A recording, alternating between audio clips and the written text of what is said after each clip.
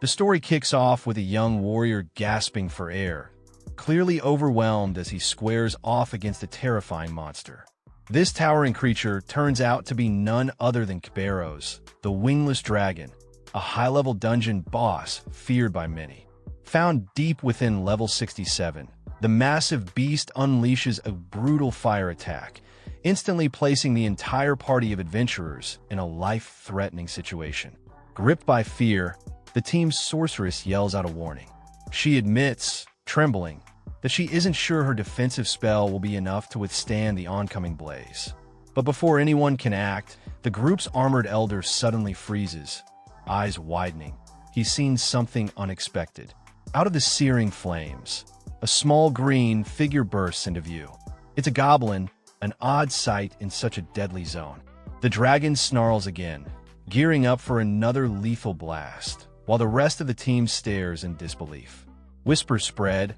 What could a goblin possibly be doing in a place like this? Then, in a flash, the goblin dashes forward with astonishing speed. Without pausing, the little creature swiftly dodges out of the attack zone and slams its wooden club into the dragon in a vicious counterattack. The adventurers are frozen in place, unable to process what just happened. The blonde youth among them stares in shock, questioning aloud how something so small could bring down such a monstrous opponent with such raw strength. Gradually, the truth sinks in. Kerberos, the mighty wingless dragon, has fallen to a single strike from a mere goblin. Confusion spreads. Was the goblin summoned by someone? The old man's sharp eyes catch movement on a nearby hill. He raises his hand, pointing out a lone figure in the distance.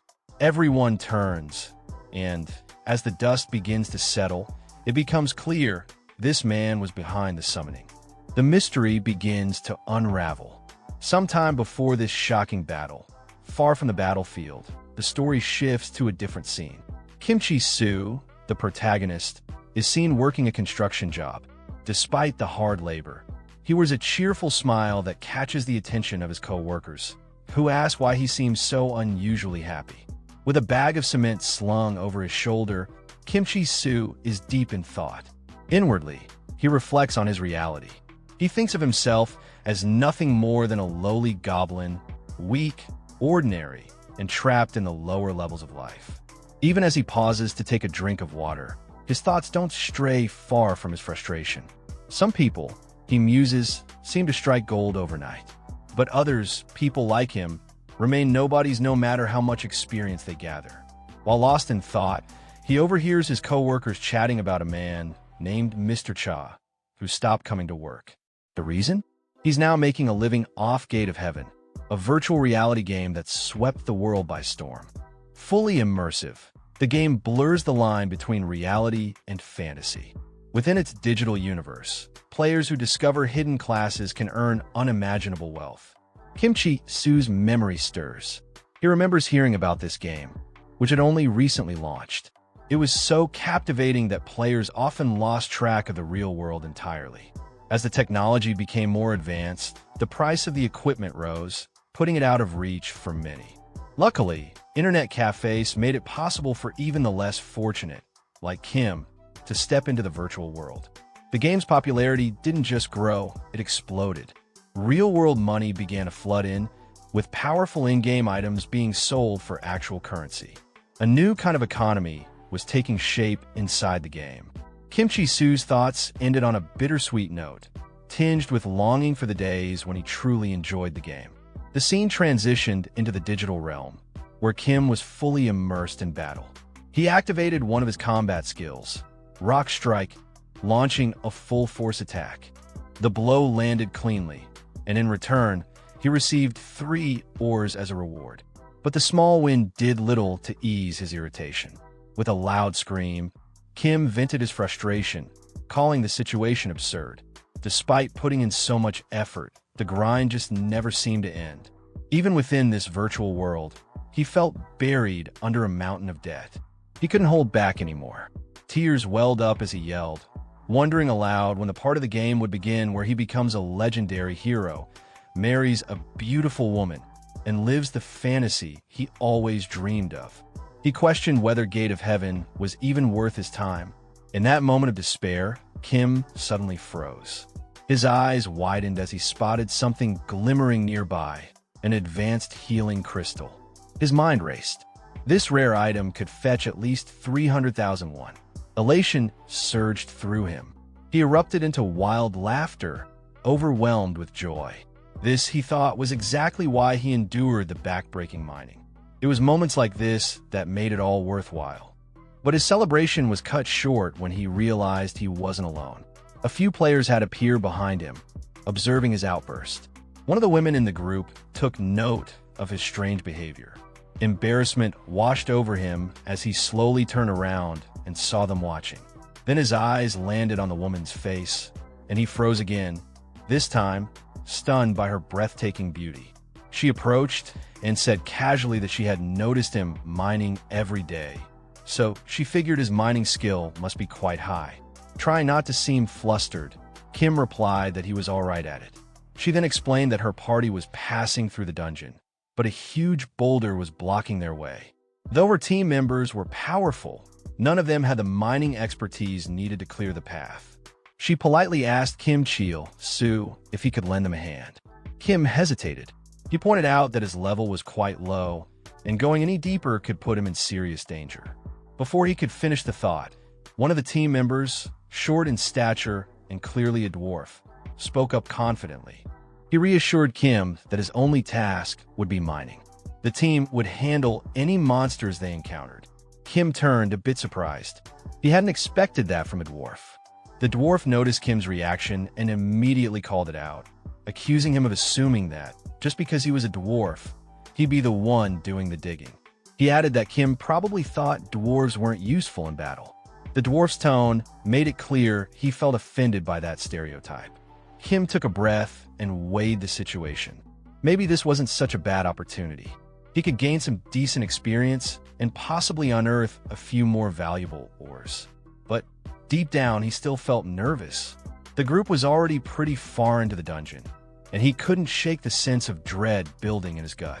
He remembered the dangerous entity that roamed this world, something terrifying enough to make players tremble, even in a game where resurrection was possible. Just the idea of encountering it made him feel uneasy.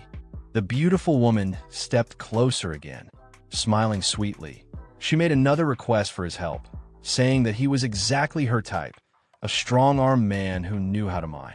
Kim's heart skipped a beat. Emotions rushed over him, and without thinking, he agreed. But the moment the words left his mouth, regret kicked in.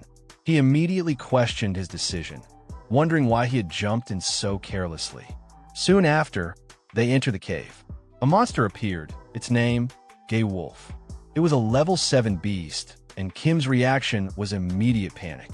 Even though it wasn't as high level as he feared, the truth hit him. His current power was still nowhere near enough to deal with threats like this.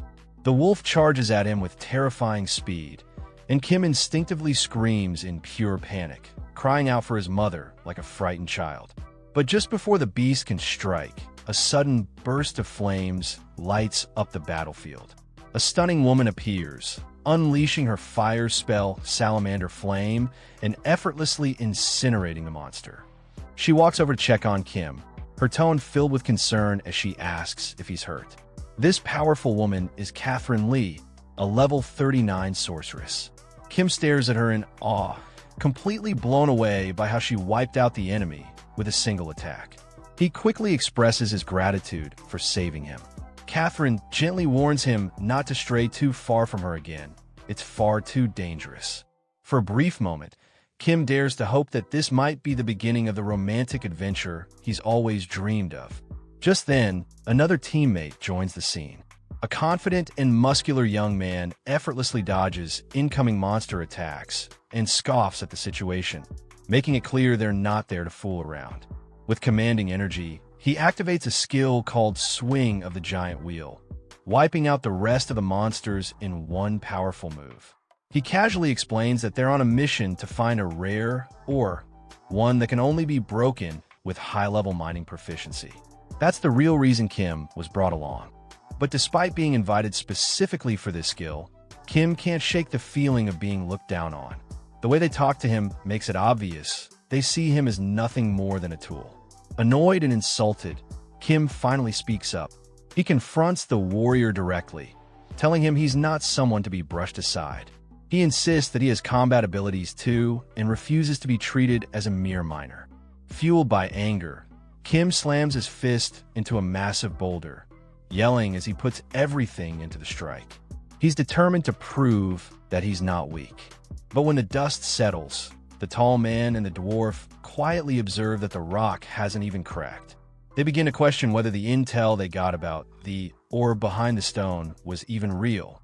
With tension rising, the tall man threatens the dwarf, warning him of the consequences if the information turns out to be false. Meanwhile, Kim feels a fresh wave of humiliation. He's been through enough, always being disrespected, risking his life for pocket change.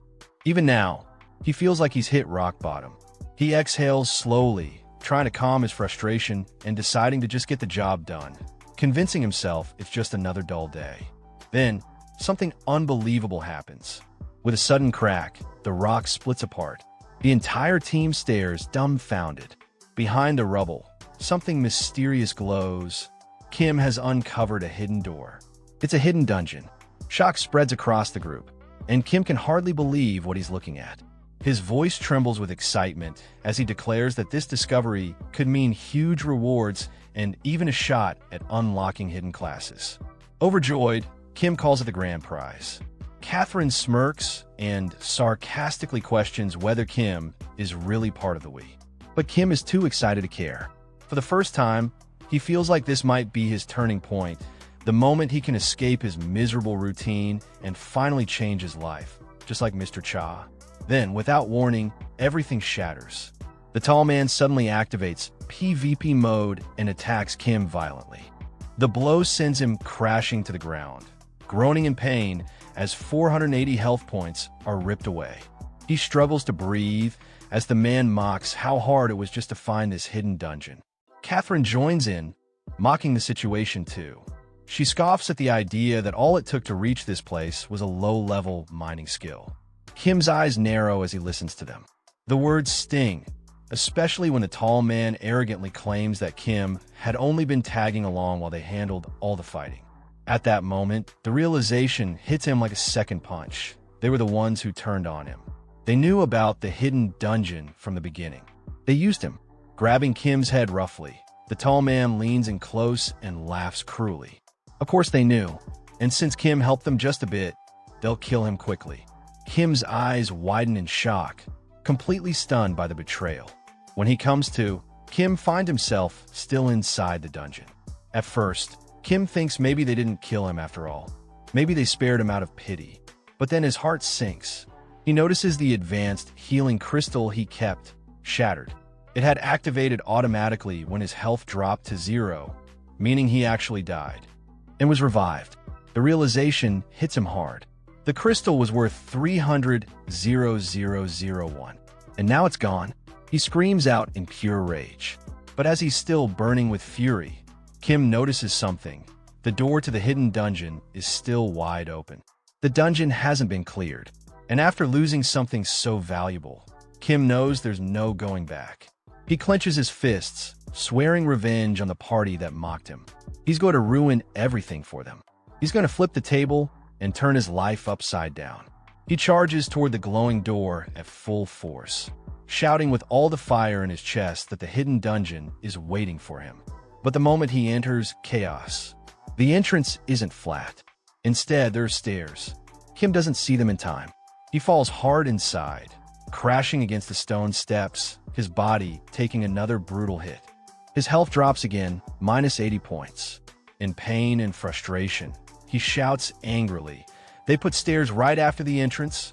When Kimchi Su finally regains consciousness, he finds himself lying on the cold dungeon floor. It's dark, silent. He groans as he sits up, and his heart skips. He's inside the hidden dungeon, but his health bar is barely hanging on. Only 20 points left. As he looks up, his eyes widen in disbelief. Sitting ahead of him is a massive, terrifying goblin, sitting like a king on a throne. Floating above, it is a glowing label, Temple of the Goblins. Kim frowns in confusion and mockery. He expected a secret dungeon to be something grand, something dangerous. Not just goblins.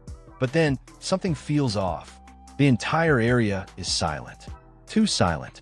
Kim looks around nervously, wondering where the rest of the team went. That's when he notices it, a hand lying limply on the ground beside him. His breath catches.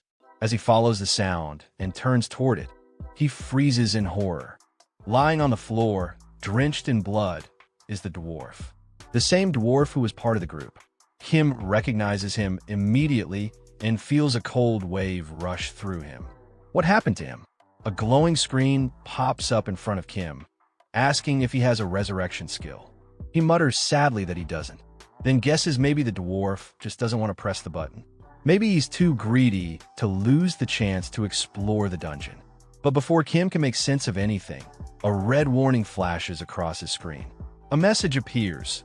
The dungeon you've entered is extremely difficult and far above your current level.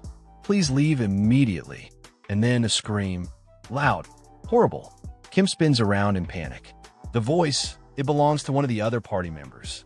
And then, out of nowhere, a massive hand appears. It grabs the tall man and crushes him violently. Kim stares in horror. This isn't some goblin. This is something else. And it's not just strong, it's on another level. The monster steps out of the shadows, its grotesque form towering over the others. Its name appears, Yerger, level 80. Kim's heart pounds in his chest. Level 80? He can't believe it. This was supposed to be a goblin temple. What is this thing doing here? He watches as Yerger grabs the tall man again and begins to devour him, violently, brutally. The sight turns Kim's stomach. The sounds, the gore, it's too much. He grips his chest and tries not to throw up. He forces himself to think. This can't be real, but it feels real. He remembers that Gate of Heaven uses a unique technology, one that replicates pain, emotion, even trauma. He thought safety systems were in place to prevent it from being too painful, but that only applied to low-level zones. And this was not low-level. Another scream slices through the air. It's Catherine. She's begging for help. Kim's legs freeze. He doesn't move. How can he? What can he possibly do against something like that? But his mind keeps racing. This isn't just a game. In rare cases, if the brain experiences too much pain, it can lead to real consequences. Even brain damage. Even death. Fear takes over. Kim starts running, away from the monster, away from the screams. He pants heavily, stumbling, swearing he won't die here. Not like this. As he runs, he tells himself again and again, it's not my fault. They left me. They betrayed me first. He admits to himself he's weak. He can't help anyone. And yet, he has to live. Just then, a strange message appears in front of him. The Goblin Lord senses a resemblance between you and him in cowardice and weakness. Kim freezes. What does that mean? He turns and looks up at the Goblin Lord sitting calmly on his throne. Kim feels something deep crack inside. Is that really what he is? Weak? Cowardly? Kim Chi-Su clenches his fists, his teeth grinding in anger. He stares at the Goblin Lord and says with a trembling voice, full of sadness and fury, I don't want to be that way. His eyes shift toward Catherine's battered body on the ground. The monster tramples her. Blood splashes. Kim chokes back a sob. He remembers his real life, the crushing debt his unknown parents left behind, the jobs he couldn't get, the humiliation, the fact that no one respected him. Not in real life, not in the game. He wanted to fight monsters, be strong, live with dignity, but they shove him into mining. Kim bursts into tears. I haven't been able to achieve anything I wanted in life, and I didn't do anything wrong to deserve being labeled as weak. He wipes his face and storms forward, staring down the Goblin Lord with all the fire in his heart. You're just a goblin. Who are you to look down on me? His voice shakes as he yells. Even in real life, I was looked down on. Even in this game, they looked down on me. Now even a goblin pities me? Overwhelmed, Kim shouted that he truly was a nobody, and there was nothing wrong with that. Just then, a message popped up in front of him. He had become an honorary goblin, and goblins would now aid him at any time. Immediately after, another message followed. He had met the conditions to unlock a hidden class. It asked if he wanted to change his class to Goblin Summoner. Kim stared at the message in shock, trying to make sense of what a hidden class even meant. Despite the seemingly golden opportunity, Kim bitterly laughed and angrily rejected the offer, calling it ridiculous. But the system ignored his refusal. It coldly informed him that the class change to Goblin had already been completed. Kim's frustration boiled over, and just as he tried to process what was happening, the terrifying monster Jagger returned, roaring dreadfully as it approached him. Kim realized that escape was no longer possible. There was no point in running anymore. There was no coming back from this. Forced into action, Kim activated a skill from his newly changed class and summoned a goblin to fight for him. In response, a small, weak-looking goblin appeared, shrieking in a high-pitched tone. Kim was instantly disappointed by its pathetic appearance and planned to use it as bait so he could run away. He ordered the goblin to attack the monster and shouted encouragement, telling it to take the beast down. Surprisingly, the goblin charged forward with force. Jagger lunged into attack, brutal and aggressive.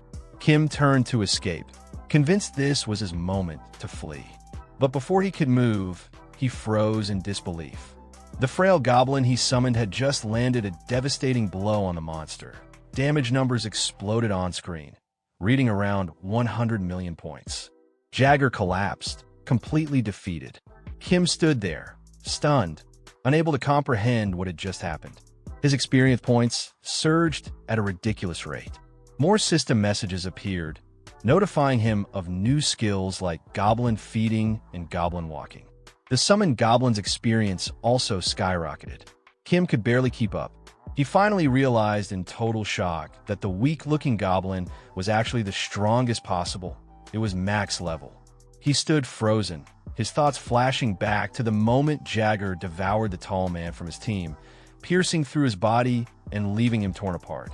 Meanwhile, in the real world, Catherine looked absolutely horrified as she witnessed the scene unfold. Her face went pale with fear. Unable to handle what she was seeing, she screamed uncontrollably while still wearing the virtual reality headset. One of her staff rushed to her side, calling out in panic, trying to wake her. The staff member quickly pulled off the headset, realizing things had spiraled out of control. The man stared at her, heart sinking, as he realized Catherine had suffered a deep psychological shock, one so severe that she would never return to the game. She had entered a state of permanent retirement. Back in the game, the summoned goblin continued rampaging through monsters with terrifying ease, each strike causing millions in damage. Messages flooded Kim's screen as his level kept rising with every monster the goblin killed. Kim, overwhelmed by the notifications, eventually told the goblin to pause so he could gather the loot. He grinned as his bag filled with valuable drops, low-grade mana stones, wolf claws, until he could carry no more. He thought to himself that the moment Jagger fell, the hidden dungeon had been cleared. Yet everyone else in his team was dead, and now the only exit was through death. He turned to look at the goblin that had solo cleared the entire dungeon and noticed something strange. Its level hadn't increased at all. Meanwhile, his own level had jumped to 31. Curious, Kim tried to view the goblin's stats, but the system denied access. The information was unavailable. Kim stared at the goblin in complete confusion, questioning how something that looked so weak could be this powerful. He began to suspect it might be a bug or glitch in the game. Suddenly, Kim shouted with excitement. None of it mattered. What mattered was that he could take advantage of this situation before anyone fixed it. Proudly, he declared that he didn't need to work in mining anymore. He would rise to the top of Gate of Heaven. The next day, Kim appeared at NAR Bank. His number 36 was called, and he sat in front of the clerk. She informed him that the wolf claws he brought in were worth 97.01 and asked if he wanted the amount transferred to his account. Kim requested the money be sent to another account instead. Then he remembered he had more items to sell and told the clerk about them. When Kim mentioned items like Jagger's membrane and heart, the clerk's eyes widened. The value of what he held stunned her. She couldn't believe what she was hearing. Immediately, She called for the bank manager. Kim sat there puzzled, wondering why she needed her manager when he was already sitting right in front of her.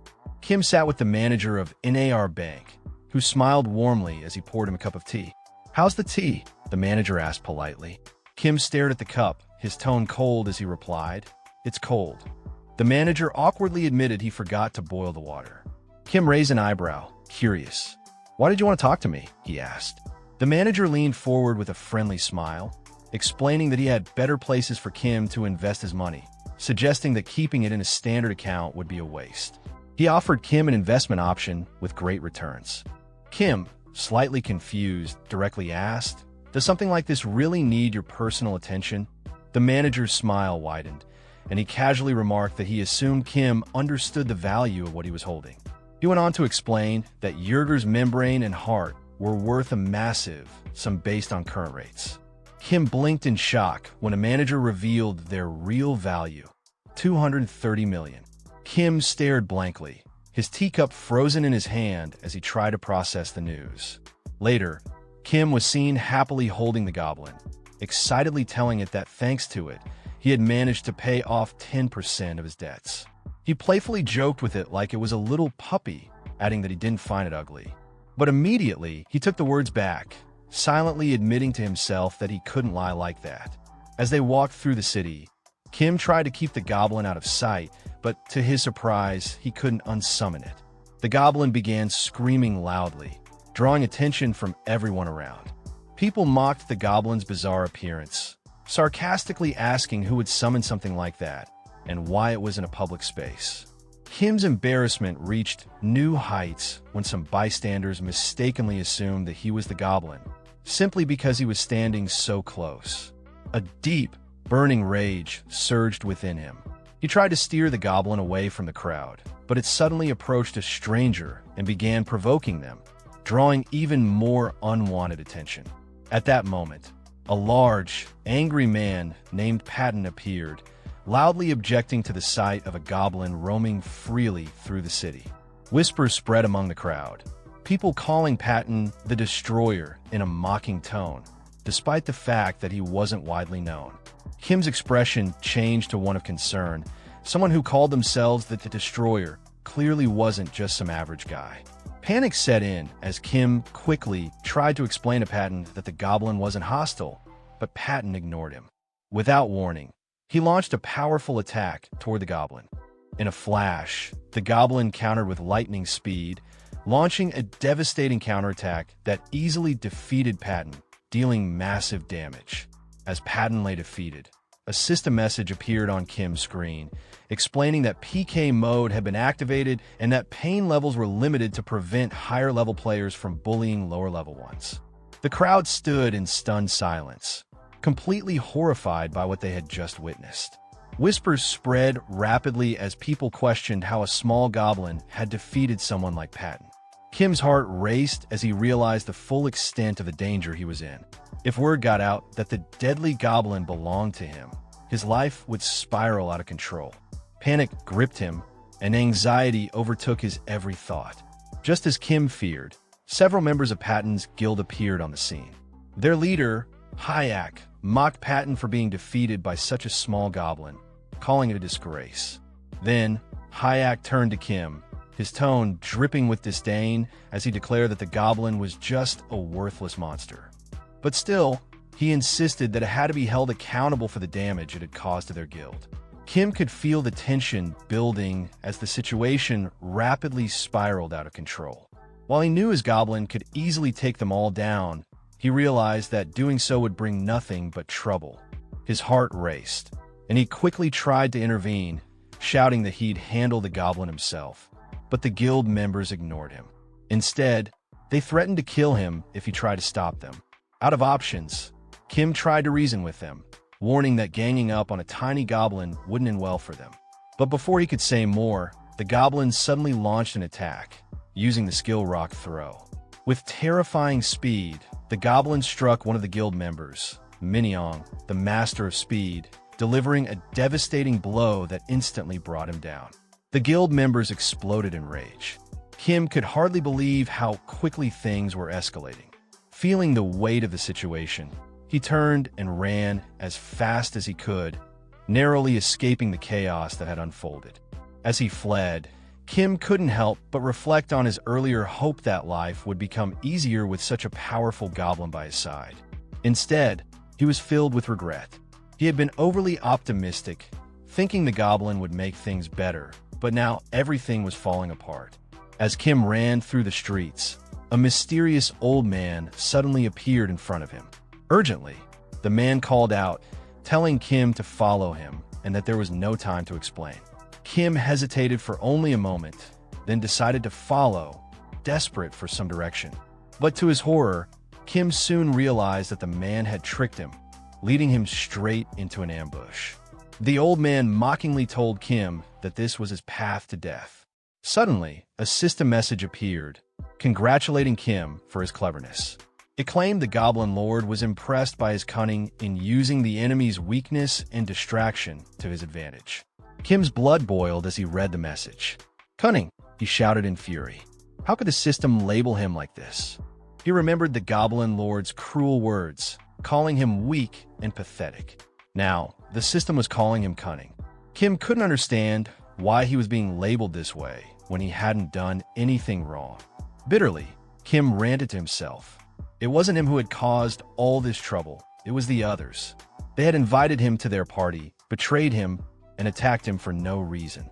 After a deep breath, Kim turned to his goblin, his eyes filled with fiery determination. "I'm tired of being seen as weak," he muttered. "Things are going to change now. I'll take revenge. I'll destroy the Inten Guild." The goblin seemed to perk up at his words, its excitement palpable. Kim could feel a surge of energy, knowing he had a plan in motion. Meanwhile, two guild members were leaping across rooftops, tracking Kim and his goblin. Ji-Hoon turned to her companion, Inuk the Shadow, and asked, "Is it really necessary for you to come with me on such a simple mission? I can handle it on my own." But Inuk warned her not to underestimate the goblin. Even though Patton had been the weakest member of the guild, the goblin had taken him down with a single blow. There was something strange about the goblin's power, and Inuk knew that they couldn't take it lightly. Just as they were speaking, a loud scream echoed from below. Inuk and Ji-Hoon stopped in their tracks, concern flooding their faces. They looked down to see their guild mate, Sungreal the Cunning, being hurled violently from above. Horror gripped Inuk as he realized what was happening.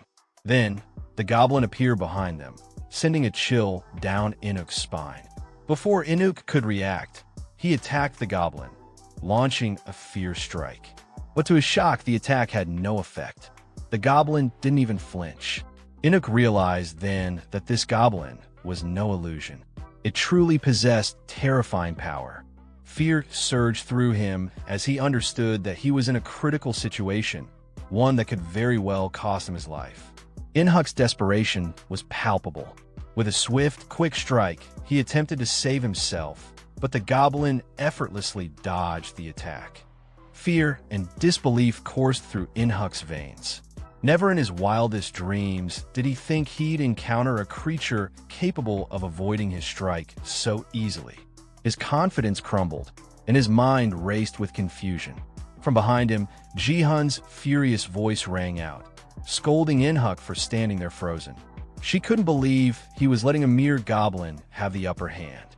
Inhuk tried to shake off the panic and calm himself, telling himself it was just a small goblin, but his worry grew. How could such a weak-looking monster deal millions in damage? There had to be some trickery involved. The thought of the goblin's overwhelming strength haunted him, and he knew he had to do something drastic. Then, Inhuk activated a special skill called Absolute Evil, greatly enhancing his power. His body surged with newfound strength, though his speed took a massive hit, dropping by 90%. He could feel the overwhelming force building inside him, ready to strike down the goblin. His irritation flared, and he muttered under his breath, expressing his frustration at the situation. Ji-Hoon, watching in disbelief, couldn't understand why Inhuk would use such a powerful skill on a simple goblin, especially one that drained half of his mana. Inhuk explained that it was likely an auto-triggered skill, a safety measure that had activated due to the dire circumstances. With the skill activated, Inhuk prepared for his final move, Reverse Fist Stance. The stance greatly increased his attack power but reduced his critical hit chances. The situation had reached a critical point, and he knew he had to end it quickly. Frustrated, Ji-hun finally agreed, realizing that they needed to take down the goblin before anyone else saw them in this embarrassing position. She activated her special archer skill, Storm Arrows, which removed all movement-slowing effect from the area. With her frustration mounting, she grumbled about needing to use such a powerful skill just to take down a goblin. The Storm Arrows skill cleared the debuffs from Inhuk, allowing him to charge forward with full speed once again. His fury burned in his eyes as he lunged at the goblin, delivering a fast, powerful strike. But as his fist made contact, a cold wave of disbelief swept over him. The result? 0 damage. His attack had no effect whatsoever. Inhuk froze in shock. 0 damage. Again, he couldn't believe it. Was anything going to work? He wondered. His mind scrambled to find a solution, but before he could think further, the goblin gave a sinister grin, clearly enjoying the chaos it had caused. The sight of that grin sent chills down Inhuk's spine.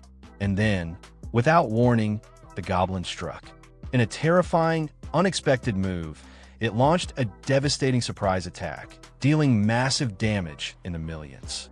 The force of the blow sent Inhuk to the ground, and he screamed in agony, his body racked with pain. Ji-hun stood frozen in shock. Her mind couldn't comprehend what she had just witnessed. As she slowly processed the events, Ji-hun began to piece things together. This goblin was no ordinary monster. Her eyes widened in realization. This goblin was something much more dangerous than they had ever anticipated. Kim, watching the scene unfold with a sinister smile, approached her. His eyes gleamed with satisfaction. "I'm the one who summoned the goblin," he admitted, his voice low and dark. Ji-hun's expression shifted from shock to a mix of confusion and dread. Everything had changed in an instant. She was now facing a far greater threat than she could have ever imagined. As the goblin stood beside Kim, laughing eerily, Ji-hun's shock deepened. How could a mere goblin possess such immense power? After all, Inhyuk, the Shadow, was one of the strongest members of the Everton Guild, and yet here he was, overwhelmed by this creature. Her mind raced, trying to comprehend the impossible. But Kim, now with a truly deranged look on his face, simply dismissed her thoughts with a cold, twisted smile. "It's none of your business," he said with terrifying intensity, his voice carrying an edge of anger. "And right now, I'm beyond pissed." Ji-hun's nerves were on edge, and she felt her heart race. With her voice trembling, she demanded to know what Kim wanted from her. "What have I done to deserve this?" she shouted, her fear giving way to a burst of anger. Kim grinned cruelly, the smile spreading unervingly wide. "It's all your fault," he sneered. "You started this." Her blood ran cold at the sinister words. She screamed, calling him insane, but Kim, realizing how his words had come across, tried to backtrack. His intentions were never to sound like this. No, you've misunderstood," he stammered, his voice shaky. "It's not what you think. You attacked me first. That's why my goblin and I are furious with you." But Ji-hun wasn't calming down. Her panic only escalated, her screams filling the air, and Kim felt the embarrassment sink deep into his gut. It wasn't supposed to be like this. He turned to the goblin, his face turning red from the heat of the awkwardness. "Stop her from screaming," he yelled, hoping the goblin would get the message and keep things from spiraling further. As the commotion continued, several people nearby heard the ruckus and looked around, their curiosity piqued. When their eyes landed on the scene unfolding on the rooftop, one of them shouted, pointing, "It's them, the ones we saw earlier." Kim's heart sank as he realized the crowd below was starting to gather. Panic gripped him, and his mind raced for a solution. He knew they had to leave before the situation got worse. "We need to end this fast," he muttered to the goblin. "Let's get out of here." Panic spread like wildfire among the onlookers. "The goblin destroyed the Everton Guild," one of them shouted. Now it's going to kill the last woman. Are we next? Kim felt his heart race, overwhelmed by the magnitude of the situation. This wasn't supposed to happen like this. He never meant for things to escalate so out of control. His desperation fueled his voice as he screamed at the goblin to stop. "No, leave her alone," he demanded, his voice filled with fear and urgency. To his surprise, the goblin halted mid-lunge, obeying the command. Ji-hoon, still paralyzed with fear, could only watch in horror, unable to move. The crowd below, witnessing the spectacle, was in awe of Kim's bravery. Despite looking like a beginner in low-level gear, he had stood up to a goblin that even the Everton Guild had been unable to handle. Their admiration was palpable, and soon they began to cheer for him.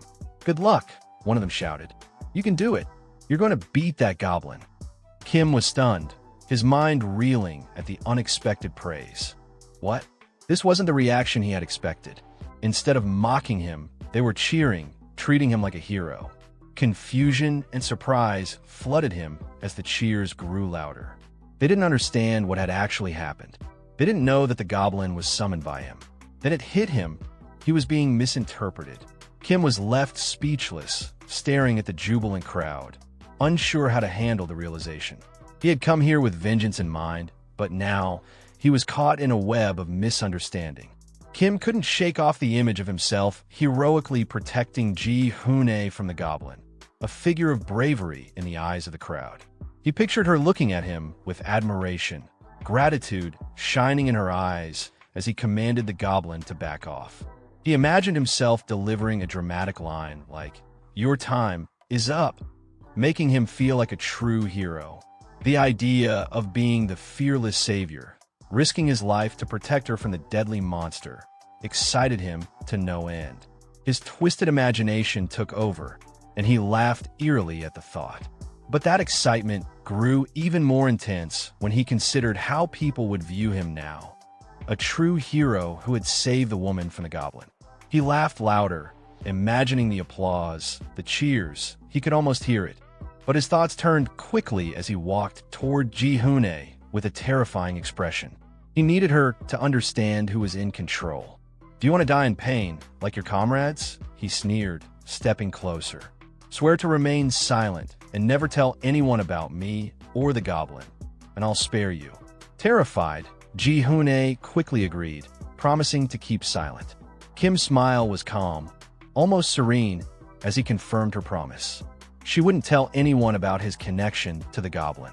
But in a sudden shift, Kim's demeanor changed, turning into something far more intense. He shouted dramatically at the goblin, accusing it of attacking innocent villagers and causing chaos.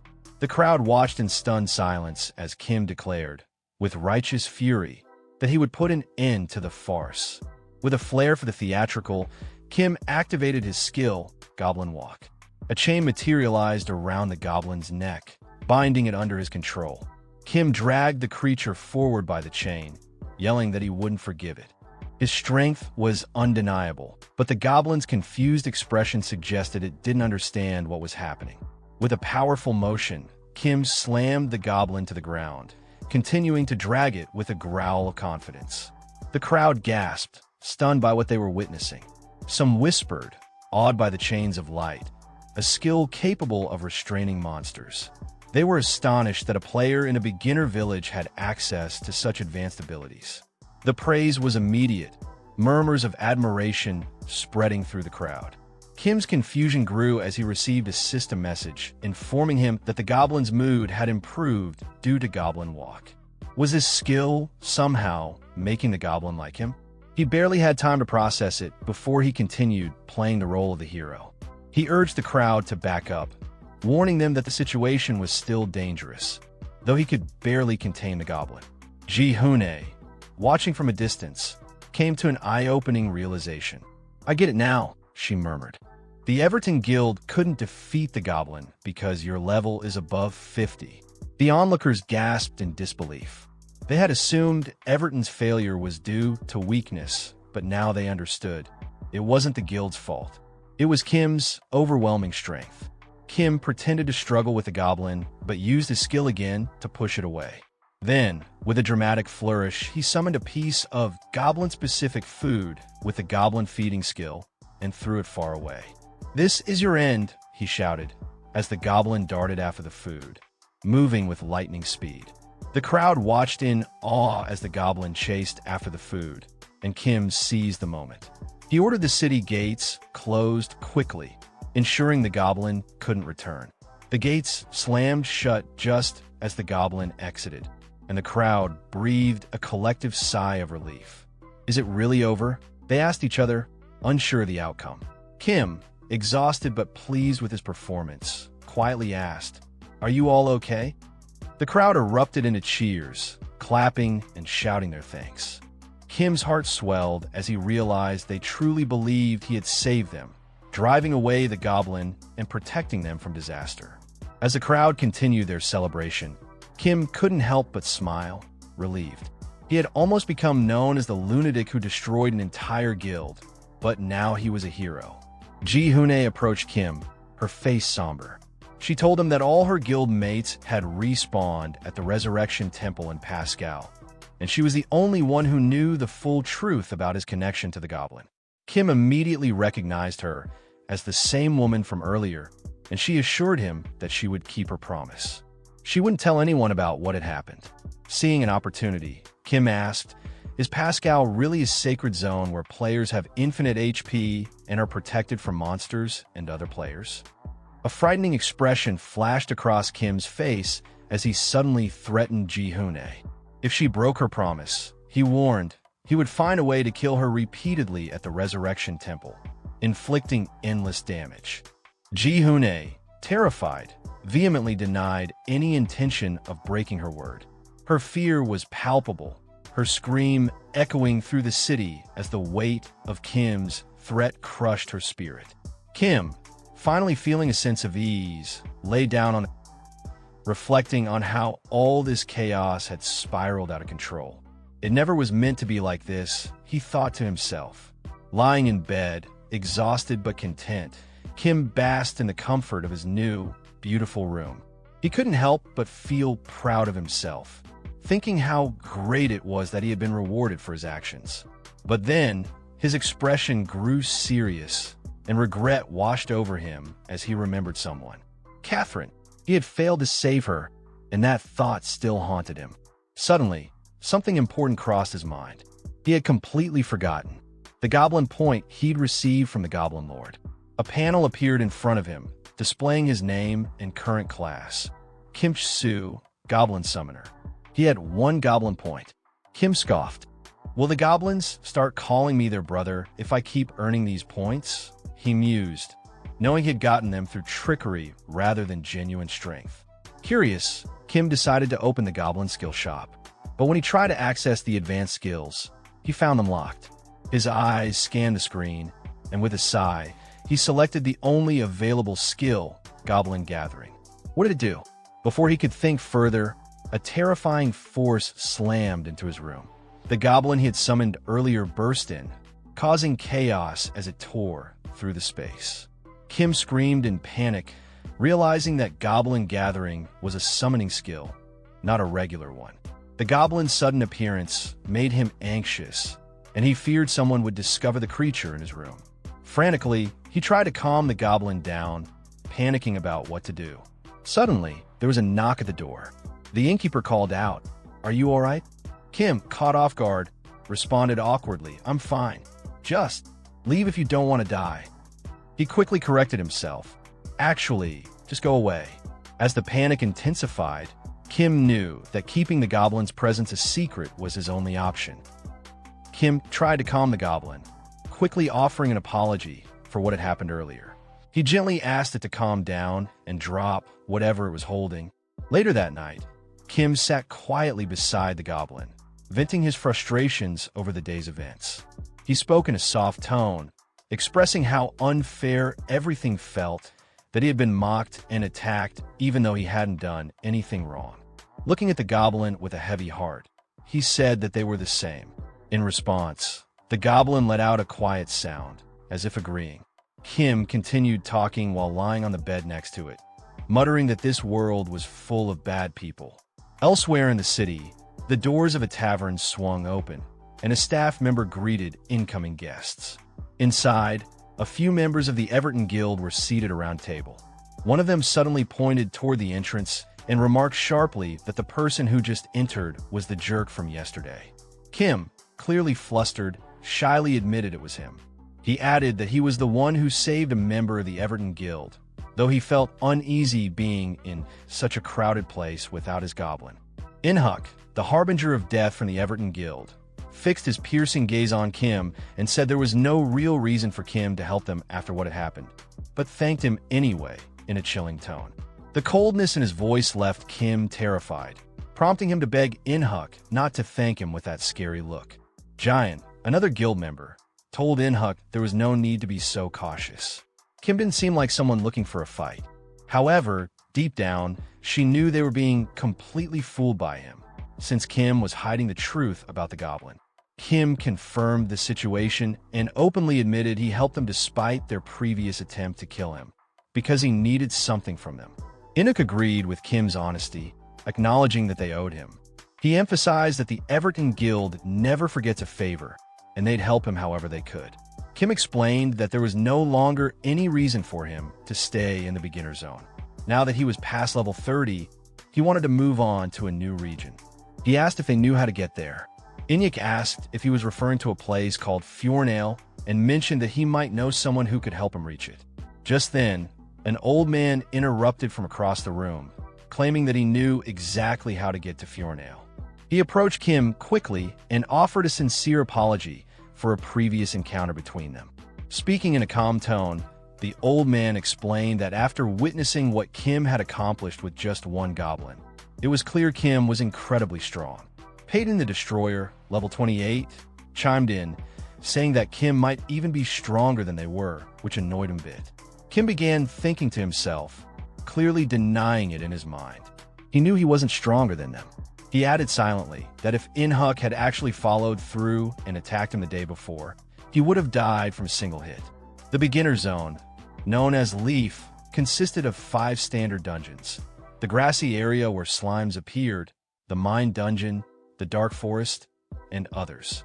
These were considered open field dungeons, meaning players could enter them anytime. The old man explained that if Kim wanted to leave the Leaf zone, he would need to clear a raid boss dungeon. This made Kim curiously ask what a raid boss dungeon actually was. The old man clarified that raid dungeons were different from open field ones. They had gates that opened and closed at set times, with limited entry attempts and time constraints. Inhuk added that the raid boss dungeon was the final challenge of every area, and players needed to reach a high enough level before attempting it. He went on to explain that the raid boss dungeon in Leaf only opened once a month, and the reason everyone was gathered now was to prepare for that event. At that moment, Kim realized their presence here wasn't a coincidence. Something big was going on. Inhuk confirmed it, explaining that the dungeon had opened the day before, but everything was ruined because of a certain goblin that suddenly appeared and destroyed everything. Kim was stunned by this revelation. The realization hit him hard. He was now stuck in a Leaf zone until the raid boss dungeon opened again 1 month later. Furious, he remembered earning over $200,000 from defeating a level 80 monster and thought bitterly about how the goblin he could probably clear even more difficult dungeons. And yet, he was now going to be stuck doing nothing for a whole month. In a fit of rage, Kim grabbed Inhuk by the collar and shouted, demanding to know if there was another way out. He wasn't about to waste his precious time. Inhuk calmly told him there wasn't. Everyone else was angry about the wasted chance, too. He added that, with this, their debt to Kim was settled. The Everton Guild then started preparing to leave. Kim stood in place, looking visibly disappointed and frustrated about the turn of events. As they walked away, Giant glanced back at him with a sympathetic expression before following the others outside. Outside, under the cover of night, the Everton Guild members quietly left the area. Meanwhile, hidden behind a wooden crate, the goblin peeked out, laughing softly to itself. The goblin suddenly lifted its head, sensing something strange. The night sky above them remained clear and calm, but there was an unexpected shift in the air. The raid boss dungeon gate, which had been closed just the day before, suddenly creaked open again. A system message flashed in front of Kim. Raid Boss Dungeon has been opened. The shock rippled through everyone present. The old man, staring at the gate in disbelief, exclaimed that there should have been a 30-day wait before the next raid. Inhuck's eyes narrowed as he stared at the gate, repeating in his mind that the Raid Boss Dungeon was not supposed to open now. Before Kim could process what was happening, another system message appeared before him. Raid Boss Dungeon has reopened. Kim stood frozen in stunned disbelief. The room was filled with murmurs of surprise. Peyton, the Destroyer, shook his head in astonishment. The Raid Boss Dungeon has already reopened? The group stood before the open gate, their faces reflecting shock at the unexpected turn of events. Inhuck turned to the old man, asking how many people were currently inside the dungeon. The old man replied that no one was there at the moment since the team that had been prepared had already completed it yesterday and moved on to the next area. This means we're the only ones here now, Inhuck muttered, as he considered their position. Kim's eyes glinted with malicious intent. I knew something felt off, he sneered, looking directly at the guild members. You guys are trying to trick me into falling behind, so you could go ahead. You betrayed me. He was seething, fury rising in his chest. I should have known better than to trust you, he screamed, his voice breaking with frustration. I won't let you enjoy the rewards without me. Giant, visibly startled, quickly tried to deny the accusation. Kim, you're completely misunderstanding the situation. We didn't deceive you. Please, but Inhuck, calm as ever, cut her off. Do you want to join us or not, Kim? He asked, ignoring the tension. Kim's face twisted in anger, but he firmly stated, I'm not letting you go in alone. Inhuck nodded, accepting Kim's response, and prepared to explain the situation. Our intel suggests that the raid dungeon consists of a single room with the boss right at the start. We need to be fully prepared before we go in. It shouldn't be too dangerous, considering our levels are much higher than the dungeons, but we should still exercise caution. Peyton, ever the arrogant one, snorted. We don't need caution. The guild leader isn't even here, and we still have all of Everton's top members. We'll finish this in 10 seconds. Inhuck didn't flinch, his tone as confident as always. Let's get started.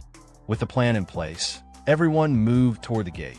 Kim turned to the Goblin, which was still hidden behind a crate, and whispered, It'll be a hassle if they find out about you. Stay hidden until I summon you. As he checked his inventory, Kim remembered the past betrayal that still stung, and he swore he wouldn't make the same mistake again. His eyes scanned his items, landing on an advanced healing stone, an item that revived him with 100 HP if he ever reached 0. He was surprised to still have it, considering it should have been used earlier. Doesn't matter now, he muttered under his breath, deciding to push the thought aside. Without another word, he rushed toward the gate, stepping through into the dungeon. The moment Kim crossed into the dungeon, his breath caught in awe. The environment was unlike anything he had seen before. So this is the Raid Boss Dungeon, he said, amazed at the surroundings. Suddenly, a massive steel giant, level 40, appeared before them. The air filled with panic as the team screamed in alarm. This isn't a regular dungeon, one of the members yelled. A clear system message appeared on their screens. Hidden dungeon, steel giant's lair. Inhuck turned to the old man, his voice seething with anger. What kind of plan is this? He shouted, demanding an explanation. The old man responded in confusion. I don't know anything about this. Giant's voice quivered with fear as she shouted at Kim. What are you doing? Run to the gate. But Kim, unfazed, smirked sarcastically and retorted. You think I'm going to run from this? Are you all seriously backing out now? He turned his sharp gaze to the team, daring them to retreat. Do you have any idea what kind of rewards this dungeon holds? If you all back down now, I'll take it all for myself. One of the guild members snapped back. Everyone already knows that, but the boss is level 40. A single hit from it could be disastrous, not just a regular kill. It could have serious consequences. Kim grinned, unshaken. The level difference is only 10, he said confidently. At worst, we'll get some serious injuries. But no one's getting permanently wiped out. You think rewards like these come easily? With that, he activated his special Goblin Summoner skill. Goblin, come save me, he shouted, his voice filled with authority. But the goblin, still hidden outside the dungeon, was confused, unable to understand the summoning. Meanwhile, the steel giant roared and charged toward Kim with terrifying speed. Kim screamed in frustration, yelling for the goblin to come out immediately. But the summon wasn't successful in time. The steel giant's massive fist collided with Kim, and in an instant, the force of the blow crushed him, killing him instantly. A system message popped up, announcing Kim's death. His lifeless body lay sprawled on the ground. Peyton looked down at him with mockery, disbelief in his voice as he said, "I can't believe this is the same guy who fought the goblin yesterday. Only to go down like this." Inhuk, his face cold and indifferent, dismissed Kim's death with a shrug. "We don't care what happens to him." But his expression shifted when he noticed something unsettling. The gate had suddenly closed behind them. His shock was evident. The old man, his voice grave, explained the situation. "We underestimated this dungeon. It's extremely rare for a hidden dungeon to emerge from a standard raid. This is why we're facing a level 40 steel giant." He paused, then added with a grim tone, "We have no choice but to fight." Meanwhile, Kim's body began to twitch as he woke up with a scream of pain. The shock was overwhelming. "What the hell?" he roared. "I'm over level 30. How did I die in one hit?" His mind raced, but then he froze, realizing with deep disappointment that he had completely forgotten to use his available stat points. 26 points, completely unused, could have made all the difference in that fight. As the realization hit him, regret flooded in. He had also forgotten to summon the goblin before he died. The treasure. It was so close. Kim muttered bitterly, his anger rising.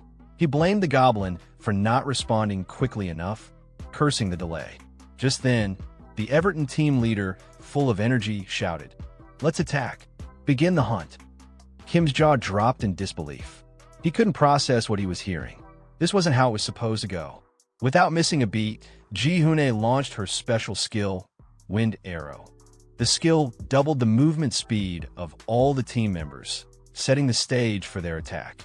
Inhuk, the Shadow, and Minyong, the Speed Master, dashed forward at breakneck speed, preparing to strike the steel giant. The old man quickly gave orders, directing Inhuk and Minyong to lead the charge. "Go first, attack the monster, and try to figure out its weak point." Ji-Hoon's speed boost should make it difficult for the monster to counter. Inhuk and Minyong struck with precision, launching their attacks from different angles. The steel giant roared, resisting their blows with surprising strength. The two of them didn't falter, though. They quickly synchronized their movements, executing a joint skill known as Sequential Slash, which consisted of 16 consecutive hits. The old man watched closely, his eyes calculating. "Every monster has a weak point," he said. "If we hit hard enough, we should find it." After the attack, Inhuk turned to Minyong, his expression serious. "Did you find his weak point?" Minyong shook his head, confusion written across his face. "No." The total damage dealt was 0. Inhuk frowned, considering the possibilities. "There are 2 reasons this could have happened," he muttered. "Either its defense is off the charts, or there's something else we're missing." They glanced at the steel giant, which let out a furious roar, confirming that something wasn't right. Before they could process further, Inhuk, his black cloak swirling, leaped forward with a powerful strike using Peerless Blade. The impact shook the ground, but even after this strong attack, the leader was forced to admit, "Our weaker hits are useless." He clenched his fists in frustration. "It has a passive ability called Hatred of the Weak," he explained. "Any attack that deals less than 5% of the monster's total HP is nullified." Peyton, his voice growing louder, shouted at Inhuk, "You're the only one who can deal damage to this level 40 monster. Go all out." But the old man shook his head firmly, replying, "Inhuk isn't the one with the strongest attack here. There's someone else who could do far better, depending on the situation." At that moment, Ji-Hoon stepped forward, her expression resolute. She prepared her powerful skill, Final Death Arrow. As she readied herself, she thought to herself, "If the guild knew I had this skill, they want me to be the guild leader." Peyton, overhearing this, was taken aback. "What? "What is that?" he asked, his tone a mix of awe and disbelief. "I don't even know what it does, but I'll buy you enough time to use it, no matter what it costs." He then activated his skill, War Cry, roaring with intensity to draw the monster's attention toward himself. It worked. The monster roared back in rage and focused its attack entirely on Peyton. Meanwhile, Kim, still lying on the ground, watched the events unfold with tension and frustration, calling Peyton an idiot for drawing the monster's attention instead of running. The monster attacked with brutal force and dealt massive damage, but Peyton managed to withstand it without dying. Peyton mocked the monster after the blow, saying he expected it to be stronger, claiming the damage was minor. But the old man shouted at Peyton, warning him not to be careless, stressing that their success depended on not making any mistakes. At that point, the old man used the skill pain sharing, which splits incoming damage between him and Peyton. He explained that the one with higher HP would take more of the damage. Kim observed the situation carefully, noticing that their levels were relatively low and that none of them had hidden classes, which only increased his confusion about their true strength. At the same time, the leader of the assassination team declared that their plan relied on the two warriors distracting the monster, while the assassination team would reduce the monster's defense using their passive skills. He explained they had a passive skill called Weak Point Reduction, which decreased the enemy's defense by 2% with a 1% chance per attack, and it could stack up to 5 times. Kim was amazed by their impressive coordination and power. As he watched the battle between them and the monster, he began to wonder to himself if this was the true strength of a powerful, well-organized guild.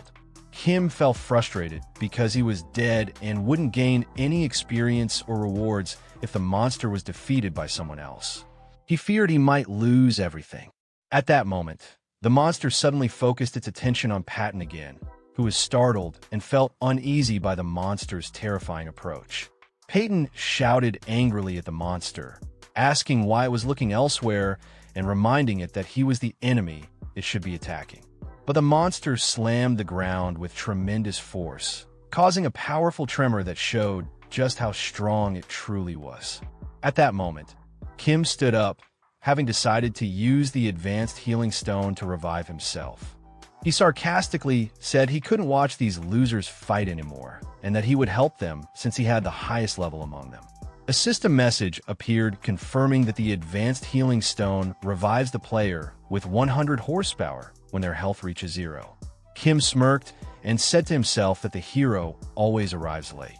Suddenly, the system announced that the Steel Giant had chosen Kimchil Su as its target. The Steel Giant used a wide area skill called Surface Destruction, instantly killing many team members. Kim screamed in anger, wishing he had revived earlier. Several team members were thrown back by the sheer force of the attack, severely injured by the impact. Peyton stood stunned as he saw his teammates lying injured around him, then shouted in fury at the monster, demanding to know how it dared hurt his allies. The old man yelled, warning Peyton not to lose focus now. But Peyton ignored the warning and unleashed his powerful skill, Giant Slash, charging at the monster with great force. Despite the strength of the attack, the damage Peyton inflicted was only 3,890 points, demonstrating how powerful and difficult this monster truly was. The old man continues using the skill pain distribution to share damage with Patton, but he takes a very heavy hit, 2,456 horsepower, and mutters in pain and regret that his plan didn't work. A system message then appears announcing the deaths of both Peyton the Destroyer and the cunning old man. Kim stands frozen in place, shocked and confused, wondering what he just did. Furious, Kim begins shouting defensively, saying it wasn't his fault, and all he did was simply revive himself. At that moment, Inhuk the Shadow reappears in a battle stance, ready to act. He recalls how monsters usually prefer targeting healers or ranged fighters before heavily armored tanks. Inyuk continues analyzing, pointing out that because of PTON's War Cry skill, which provoked the monster, it focused its attacks on Peyton instead of going after the healers. He concludes that Kim's unexpected resurrection disrupted the monster's target priority, causing it to suddenly refocus and wipe out the entire team before they could react. Meanwhile, Ji-hyun, the bringer of death, nervously asks In-huk what she should do. Should she release her arrow now or not? Her skill, one-shot death bow, consumes her own HP when used, and her current HP is only at 46%.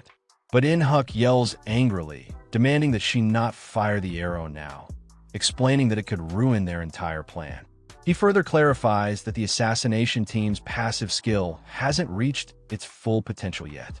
It is only stacked 3 out of 5 times, which is not enough to defeat the monster in a single blow. In-huk decides to take responsibility for drawing the monster's attention and instructs Ji-hyun not to cancel her skill under any circumstances. He clearly states that if Ji-hyun fails to land her finishing blow, they will have no chance of victory. Meanwhile, Kim cautiously tries to offer his help to Ji-hyun, hesitantly asking if there's anything he can do to assist.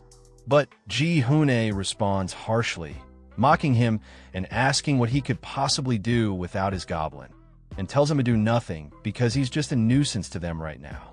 Kim wonders sadly why she looks at him like that. Was it simply because he didn't have his goblin with him now? He then starts blaming the others internally, saying it's their fault he couldn't bring his goblin. With a crazed smile, Kim continues his inner monologue, insisting that they're the real culprits despite being so weak and wondering why they treat him this way, even though they desperately need him. Kim starts remembering his goblin's level 999 and sarcastically tells himself that he'll just let them suffer and die on their own. At that moment, the steel giant selects Ji-hyun, the bringer of death, as its next target and charges toward her with incredible speed. In-huk realizes the monster is now focusing on Ji-hyun, just as he predicted since she's the long-range damage dealer. He tries to redirect the monster's attention back to himself, yelling at it that he is the one it should be fighting. He uses a powerful offensive skill called Twin Blade Frenzy, dealing 1,920 damage to the monster.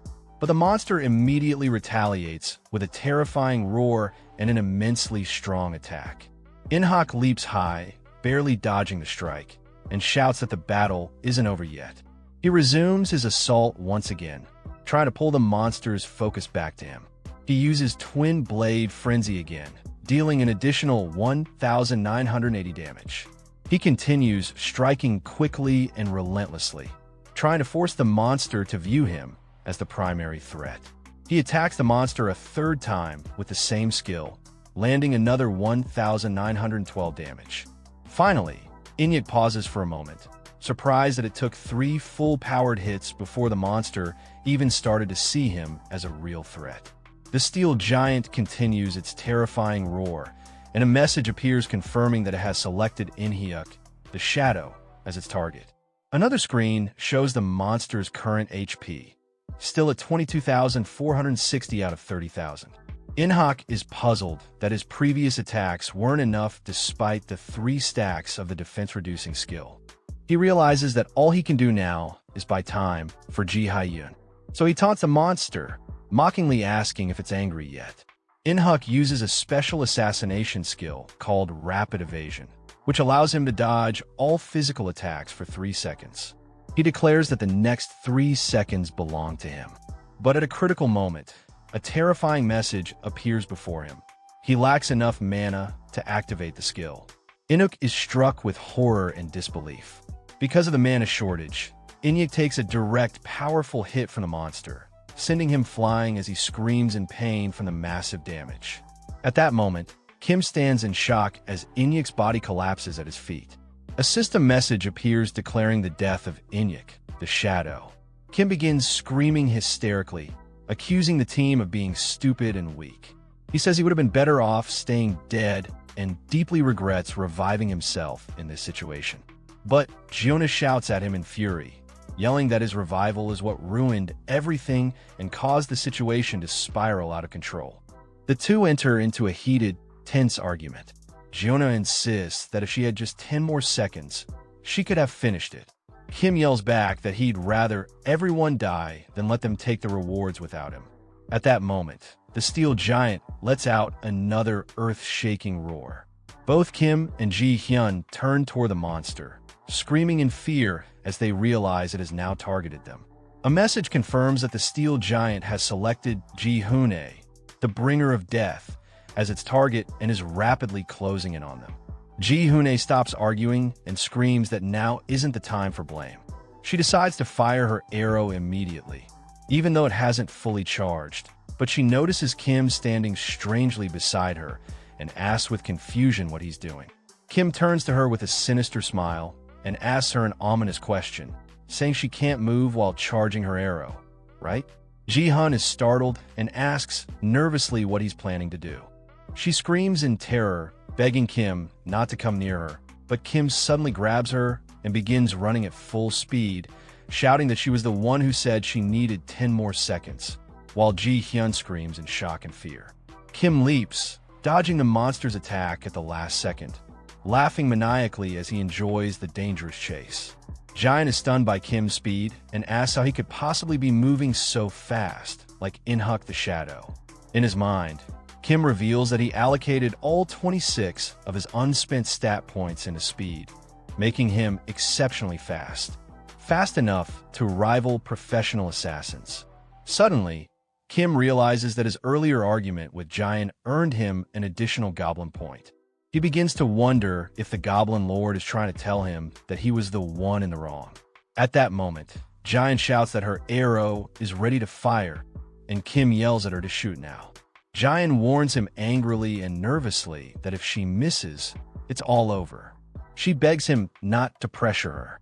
Kim ignores her plea, throws her over his shoulder, and shouts that he wants compensation for all the blood he lost and the expensive healing stone he used earlier.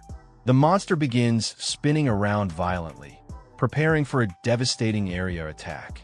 It then unleashes the attack with tremendous force, causing massive destruction across the area. At the critical moment, Ji Hyun finally releases her special skill, One-Shot Death Bow, aiming it directly at the monster. Kim charges forward, carrying Ji Hyun at full speed toward the monster, shouting at the top of his lungs for her to end it.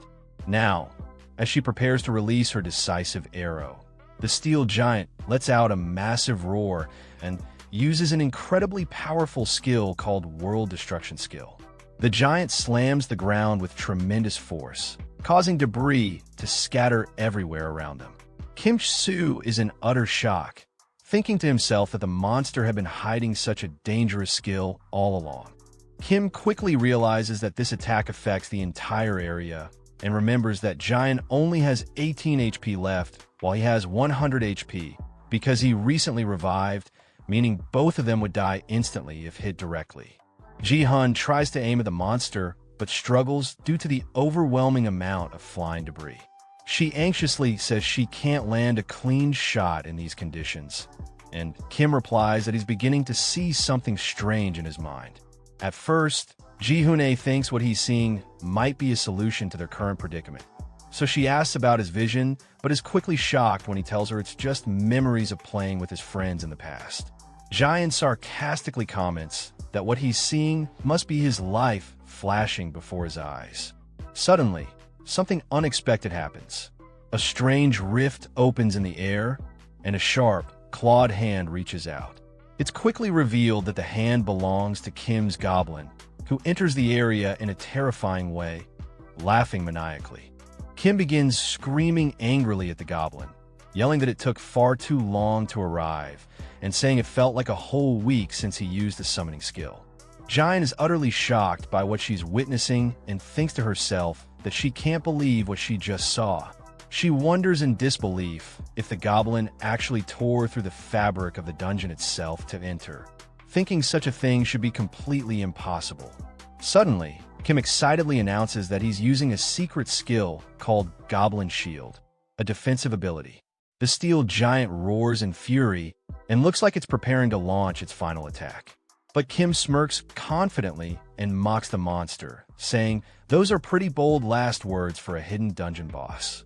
Kim and Ji Hyun stand behind the Goblin and declare together that the climax of the battle has finally arrived.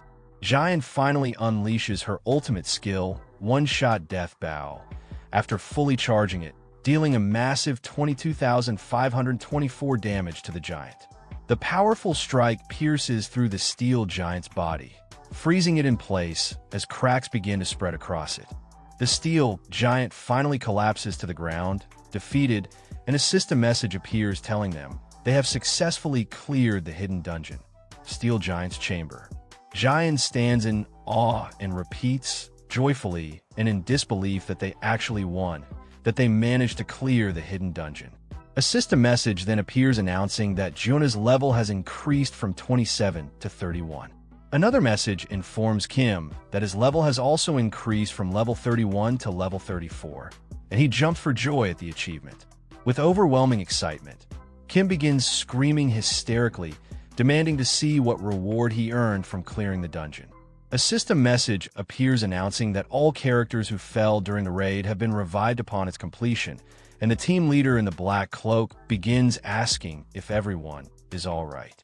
One team member replies that he feels a bit of blood in his mouth, but confirms he's okay.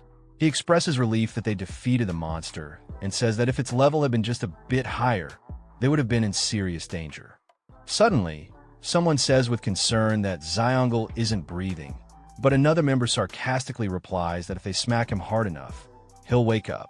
The Black Cloak leader looks sternly at Kim and Ji Hoon-ae and asks if they can explain exactly what just happened.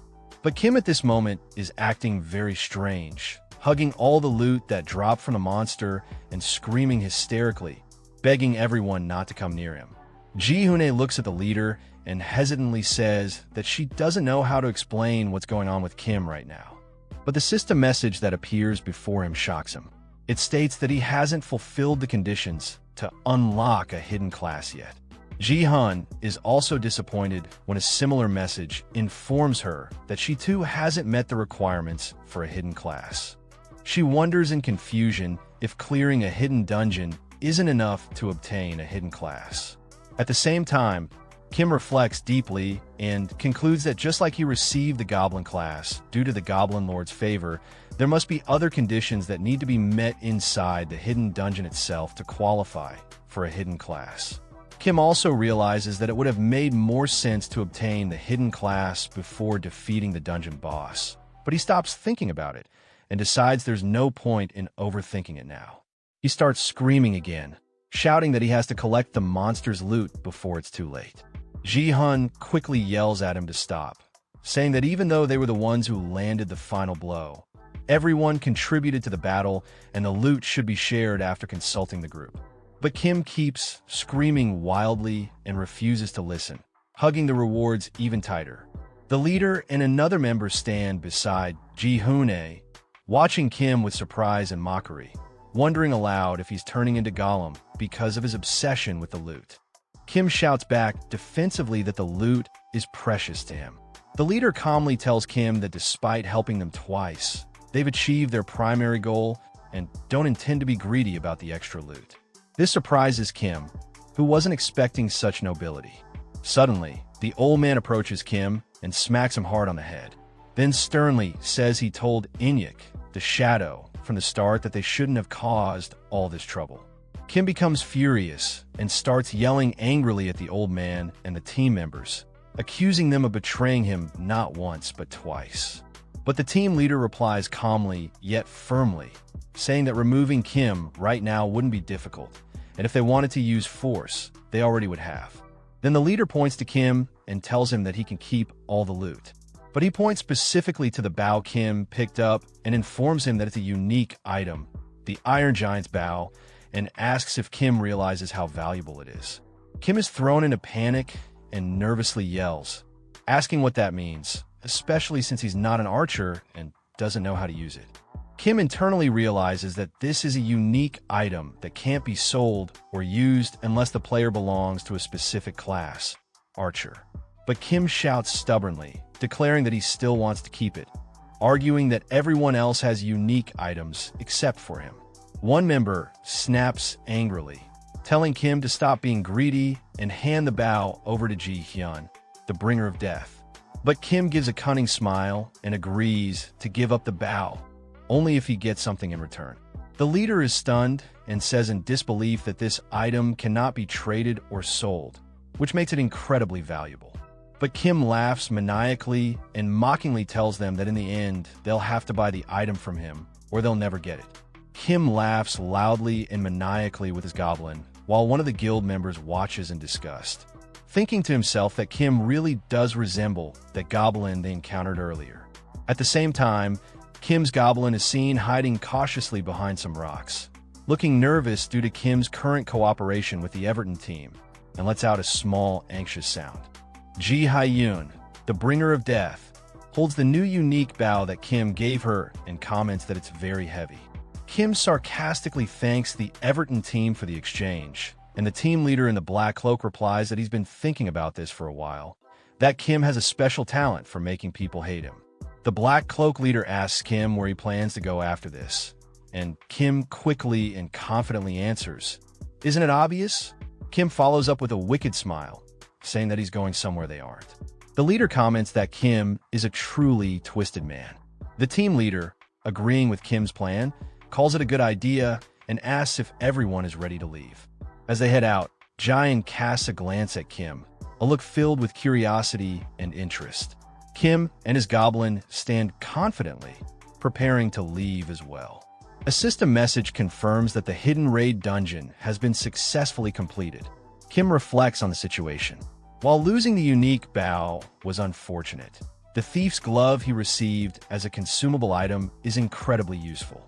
It grants him the ability to steal one item from a character lower level than him. But Kim realizes the true prize is the high-purity steel he obtained.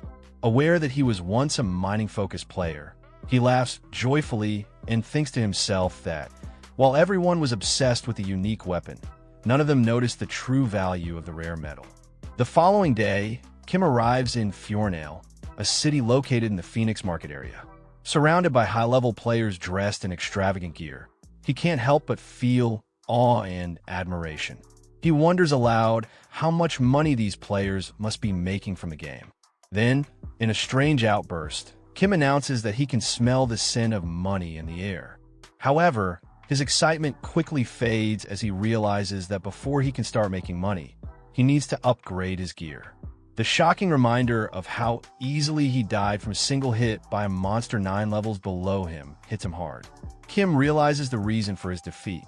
He's still wearing his old, worn-out armor from when he was level 3. He's stunned to find that the armor even gives him negative defense stats. Suddenly, the goblin screams loudly to grab Kim's attention. Kim turns to the goblin, warning it in frustration that if it causes any trouble in the village, he'll be seriously angry. But just as he finishes speaking, a massive monster appears in front of them, causing Kim to scream in terror. "A monster!" he yells, bewildered. He demands to know why a boss-level monster would be in a place like this, and orders the goblin to protect him immediately. Before Kim can react further, he hears a calm, surprised voice. "I've never seen anyone use a goblin as a summoned creature before." Kim turns to find a beautiful and powerful-looking woman named Irene lounging atop the monster. She asks Kim if the goblin is truly his summoned creature. Kim, stunned, realizes someone is riding the monster, and wonders if it means the monster is a summoned beast under another player's control. Irene calmly explains that Michelle, the monster, is very obedient within the village, but Kim's anxiety grows. He shouts that the monster is drooling heavily while eyeing him. Kim glances at Irene and immediately senses how strong she is. He thinks to himself that he doesn't need to fight her to know her power. She's so formidable that even guilds like Everton wouldn't stand a chance against her. Irene approaches Kim gently and asks, "Sweet little one, would you grant me the honor of knowing your name?" Kim hesitates, but finally replies, "Kim Cheol-soo." The woman smiles softly, then tells him, "I wasn't talking to you," and points to the goblin, which is still screaming excitedly. Surprised, asks if the goblin has a name and whether he hasn't named it yet. Irritated, Kim responds that it's not important. Who would even think of naming a summon monster?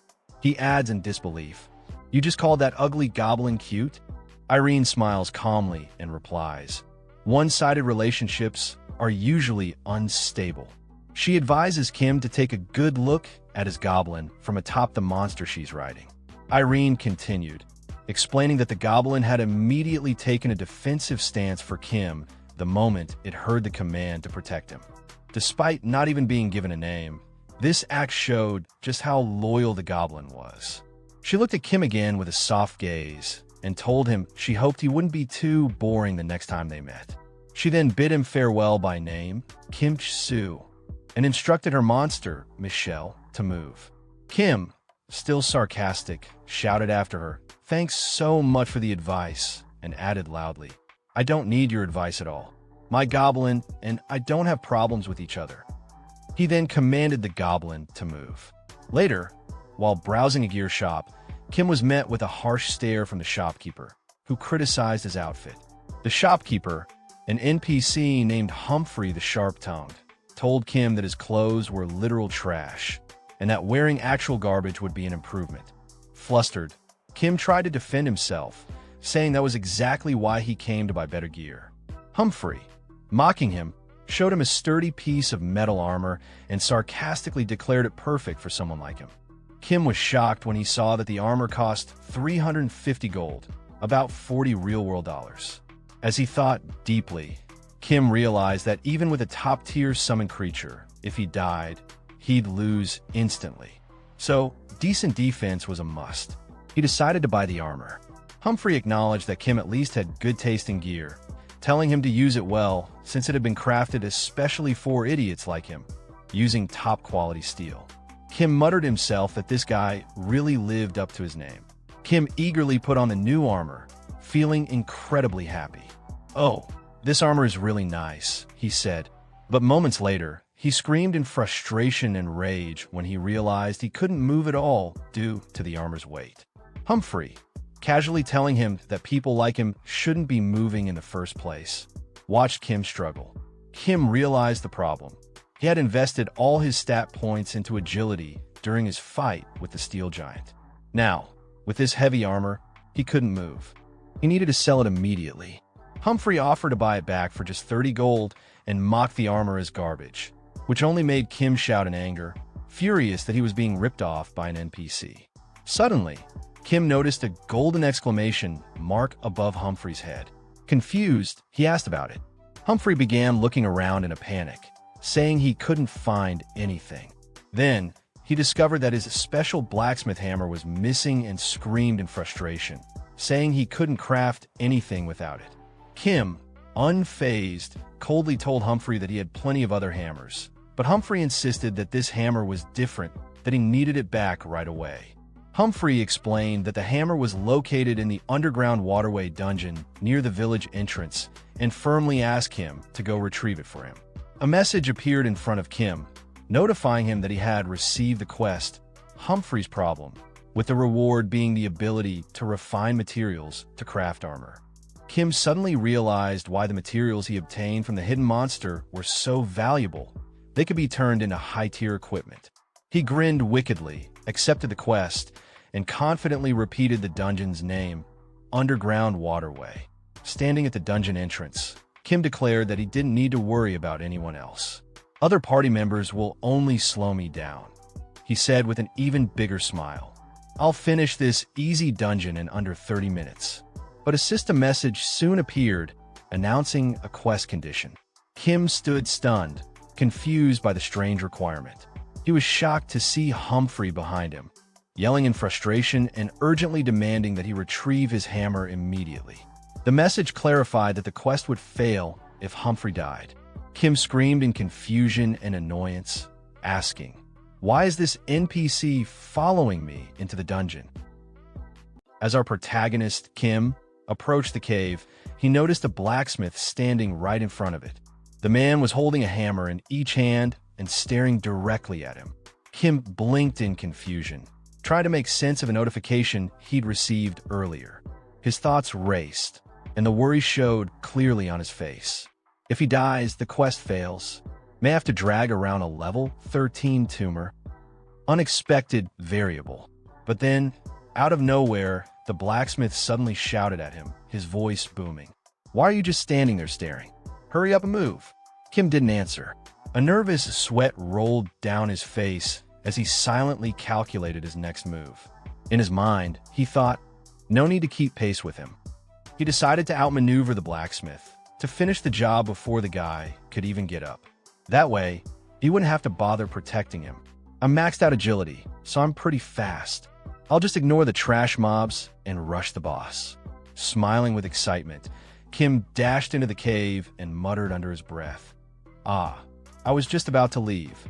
As he ran deeper into the cave, he kept thinking to himself, I know all about this kind of quest. NPCs are weird. They follow players but stop as soon as they're too far. He planned to take advantage of that, just leave the blacksmith behind. But before he could finish that thought, Kim suddenly froze mid-run. His eyes widened in shock at the sight ahead. At that exact moment, a notification popped up. In front of him, the blacksmith was already deep in battle, surrounded by a pack of wolf monsters. They were all lunging at him, and his health bar was dropping fast. But even while being swarmed, the blacksmith shouted with pride, "Humph! You dare challenge me, Humphrey the Great?" The scene was ridiculous. His words didn't match his desperate situation at all. Kim yelled back at him in frustration, "No, you dumb NPC. Stop fighting and stay back." Panicking at how close he was to failing, Kim shouted toward his companion, "Goblin!" In an instant, Dark Goblin shot forward like a blur. His speed was unreal. Every attack he landed dealt a whopping 9999999 damage, instantly wiping out the monsters one after another. When the last monster fell, Dark Goblin swung his hammer with a flourish, flicking the blood off. He turned toward Kim with his ugly smile and said, "Kisha Shishi." Kim had no idea what it meant, but it sent a chill down his spine. The blacksmith, still full of himself, declared, "As expected, you're no match for the mighty Humphrey." He acted like he hadn't just been seconds from death. From behind, Kim made a twisted, angry face and grumbled, "Gizlu, bull brggh." But suddenly, the blacksmith's eyes shifted. He had noticed something far off in the distance. He tensed, clearly sensing a presence, and shouted, "You over there?" Without another word, he sprinted off toward the source, leaving Kim behind in the dust. Watching him disappear, Kim clenched his teeth and muttered bitterly in his mind, "Should I just kill him? Seriously." Even as the quest continued, that thought lingered. Then, our protagonist Kim narrowed his eyes and stared intensely at the blacksmith in the distance. Thoughts swirled in his head. This is a pain. Charging in like that without knowing he could die. Have the goblin guard him while I run to the boss. No. If I call the goblin back to me at the wrong time and he dies, it's over. Realizing there was no easy way out of this growing problem, Kim clenched his fist. His mind cleared, and with confidence, he thought, there's only one way. Turning to his companion, he called out boldly, "Goblin, we're changing strategy. For now on, wipe out every trash mob along the way." And as soon as he heard those words, the goblin burst into laughter like a total maniac. Keek. Meanwhile, deeper inside the kid dungeon, the blacksmith stood tall, his hammer in each hand, facing off against a horde of rat monsters. His eyes were wild as he growled, "These filthy bastards. Not only did they claim Phoenix El Barsa's territory, they even stole my hammer." With a furious roar, he leaped forward to attack, shouting, "I'll wipe them all out." But just before he could even land a single hit, Dark Goblin appeared like a blur, his face twisted into that same ugly grin, his long nose leading the way. He effortlessly slaughtered the monsters before the blacksmith could even swing. Still, the blacksmith kept charging in, blindly attacking empty air as if it were full of enemies. He bellowed, "Take my ultimate technique." In front of him, the goblin continued his rampage, killing every rat with max-level speed and overwhelming force. Back a little, Kim stood with his hands on his waist, grinning confidently. "All right, it's been a while since I've gone all out." "All right." He took a breath and nodded. "It'll take more time than expected, but it's definitely safer to clear everything on the way. That damn old man won't die either this way." But then, the blacksmith started to realize something. His eyes darted around, He hadn't killed a single monster. Frustrated, he turned and saw Kim glowing with confidence, a soft golden aura radiating from his body. The blacksmith clenched his jaw and shouted, "These bastards, are they seriously ignoring me?" Kim tried to calm him gently, his voice soft. "No, they're not ignoring me." But the blacksmith seemed to pick up something in Kim's tone. His eyes lit up with rage, and he roared, "Before I'm a blacksmith." His whole body shook with fury as he finished. "I was a proud warrior." And right then, his rage boiled over. A burst of energy surged from him. Warcry skill activated, a loud system notification popped up in front of Kim. Seeing that, Kim immediately lost his cool. "You bull-headed bastard." Far deeper inside the dungeon, skeletons that had been resting in silence suddenly jolted awake from the skill's effect. One of them opened its jaw wide and let out a terrifying scream. Cool. In no time, undead skeleton soldiers appeared before Kim and the group, swords in hand, eyes glowing. These weren't weaklings. Their levels were above 30. But strangely, the blacksmith stood right at the front, ready to face them all. His eyes sparkled with excitement as he said, "Did even ancient spirits awaken from my shout? Now, this is finally getting interesting." Kim could hardly believe it. He glared at him and replied, "So what you're saying is that skill just now woke up monsters that wouldn't have attacked if we just walked past?" Frustration exploded from within Kim. His voice was sharp and loud. "You're telling me we're supposed to clear a quest like this now? I'm very pissed off right now. This better be your last trolling stunt, right?" Keek! Dark Goblin cackled wildly, picked up a nearby stone, and gripped it tightly in his hand. Then, with a powerful toss, he hurled it at the skeleton soldiers. The stone landed with a massive impact, instantly killing them all.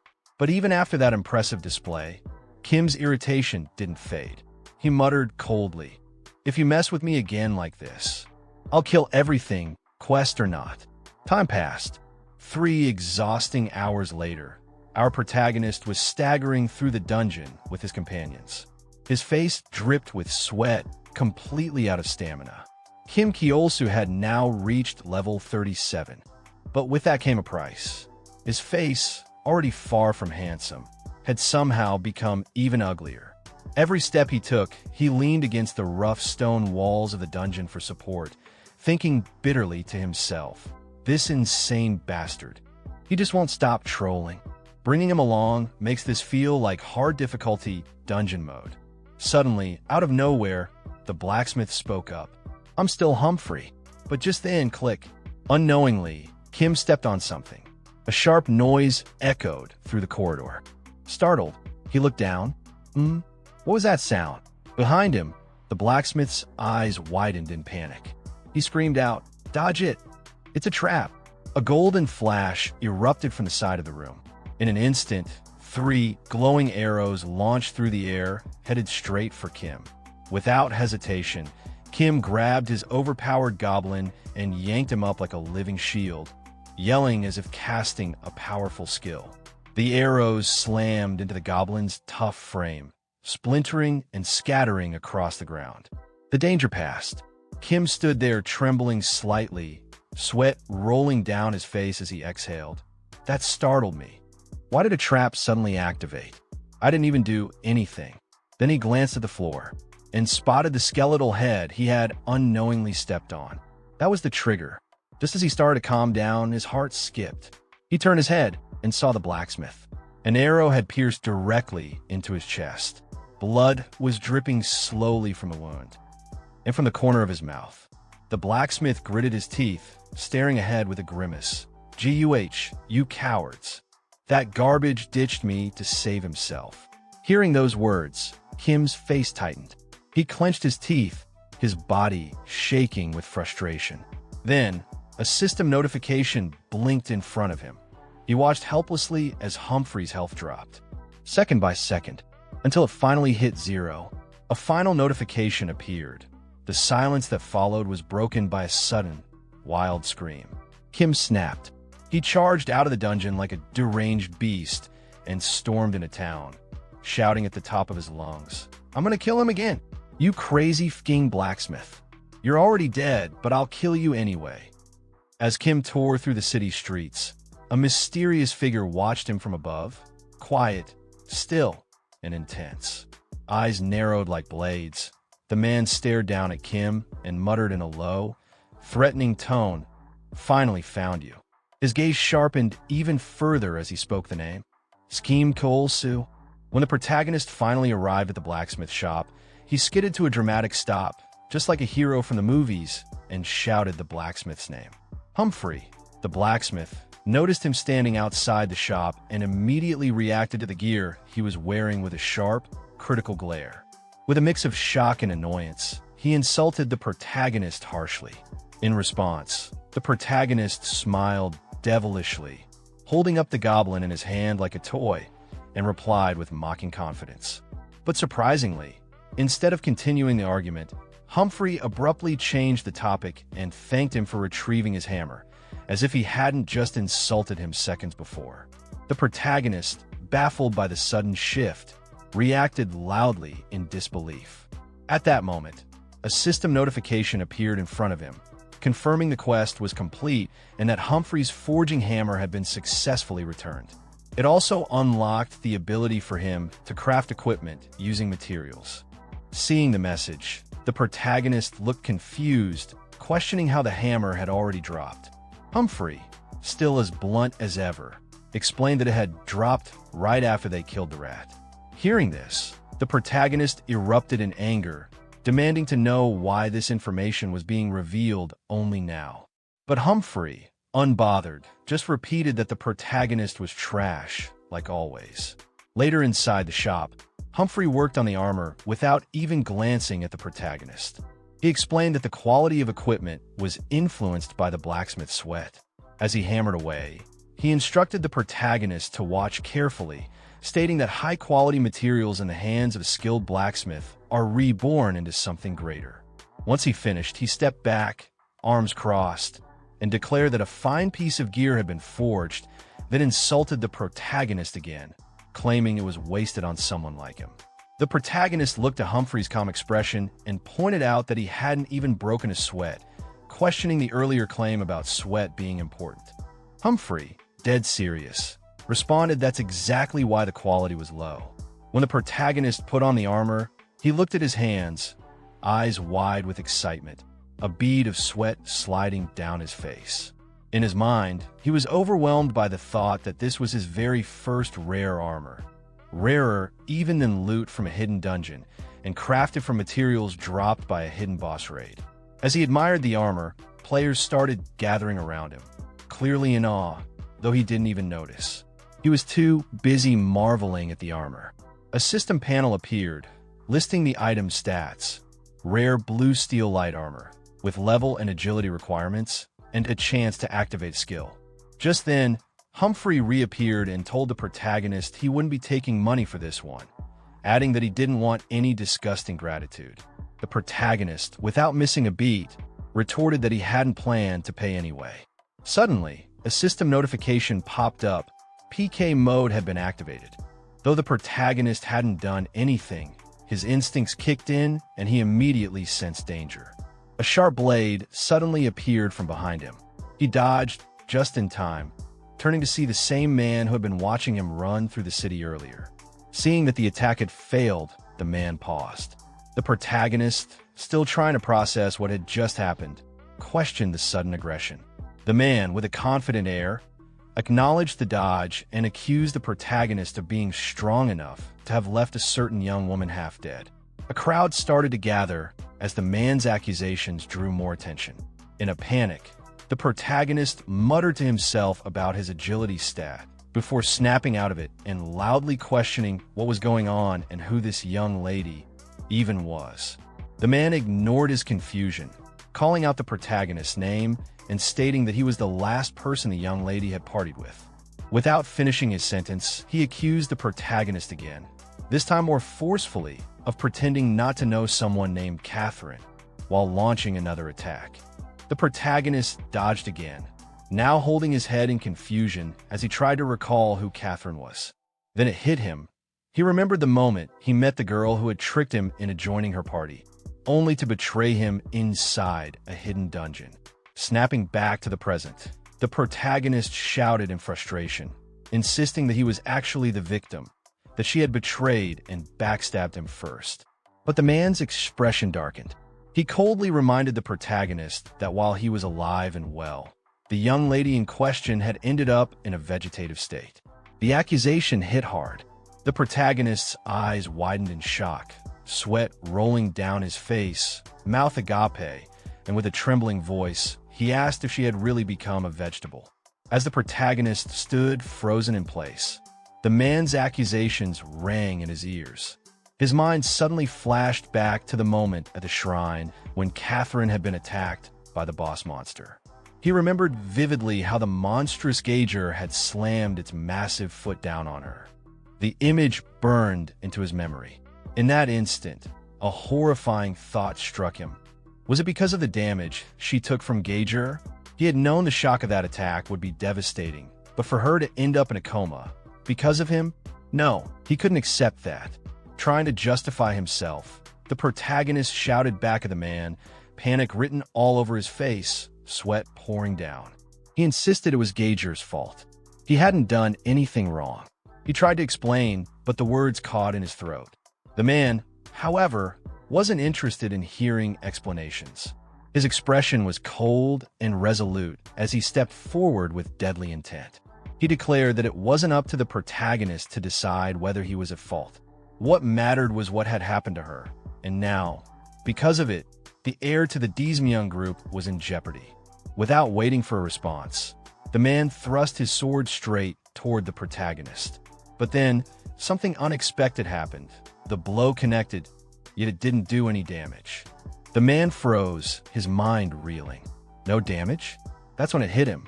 The protagonist hadn't taken any damage at all because he was protected by the overpowered goblin shield. And standing there with a smug grin, the protagonist revealed the secret. With his shield held high and the two hideous goblin faces on it snickering in sync, he laughed and mocked the man. Why hadn't they just started with this from the beginning? The chairman's daughter from the Semyeon group was unwell. So what? Both goblin faces laughed together like classic villains. Oh, but let's not forget, his name is Lloyd. So, how many of you know about Lloyd? Let me know in the comments. As the man finished explaining the full situation, the weight of it all sank in. The protagonist began calculating everything in his head. Thoughts raced. He remembered why he kept pushing forward even though working on manhwas was hard. The message from demonic scans echoed in his mind. Please, if you like our work, consider donating here. Then the name hit him like a truck, Dizmyeon Group. Cars, phones, semiconductors, and soon, more. A massive conglomerate known not just in Korea, but all around the world. Just getting a job, there was considered a major life achievement. And now here he was, sitting in a hospital room, staring at the unconscious daughter of that conglomerate's chairman. Her body lay still on the bed, an oxygen mask strapped to her face. He couldn't believe it. She had collapsed while running a party with him, and now she was lying there like that. Because of a game, the man across from him finally broke the silence. He questioned the protagonist directly, asking whether the young lady was really attacked by a level 80 monster in a hidden dungeon. Nervous, the protagonist stammered. Sweat rolled down his face as he struggled to answer. He muttered a clumsy explanation, saying yes, probably. Maybe it was the trauma of total incapacitation. That's what she must have gone through. But the man wasn't convinced. He leaned in, voice sharp, demanding to know how the protagonist managed to escape, especially when he had only been level 3 at the time. Meanwhile, the girl, who was close to level 40, ended up like this. How was it that he came out unscathed? Panicked, the protagonist blurted out more excuses. He claimed he'd changed to a hidden class and barely escaped. Said it was just luck. Then, in a moment of guilt, he admitted she should have been the one to get the class, not him. Looking down at the girl again, he thought to himself that the doctors had done everything they could. They'd given her the utmost care, but she still wouldn't wake up. If it were him in her place, he knew he'd be long dead. The man's expression darkened. He repeated the impossible scenario, how a level 3 player had gotten a hidden class and escaped from a level 80 monster. That wasn't some miracle cure, he pointed out. The protagonist could only laugh awkwardly, rubbing the back of his head. Then, as if grasping at something, he asked carefully, was there barely any chance she'd recover? But the man shot back sharply, warning him to watch his mouth. She wasn't dead, just unconscious. He explained that even the best doctors had said the same thing. They didn't know why she wouldn't wake up. For now, there was nothing more they could do. Hearing that, the protagonist's expression fell. He looked at her and muttered, so they were just supposed to sit and wait for her to wake up? Then, almost hesitantly, he pointed out that since the injury happened inside the game. The man turned and looked at him intensely, not saying a word. Still, the protagonist pushed on. What if they tried to heal her through the game? The man adjusted his glasses and told him to continue. So, the protagonist began explaining further, making a thoughtful pose and holding his chin. He claimed to have read an article once, something from the US, about a person who had lost consciousness and was about to be given up on by their family, but they regained consciousness while logged into Heaven's Gate. Something like that. But even as he spoke, he knew it was a lie. He said aloud it was a long shot like a 1 in 9. 9 million chance, and laughed it off. But inside, he admitted to himself, I'm lying to these desperate people right now. Then, with a shift in his tone, he put on a serious expression. He gently took the man's hand and, feigning concern, said with gravity, but instead of just sitting here doing nothing, shouldn't you at least try grabbing at straws? Because deep down, the protagonist thought bitterly. They lied to me too. And even though our protagonist's concerned expression was fake, he didn't realize just how convincing it looked. The man stared at him in silence for a moment, seemingly contemplating something deeply. Then the scene shifted. Next day, inside the game. The girl's avatar appeared, but her expression was completely blank. Her eyes were dull, her body unmoving like a lifeless puppet. She didn't say a word. A nearby goblin looked at her and got excited, his tongue sticking out as he started laughing like a pervert. Meanwhile, our protagonist stood frozen, panic washing over him. His eyes widened with a mix of shock and disbelief as he exclaimed, the chairman actually gave permission. They actually let her log in while unconscious. Then gritting his teeth and clutching his chin, he thought, these people must really be desperate. Still, as the weight of the situation sank in, a darker thought crept in his head. If they find out I lied to Dee's Myung group, I'll disappear without a trace. He began circling around the girl who stood silently in the middle of the city. His thoughts churned faster. Recovering lost consciousness through a game? That's bullshit. I've never heard of such a thing. But suddenly, a wicked grin formed across his face. At the very least, I'll be remembered as someone who tried to save her. And then, jumping up in the air like a lunatic in the middle of the town square, he shouted to himself, that big corporation, to save the #1 heir that everyone gave up on, could they really ignore someone who tried this hard? The goblin kept laughing behind him, unfazed, but our protagonist didn't care at all. He was fully immersed in the fantasy he was building for himself. If I get lucky and she actually wakes up, jackpot. Even if it doesn't work, I've got nothing to lose. He then stepped close to the girl and stared at her blank expression intensely. Gently, he held her chin with one hand and muttered with a mock serious tone, I pretend to be trying to save her for a while. Then mimicking a crying voice, he wailed dramatically that they should prepare for the worst.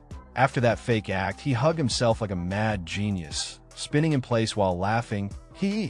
Am I a genius or what? After calming down a little, he looked at her again and sighed. So anyway, I'll have to bring her around for a while. But how the hell do I drag around someone who can't walk? His eyes landed on the goblin. Taking a deep breath, he finally said, that's it. The goblin tilted his head and looked up at him curiously. Then, a short while later, the girl's avatar was seen walking stiffly behind our protagonist, being dragged along by a rope tied around her waist like a slave. The goblin, holding the robe, snickered gleefully. Our protagonist confirmed his theory. As expected, if I pull her physically, the system makes her follow. This will do. So, with him leading in front and the goblin dragging her from behind, the girl now followed like an obedient puppet. But soon, he began to notice the stairs. Whispers surrounded them. His expression twisted awkwardly, sweat forming on his face. Is this really okay? Townspeople nearby started murmuring to each other. Oh my, look at that. He's making a goblin drag a female player around. He's the absolute worst.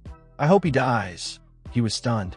His face contorted in disbelief as he screamed in his thoughts. It's absolutely not okay. Panicking, he quickly tried to defend himself. I swear I'm close with this, but a girl scoffed and replied coldly, treating someone you're close with like that. Then a guy next to her chimed in, if I get close to you, are you going to hit me too? His mind shattered in real time. Eyes wide, mouth agape, he whispered, what? Then completely panicking, his inner monologue went wild. This is bad. I'm completely cornered. This is no different from the last town. And just like that, right on cue, a voice shouted from a distance. This way. Our protagonist turned his head, and there he was, the old man, appearing once again like some kind of weird savior. Our protagonist squinted. You, pointing toward the back of a building, the old man urged, no time to explain.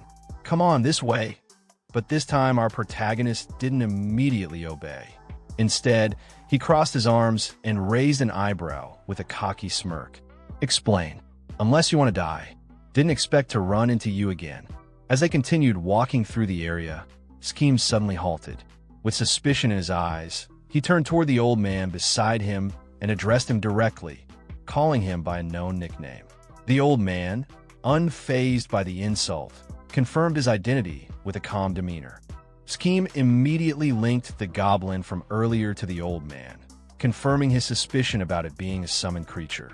Ignoring any attempt from Sungryul to explain further, Scheme went straight to questioning his motives. He acknowledged the old man's assistance, but made it clear that he didn't trust him or his guild. He directly asked what the Evaton guild was scheming this time. Sungryul leaned against the wall, clearly annoyed by the assumption. He explained that the guild had only assembled for a raid and that they didn't stay together consistently. Scheme didn't press the point further and brushed off the topic altogether. Meanwhile, the goblin, who had been dragging the unconscious girl by her robe, looked towards Sungryul with a faint smile. Scheme turned back to the old man and questioned whether he acted as a scout for the Evaton guild. He asked for information about the region, admitting he was still unfamiliar with it. Sungryul, considering the request, suggested they move to a different location before beginning his explanation. He then walked ahead, passing through a laser-guarded pathway and gesturing for Scheme to follow. Sometime later, a system notification appeared in front of Scheme, stating that player kill mode had been activated. In the aftermath, Scheme stood with his hand bloodied, while the old man lay injured on the ground, his body scarred and battered. Despite his condition, Sungryul began explaining what little he knew about the Pyramidal region. He revealed that boss raids in this area didn't follow the usual monthly schedule. Like in the game Rev, instead, they required specific conditions to be met. He then questioned Scheme's obsession with dungeons, noting his intense behavior whenever a dungeon clear was delayed. Scheme, sweating from anxiety, stammered out a reason, claiming it was all about money, since tougher dungeons paid more. Internally, however, he kept the real reason to himself. He was exploiting a bug for profit. Despite the tension, Sungryul offered some genuine advice. He emphasized that progression should follow a certain order and reminded Scheme that he had only just entered the Pyramidal region. He recommended starting in Phoenix El Baysar, a royal city where the game's main quest line could be taken on and where even high-level players frequently traveled. Hearing this, Scheme became instantly ecstatic. He shouted in excitement, finally realizing the importance of the main quest. In a frenzy, he grabbed Sungryul by the collar and shook him, berating himself for not thinking of it earlier. Then, energized by the revelation, he turned and declared that they were heading out, ready to go, with the goblins. But something was wrong. He quickly noticed the girl was missing. Confused, he looked toward the goblin, stunned in his silence. In a moment of desperation, he asked about her whereabouts. Meanwhile, in a white, featureless space, the girl stood motionless, blank-eyed, like a puppet. Two men stood in front of her, both eyeing her with twisted interest. One commented on her looks and questioned why she was with Scheme's group, suggesting they treat her better. The other noticed her high-quality equipment and pointed out mockingly. Their leader speculated that she had simply logged in with valuable gear and left her device unattended. Noting her lack of resistance, he shifted the blame onto her and rationalized their actions. The two men moved in closer, practically drooling, pretending they wanted to call guards for her protection, while clearly implying something far more sinister. Panic surged through Schem's mind as he sprinted through the streets, searching desperately for the missing girl. His thoughts raced, weighed down by dread. If she took any damage while unconscious, he knew he wouldn't be able to explain his way out of this one. Not this time. Just then, his communication device buzzed. It was a video call from the man with the glasses. The man's first words were laced with suspicion as he asked whether the girl was safe. Schem, panting and exhausted, forced out a weak, breathless confirmation. But the man didn't buy it. He immediately demanded proof. He wanted to see her face. Caught off guard, Schem tried to deflect.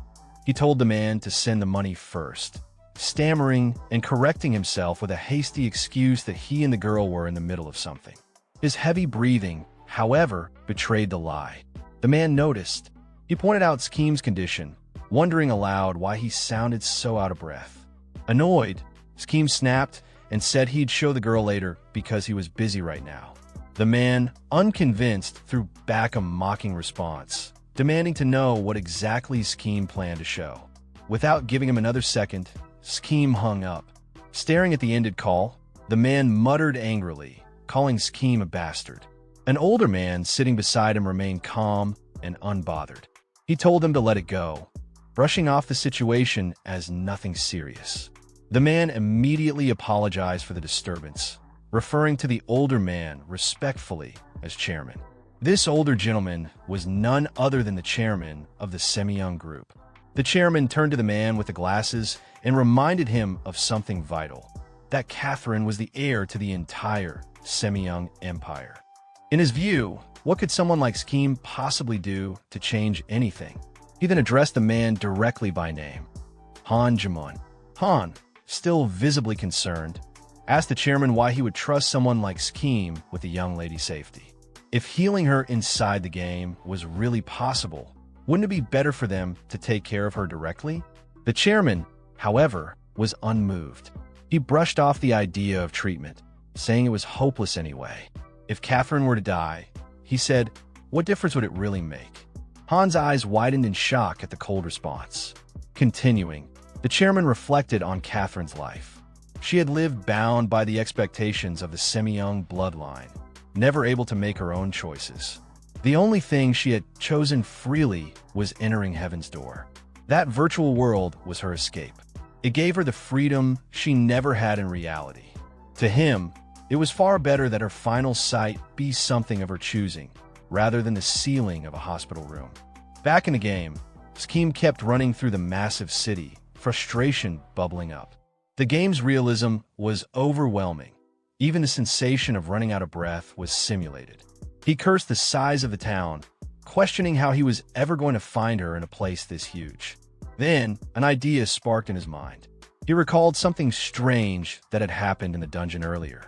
Even though he hadn't done anything wrong, he'd somehow earned a goblin point. That triggered the unlock of a new skill. His eyes widened as the system displayed the newly unlocked ability, Goblin HP Share. He read the description. Uses your HP to recover the goblin's HP by the same percentage. It didn't impress him. Why would he need to heal something that barely even got hit? He quickly moved on to check for other new skills, and one caught his attention, Goblin Throwing. The ability simply allowed him to throw the goblin in any direction. That one at least seemed useful. Without hesitation, Schem summoned his goblin companion. The creature appeared instantly, and Schem grabbed it, holding it like a paper plane. Looking up into the sky, he took aim and hurled the goblin with all his strength. The goblin soared through the air, shouting with excitement. Suddenly, mid-flight, it pointed toward a direction, signaling the girl's location. Schem followed the goblin's finger and, recognizing the direction, burst out in laughter and called her name. He arrived on the scene like a dramatic hero, landing in front of the two men standing over the girl. With a cocky attitude and a tongue flick that screamed troublemaker, he made a bold declaration, claiming to have come to pick her up and insisting they'd be together forever. The two men recognized him immediately. With disdain in their voices, they acknowledged that it was the same ugly guy from before. One of them taunted him, asking if he still hadn't given up. They both declared that they were the ones who'd make the lady feel good. Scheme's face twisted in anger. He shouted back, saying he wasn't dragging her around for that reason, and demanded to know who they even were. The men responded with arrogant flair. They called themselves the handsome duo who saved women in danger just for fun. That only pushed Scheme further into rage. He yelled that Catherine was in danger because of them in the first place. Offended, the two men lashed out, charging at him with threats. They called him an ugly bastard and told him to die. But before they could land a blow, Scheme's Goblin stepped in. With swift, brutal efficiency, the Goblin beat both of them down. In an instant, the arrogant duo was lying unconscious on the ground, covered in blood. After beating those two arrogant punks to a bloody pulp, our protagonist bursts into laughter, shouting out loud like a man possessed. "Wah! Serves you right, you dumb bastards. How does it feel to lose to an ugly guy?" I said, "How does it?" His hysterical laughter echoes through the streets like a villain's final monologue. It rings so loud, even the city guard station blocks away start perking up. What's that sound? Ha ha ha ha. Meanwhile, still giggling like a maniac, our protagonist grabbed Catherine's hand and starts dragging her along by the rope. But just as he rounds the corner, his eyes widen. He sees something up ahead. His laughter dies instantly. I'm fucked. Just as Scheme Chulsuz was leaving the area with his wife, thinking the trouble was behind him, a soldier suddenly appeared and blocked their path. His spear was raised with sharp intent, and he accused Scheme of murder and kidnapping, his voice loud and unwavering. Scheme, caught off guard, instinctively raised both hands in surrender. He tried to explain that it was all a misunderstanding, that he was only defending himself, but even to his own ears, the excuse sounded painfully weak. In his mind, Scheme was already weighing his options. The excuse wouldn't hold water, and he knew he didn't have the time to argue. There was only one soldier in front of him, and he seriously considered taking him down before reinforcements showed up. But just as that dangerous thought crept in, something unexpected happened. A goblin casually walked toward the soldier with a sly grin, almost as if it were part of some strange plan. And then, out of nowhere, an old bald man appeared and placed a hand on the soldier's shoulder, interrupting the tension with a cheerful voice. He acted like he'd been looking for Scheme everywhere, drawing the soldier's attention away. Scheme's eyes widened in disbelief. He recognized the old man, a smooth-talking liar he'd encountered before. Confused and suspicious, he asked what the man was doing here, but the old man leaned in and quietly warned him.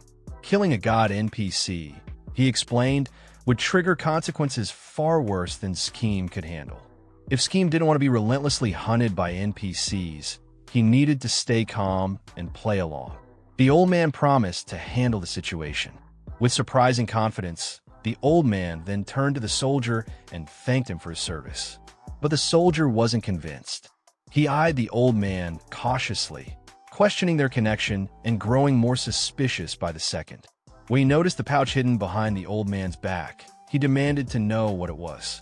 In response, the old man activated a skill, NPC gifting. This ability was meant to improve relationships with NPCs through thoughtful presence. Holding out a pouch of gold, he placed a friendly hand on the soldier's shoulder and offered it as a silent bribe, hoping to settle things peacefully. At first, the soldier was stunned by the amount of gold, but the moment passed quickly and his expression twisted with rage. Grabbing the old man by the collar, he exploded in fury, shouting at him for trying to bribe an honest man. What was meant to raise goodwill had the exact opposite effect. Their relationship level dropped instantly. Scheme watched the whole thing unfold in stunned silence. The soldier arrested the old man on the spot, while leaving him completely untouched. For a brief moment, Scheme stared at the scene with a strange mix of confusion and gratitude. Somehow, that slippery old man had managed to get arrested in his place. And as the soldier dragged him away, Scheme couldn't help but wonder. Was he actually a good guy after all? Sometime later, Scheme Chulsuz found himself standing at the gates of the Grand Palace, frustration bubbling as he argued with one of the soldiers guarding the entrance. He asked, almost demanding, why he wasn't allowed inside. But the soldier didn't even flinch. His expression remained blank, and his answer was firm. No means no. Scheme tried again, insisting that the main quest was supposed to begin here, inside this palace. But he was met with the same unshakable silence. Then, from nearby, a relaxed voice cut through the tension. Leaning casually against a wall, a blonde-haired man watched Scheme with an amused smirk. He told him not to bother. That door wasn't going to open anytime soon. Scheme turned, a little annoyed and slightly curious. He asked who the guy was. The blonde simply pointed at himself with a laid-back smile and introduced himself as Shin. Scheme's eyes flicked to the icon floating above Shin's head. A blinking exclamation mark. His thoughts immediately clicked into place. This idiot was giving him a quest. Shin stared at Scheme with a strange intensity that didn't match his chill demeanor, then smiled gently and pointed out that Scheme must be new in town, judging by the racket he was making at the gate. He even went as far as to compliment Scheme's eyes. That alone made Scheme pull a face so strange. Even he didn't know what kind of expression it was. But Shin wasn't done. He explained that Scheme had the look of an adventurer, someone capable. And then, without warning, he pointed right at Scheme and suggested he help with something. Something about a lost ruin. Something about proving his worth. Scheme didn't wait for the rest. He immediately brought up his system panel and skipped the entire speech. Still smiling, Shin tried to continue, promising that if Scheme helped, he'd let him into the castle. Scheme skipped that too. Shin tried again, this time losing his patience and starting to curse. But the moment he opened his mouth, Scheme skipped that as well. Just then, a notification popped up in front of Scheme. Main quest. Show your skills, bring the core from the golem that's present in the lost ruins, and prove your skills to Shin. Core of the Golem 01. Reward 250G. Later, inside the dungeon, known as the Lost Ruins, Scheme stood at the edge of a dangerous-looking lava pool. He let out a frustrated sigh, muttering to himself that someone really should have told him what kind of dungeon this was. Cursing the NPC under his breath, he stared into the bubbling heat below. With his arms crossed and sweat trickling down his face, he scanned the zone ahead. So this was the famous Lost Ruin, huh? He smirked dryly to himself. Are you sure the name isn't Lost Lives? He glanced back at the one following him, his half-slave wife. Knowing he couldn't leave her behind, he calculated his approach. With his maxed-out agility, getting across would be a breeze for him alone. But this time, he had to make it through while ensuring she stayed completely safe without taking a single hit. And that made all the difference. Standing at the edge of the lava pool, Scheme Chulsuz let out a sigh and waved his hand. Even though he didn't particularly like the person behind him, he couldn't stand the thought of her getting hurt. Muttering to himself, he admitted, I don't like you, but I don't want to deal with you getting hurt either. He handed the rope to the goblin beside him and instructed, Here, goblin, I'll call you with Rally, so keep a hold of that leash. With the rope now tied securely, Scheme crouched down into a sprinter's stance, just like an athlete preparing to launch. He took one deep breath, and in a single explosive motion, he leapt across the lava. His jump carried him smoothly to the other side, landing with grace and speed.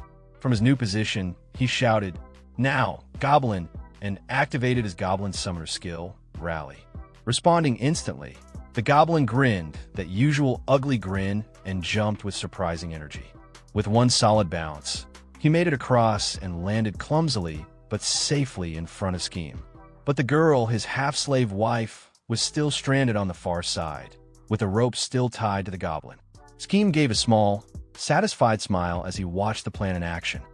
Oh wow, this really is a useful skill, he thought, impressed. But then everything started going wrong. The goblin, noticing the rope was still connected, turned to look back. The sudden tautness of the rope, combined with the pull from the goblin's landing, caused the girl to get yanked forward, dangerously close to the edge of the lava. Her feet stumbled forward, nearly sliding straight into the molten pool. Schem's eyes went wide. "No, she's falling in," he shouted. Panic surged through his voice. "Goblin, do something, damn it." The goblin, confused but trying to follow orders, pulled hard on the rope. Too hard. The girl went flying through the air, flung across the lava like a rag doll. Scheme froze in disbelief, his hand over his face, peeking through the gaps in his fingers as she crash-landed on the ground in front of him, in a ridiculous, tangled-up position. He stared at her in horror. "Catherine," he called out. His expression shifted from stunned to pure panic as he dropped to his knees beside her. Her eyes were shut, and she wasn't moving. "Hey, wake up. You can't die in a place like this, or I'm completely screwed." His voice cracked with urgency. "Please, get a hold of yourself." But Catherine wasn't hearing him. Somewhere in her unconscious mind, she was reliving a dark, buried memory. She saw her home. Her father stood before her, holding a golf bat in his hand, anger twisting his face. "You came home late because you were out with your friends?" he said coldly. "I've told you many times, friends at your age are nothing but fleeting, worthless nobodies who were bound to be forgotten." Tears welled up in her eyes as he raised the bat. "With your shortened skirt and makeup that makes you look like some whore," he snarled, "have you decided to live the same way as those subhuman filth?" His voice echoed louder and harsher. "What will people think of me when they find out I have a daughter like this? I'll teach you a lesson today. You are my only flaw." Catherine had fallen to the floor, sobbing, hands clasped together as she begged. "I am sorry. I won't do it again. I'll never do it again." Catherine kept crying, apologizing again and again, begging for help. Her voice broke as she cried for the only person she hoped could save her. Mom, Dad's trying to kill me," she screamed, voice trembling in desperation. "Please stop him. Please do something." The only response was silence. Her mother watched from behind a closed door, hiding, refusing to intervene, and then quietly left the room. The father's gaze turned cold and threatening as he looked at Catherine, saying she was his only flower, his possession. Suddenly, the scene shifted to the present. Our protagonist, Scheme Chul-Suz, called out Catherine's name, sweat dripping down his face from the tension. A goblin nearby made a strange, sharp noise, and Scheme shot back with a sarcastic comment, mocking the idea that someone like the goblin would ever experience the warmth of a woman, and even joked that it should take this chance to perform mouth-to-mouth resuscitation. But inside, Scheme was sweating nervously. Mouth-to-mouth? In this game? He knew it wasn't possible to actually blow air and feel touch here. Still, when he looked down at Catherine's blank, lifeless face, he thought maybe it didn't matter. She was already gone. Maybe trying was worth a shot. Kneeling beside her, he gently held her face, recalling stories about a mysterious healing technique called Nice Samurami, or something like that. Maybe the mental shock of his attempt could jolt her awake. He told himself this wasn't about any selfish desire. It was the right thing to do. He was performing CPR, trying to bring her back. Just as he leaned in, almost touching his lips to hers, a sudden interruption appeared. The butler, Paul, popped up on a video call panel in front of him, cutting through the tension without any greeting. Without missing a beat, Paul bluntly asked how the lady was doing, adding a sharp curse for good measure. As soon as the butler appeared on the video panel, Scheme panicked and shouted, "Manhwa?" The butler. The sight of him alone was enough to jolt him into full-blown anxiety. But Manhwa wasn't here to chit-chat. With a deathly serious glare, the butler stared him down. "So this is what you wanted to show me. I'll kill you." Scheme frantically waved his hands and tried to explain. No, I swear she's fine. She's not dead at all. Please, just listen." But Manhwa wasn't fooled. His tone was sharp but controlled as he cut through the chaos. "I'm well aware that she's doing fine. I'm logged into the game right now for work. The medical team's sending me her real-time vitals. Her gear is the best available for her level. Unless you somehow end up in a hidden dungeon, she won't take any lethal damage." That hit Scheme like a wave of relief. So, she wasn't dead. Not even close. Manhwa continued, his voice colder now. "The reason I'm here is simple. I'm making sure not even a single strand of your filthy hair touches the young miss while she's unconscious.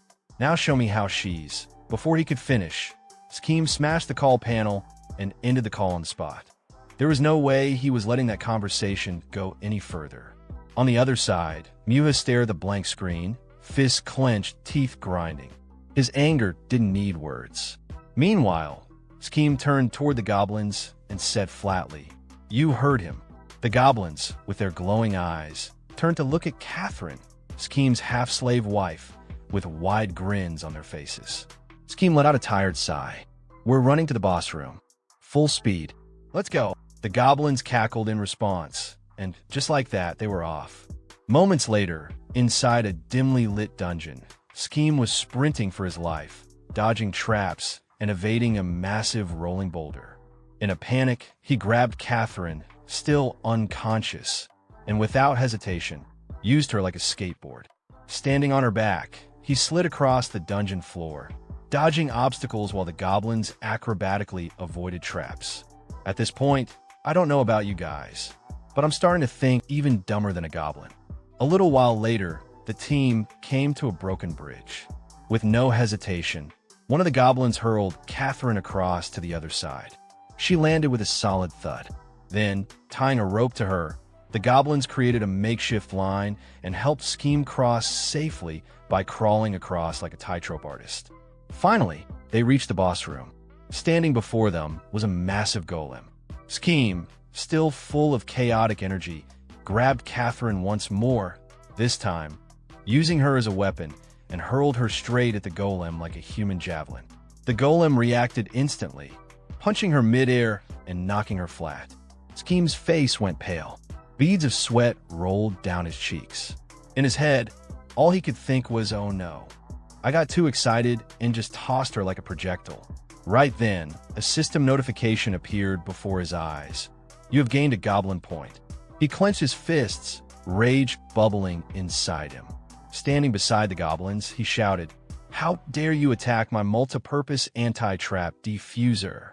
Then, pointing at the golem like a war general, he barked, "Finish him in one hit, goblins." As the goblins charged ahead with crazed laughter, Catherine still sat slumped on the ground in the background, clearly having the roughest day of her in-game life. Just when it seemed like she was completely out, Catherine's hand twitched, barely noticeable, but it moved. Unconscious or not, something inside her was stirring. Back in the middle of the chaos, the golem launched a rocket punch straight at Scheme. The massive fist blasted forward with terrifying speed, and when it hit, an ear-shattering explosion followed. Smoke and dust filled the air, but from within it, one of the goblins emerged with a devilish grin.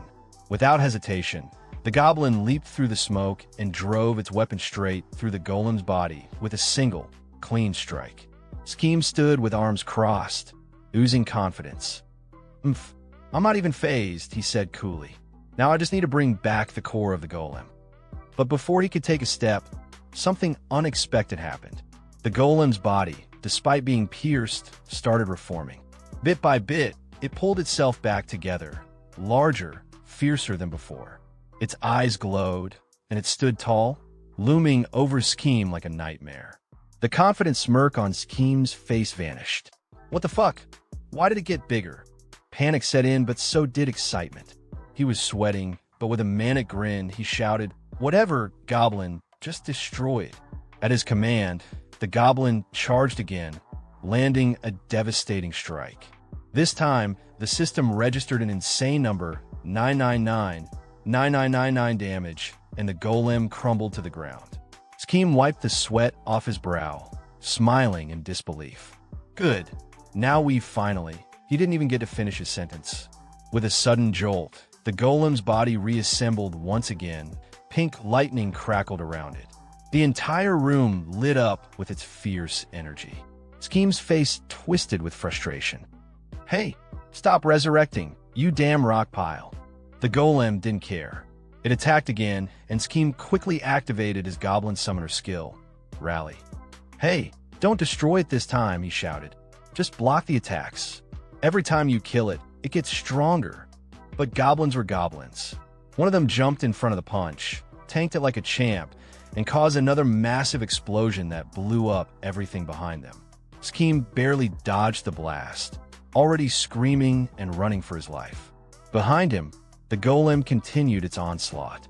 Every punch caused another explosion, tearing through the dungeon. Scheme weaved between falling debris, trying to stay alive. As he ran, he thought, if I don't destroy the core, this thing's gonna keep coming back. Forever. He suddenly remembered what the old man had said earlier about the golem's weakness being its core. But I don't have a special pointer system like the Evaton Guild.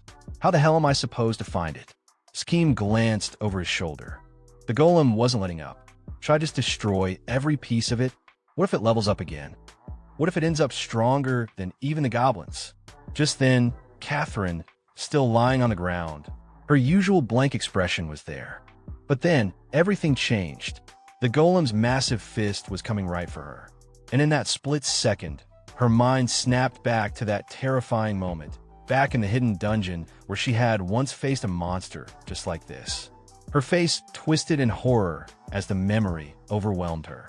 Her eyes widened, her breath caught, and then, with a scream ripping from her throat, her consciousness fully returned, and she started shouting in panic, her entire body trembling with fear. The calm blank slate she once wore was gone, replaced with pure terror. A loud explosion erupts where the golem's foot slams into the ground, shaking the surroundings. Amid the chaos, our protagonist, Kimchul, catches sight of a girl. His expression shifts into something indescribable, almost otherworldly, and he shouts her name, Catherine. Seeing the golem going on a rampage, our protagonist begins to panic. The monster's destructive power shakes the ground and sends debris flying, creating a scene of utter chaos. Kimchul's heart races as he watches the devastation unfold. He tries to calm himself, muttering internally that for a like-off Catherine, this level of damage shouldn't be fatal. He clings to that hope, but as the golem's rampage intensifies, smashing everything in its path, his anxiety only worsens. The more violent the golem becomes, the more Kimchul's panic grows alongside it, his fear mounting with each explosive impact. Kimchul, who resembles a human goblin, instinctively puts his hand in his mouth out of pure shock. Right beside him, his pet goblin companion mimics him, shoving a wooden stick into its mouth in imitation. Meanwhile, Catherine stands unsteadily, breathing heavily and using her staff to support herself. She looks at Kimchul and demands in a panicked, bewildered voice, "What is this? What the hell? This is crazy." Kimchul stares back at her, surprised, and a thought crosses his mind. She's awake. Catherine, clearly disoriented, looks directly at Kimchul with wide, teary eyes and asks, "Why am I here? Who are you? What's going on?" Still gripping her staff tightly, on the verge of tears, she cries out again, "What happened? A beautiful magician like me obviously has an emergency escape skill. What the hell is going on? I almost died, you idiot." Seeing her panic and tears, Kimchul starts to sweat nervously. His thoughts race. She's really awake. Please don't tell me she remembers everything I did. But as he studies her face, something about her expression calms his nerves. Even if I did something. She's fine now, right? She woke up. She should be thanking me instead of yelling. With that thought, Kimchul puts on a dazzling smile, perhaps the most charming smile in the world, and thinks to himself, I just saved the heir of the semi-young group. I'm going to get a massive reward. But Catherine isn't having it. She sees Kimchul completely ignoring her questions and yells again, furious. "Hey, wanna die? Didn't I ask you to explain everything?" Kimchul's expression suddenly changes, his smile turning sly and greedy, like a wolf sniffing money. He responds smoothly, yes, of course. "So here's what happened. After you lost consciousness from a monster attack in the hidden dungeon, I got permission from the chairman to take care of you with all my heart and soul. And then you woke up." Before he can finish, he's abruptly punched by the large standing nearby, sending him flying and crashing to the ground. As the dust settles, Kimchul gets up angrily and shouts, "Why didn't you tell me a punch was coming?" But Catherine doesn't respond. She's frozen, staring at the monster in shock before suddenly bolting in fear. Seeing her run, Kimchul mutters in disbelief, she ran off to save herself? What a scumbag. As Catherine flees, still clutching her staff, tears stream down her face. She repeats over and over, "I'm scared. I'm scared. I'm scared." Suddenly, flashes of her past flood her mind. A terrifying thought grips her. Dad knows I used Heaven's Door. He might kill me. She starts mumbling, more frantic than before. "I'm scared. I'm so scared. I'm so scared." Back in the real world, her physical body begins trembling violently. The doctors watching her are alarmed, sweat beading on their faces. A butler rushes over and, seeing her condition, asks one of the doctors, "Did she wake up?" One of the doctors responds cautiously, "Yes, she regained consciousness. But something has gone terribly wrong inside the game. She's extremely frightened." The butler grits his teeth, rage building inside him as he remembers Kim Chul. That bastard Kim Chul-soo. He thinks furiously, recalling the moment he first encountered the man. What the hell did he do to her? Gripping Catherine's hand tightly, he turns to the doctor and demands, "Is it possible to force her to log out right now? What if we just cut the power?" But the doctor immediately shakes his head. "No, she just regained consciousness. We can't waste this opportunity." After hearing the doctor's explanation, the butler adjusts his glasses, sweat running down his face. He mutters, acknowledging the danger. Since pain is synchronized with real sensations, a forced disconnection could be extremely risky. Moreover, logging out during a dungeon raid is disabled. But then, with a determined look in his eyes, the butler makes a decision. If Kim Chul-soo is in the middle of the dungeon with her, then I'll go in myself and confirm what's going on. The scene cuts to the game world. Inside the dungeon, our protagonist Kim Chul is still dealing with the golem's relentless attacks. The creature launches a rock missile at Catherine, who is frantically trying to escape. When she glances back at the monster, her fear worsens and she panics, screaming uncontrollably. Just as the missile is about to hit her, the goblin companion jumps in and smashes the projectile midair. Dust explodes in every direction, even reaching Kim Chul, who looks visibly irritated. He scolds the girl, telling her she can't possibly outrun the golem at her speed. Then, noticing her condition more closely, he asks if she's okay. Catherine collapses to the ground, her legs giving out as she bursts into tears. "I'm scared. I'm scared," she sobs. Kim Chul approaches and stands in front of her, thinking, what's wrong with her? This is getting out of hand. I need to take care of this before it gets worse. He signals to the goblin, who instantly understands and appears behind Catherine, ready to follow Kim Chul's orders. Internally, Kim Chul resolves to knock her out. She's only a burden like this.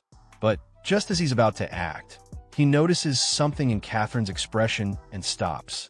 He asks her what's wrong. Through her tears, Catherine looks up at him and pleads, "Help me. You have to help me. I don't know how you're connected to my dad's company, but I'll pay you more than he ever could. Just help me, please." Kim Chul hesitates, surprised by her desperation. He stammers, trying to reassure her that he will help her and that they'll escape together safely. But Catherine's sobbing intensifies. "That's not what I mean." She cries, "I don't care how. Drag me out. Kill everyone if you have to. I just want to get away from the Semyon group. From those awful employees, my dad, my mom. My whole family. Just get me out of there." Kim Chul freezes, stunned by her words. Sweat rolls down his face. Catherine continues, crying uncontrollably. "I don't want to get hit anymore." Behind her, the goblin still holds the large wooden stick, ready to knock her out. Moments later, a call comes through. It's the butler, and his voice is furious. "Kim Chul-soo, you bastard. I've had enough. If you don't show me Miss Catherine right now, I will come to wherever you are," and before the butler can finish, the goblin starts moving toward Catherine. But Kim Chul quickly stops him. "Goblin, quit it. Go stall that thing for a minute." The goblin lets out a chuckle and runs off, following Kim Chul's order. Turning back to the call, Kim Chul sighs. "Sheesh, you're persistent. What, you think I'm going to eat her? How am I supposed to work with someone who doubts me like this?" He gently lifts Catherine's face and shows her to the butler. "See? She'll smile for you. That should ease your nerves. Business is about trust, right? I'm not kidnapping her. I'm helping her recover." Got it? The butler stares at them through his mobile screen. Kimchul insists she's doing fine, so relax. But the butler senses something is off. What's going on here? He wonders. Looking closely at Catherine, he observes her carefully and realizes she doesn't even seem conscious. So that reaction earlier, it was just a seizure? Could that really be possible? Adjusting his glasses, the butler finally responds.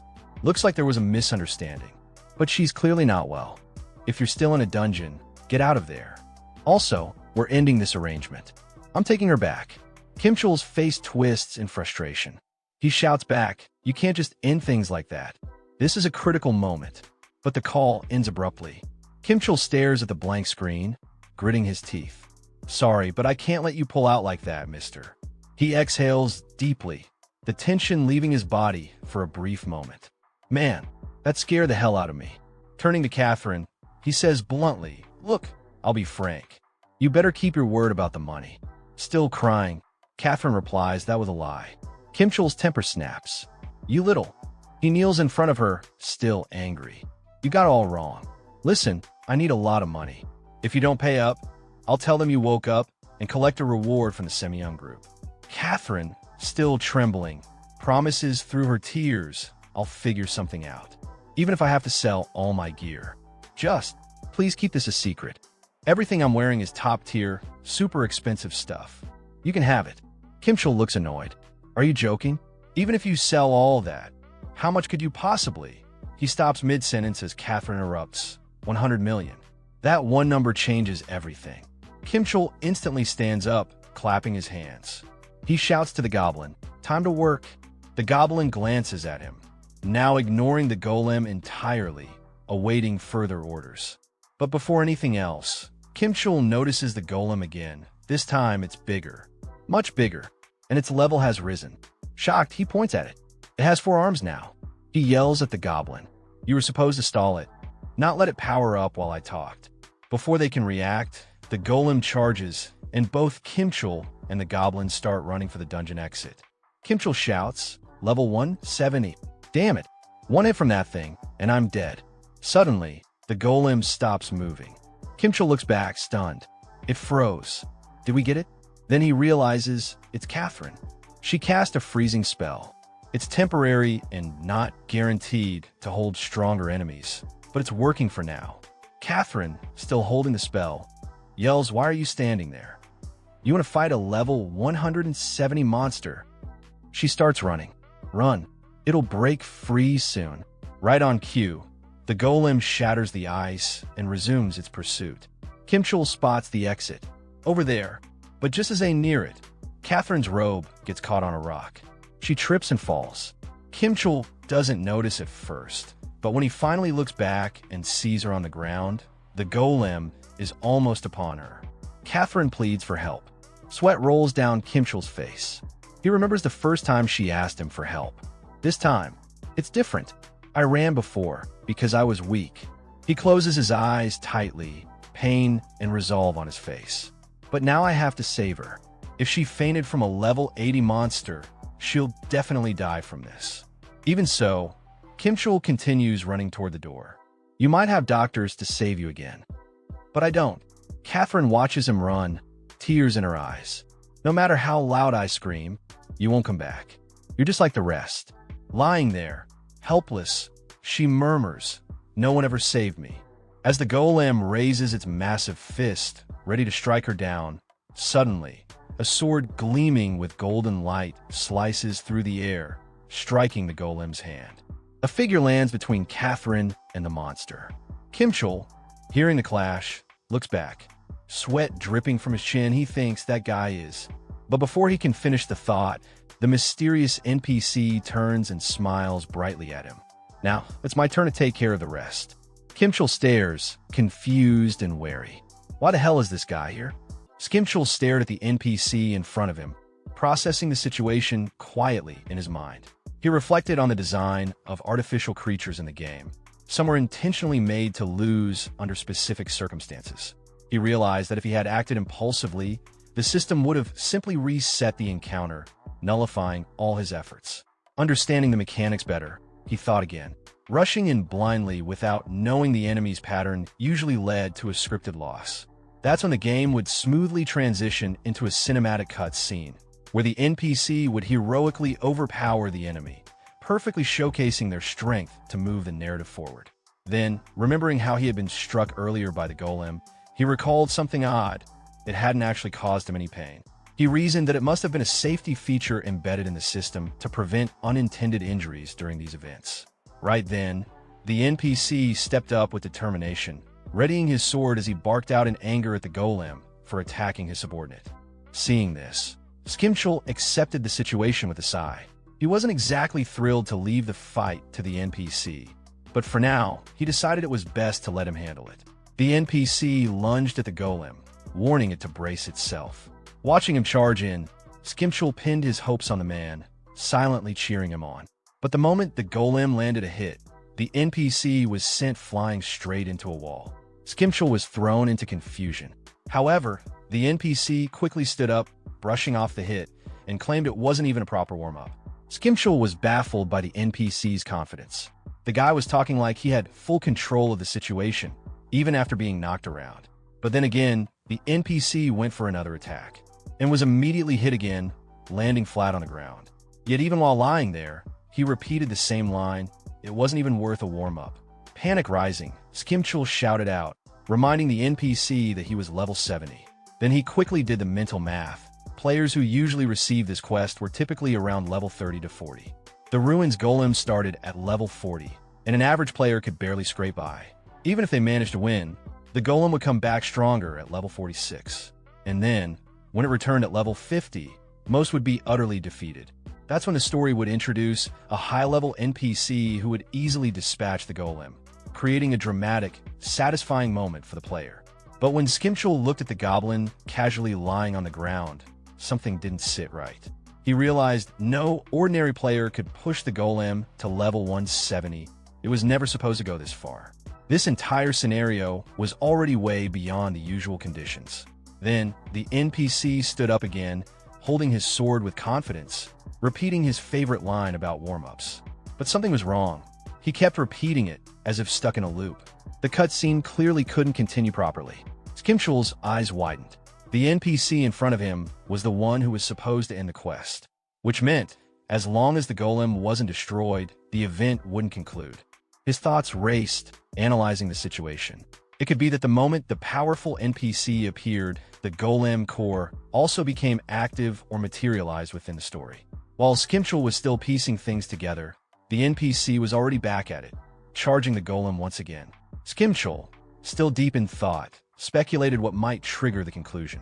But just as the NPC shouted out his usual line and moved into strike, a rock came flying through the air and slammed into the golem, thrown by none other than the goblin. Skimchul followed the goblin's direction with his eyes, realizing that the rock had struck exactly where the NPC had been aiming. In an instant, the golem crumbled completely. The NPC, now standing beside Skimchul, repeated his boast once more, claiming the fight wasn't even a warm-up and reminding everyone that without him, they'd all be dead. Skimchul looked at the fallen golem and quietly wondered if this was really the end of it. The NPC turned to him with a more relaxed tone now, saying that what mattered most was that everyone was safe. But Skimchul's attention shifted toward Catherine. He repeated the word in his mind, safe, as if questioning whether that was really true. Sometime later, the group emerged from the dungeon. Skimchul was holding his head in embarrassment, overwhelmed by how awkward everything had become. He silently cursed the situation, feeling like he was going to die from secondhand shame. Right then, the same NPC marched confidently in front of them and proudly declared that he had judged Skimchul correctly. Surviving the dungeon alone, he said, was proof of his strength, and now things could get serious. Skimchul, still mortified, groaned internally. This just made him look even worse than before. And as if that wasn't enough, the NPC kept going. He announced that the vice captain of the Royal Knights, Alphonse, was personally acquainted with them, though he warned not to ask questions since he had his own circumstances to deal with. Skimchul barely paid attention to the details. All he could think about was how unexpected it was for someone like this guy to say something even remotely helpful. But strangely enough, instead of skipping through the awkward moment, he felt oddly thankful. The NPC's loud, overconfident chatter had somehow softened the tension. Just then, the NPC suddenly turned to Skimchul's group with an enthusiastic smile. He cheerfully announced that they'd see each other again and warned them not to get carried away thinking they were equals, since, as he put it, he was above the clouds. With that eccentric statement, he confidently walked away and returned to his usual position, acting like nothing unusual had happened. Skimchul watched him go and muttered with a deadpan expression that the man was seriously not right in the head. Then, shifting his attention toward Catherine, Skimchul glanced at her awkwardly. Feeling the weight of the earlier moment, he nervously bowed his head and apologized for his behavior, admitting that it was his fault. But before she could respond, a confident voice rang out from behind them, addressing Catherine. The voice remarked that she had finally woken up. Skimchul turned toward the source and was instantly on alert. The man standing there wore gear he had never seen before, top-grade equipment, nothing like what ordinary players could afford or even acquire. Just by his presence alone, Skimchul could tell this person was on a completely different level. He couldn't help but wonder, was this man simply filthy rich, or was he a highly skilled player? Either way, this wasn't someone you could oppose casually. But then Catherine's expression shifted dramatically. Her eyes widened in horror as she looked at the man and called him her father. The man, Chairman Han Kamun, looked at her warmly. He revealed that he had known Catherine regained consciousness the moment she had that in-game seizure. He expressed genuine worry, admitting that he had been deeply concerned day and night. He then commented with a familiar tone, suggesting that even though he hoped she'd settle down upon reaching adulthood, she was still pulling reckless stunts like this. Turning his attention to Skimchul, the chairman's tone softened. With a kind smile, he thanked Skimchul for taking care of his daughter.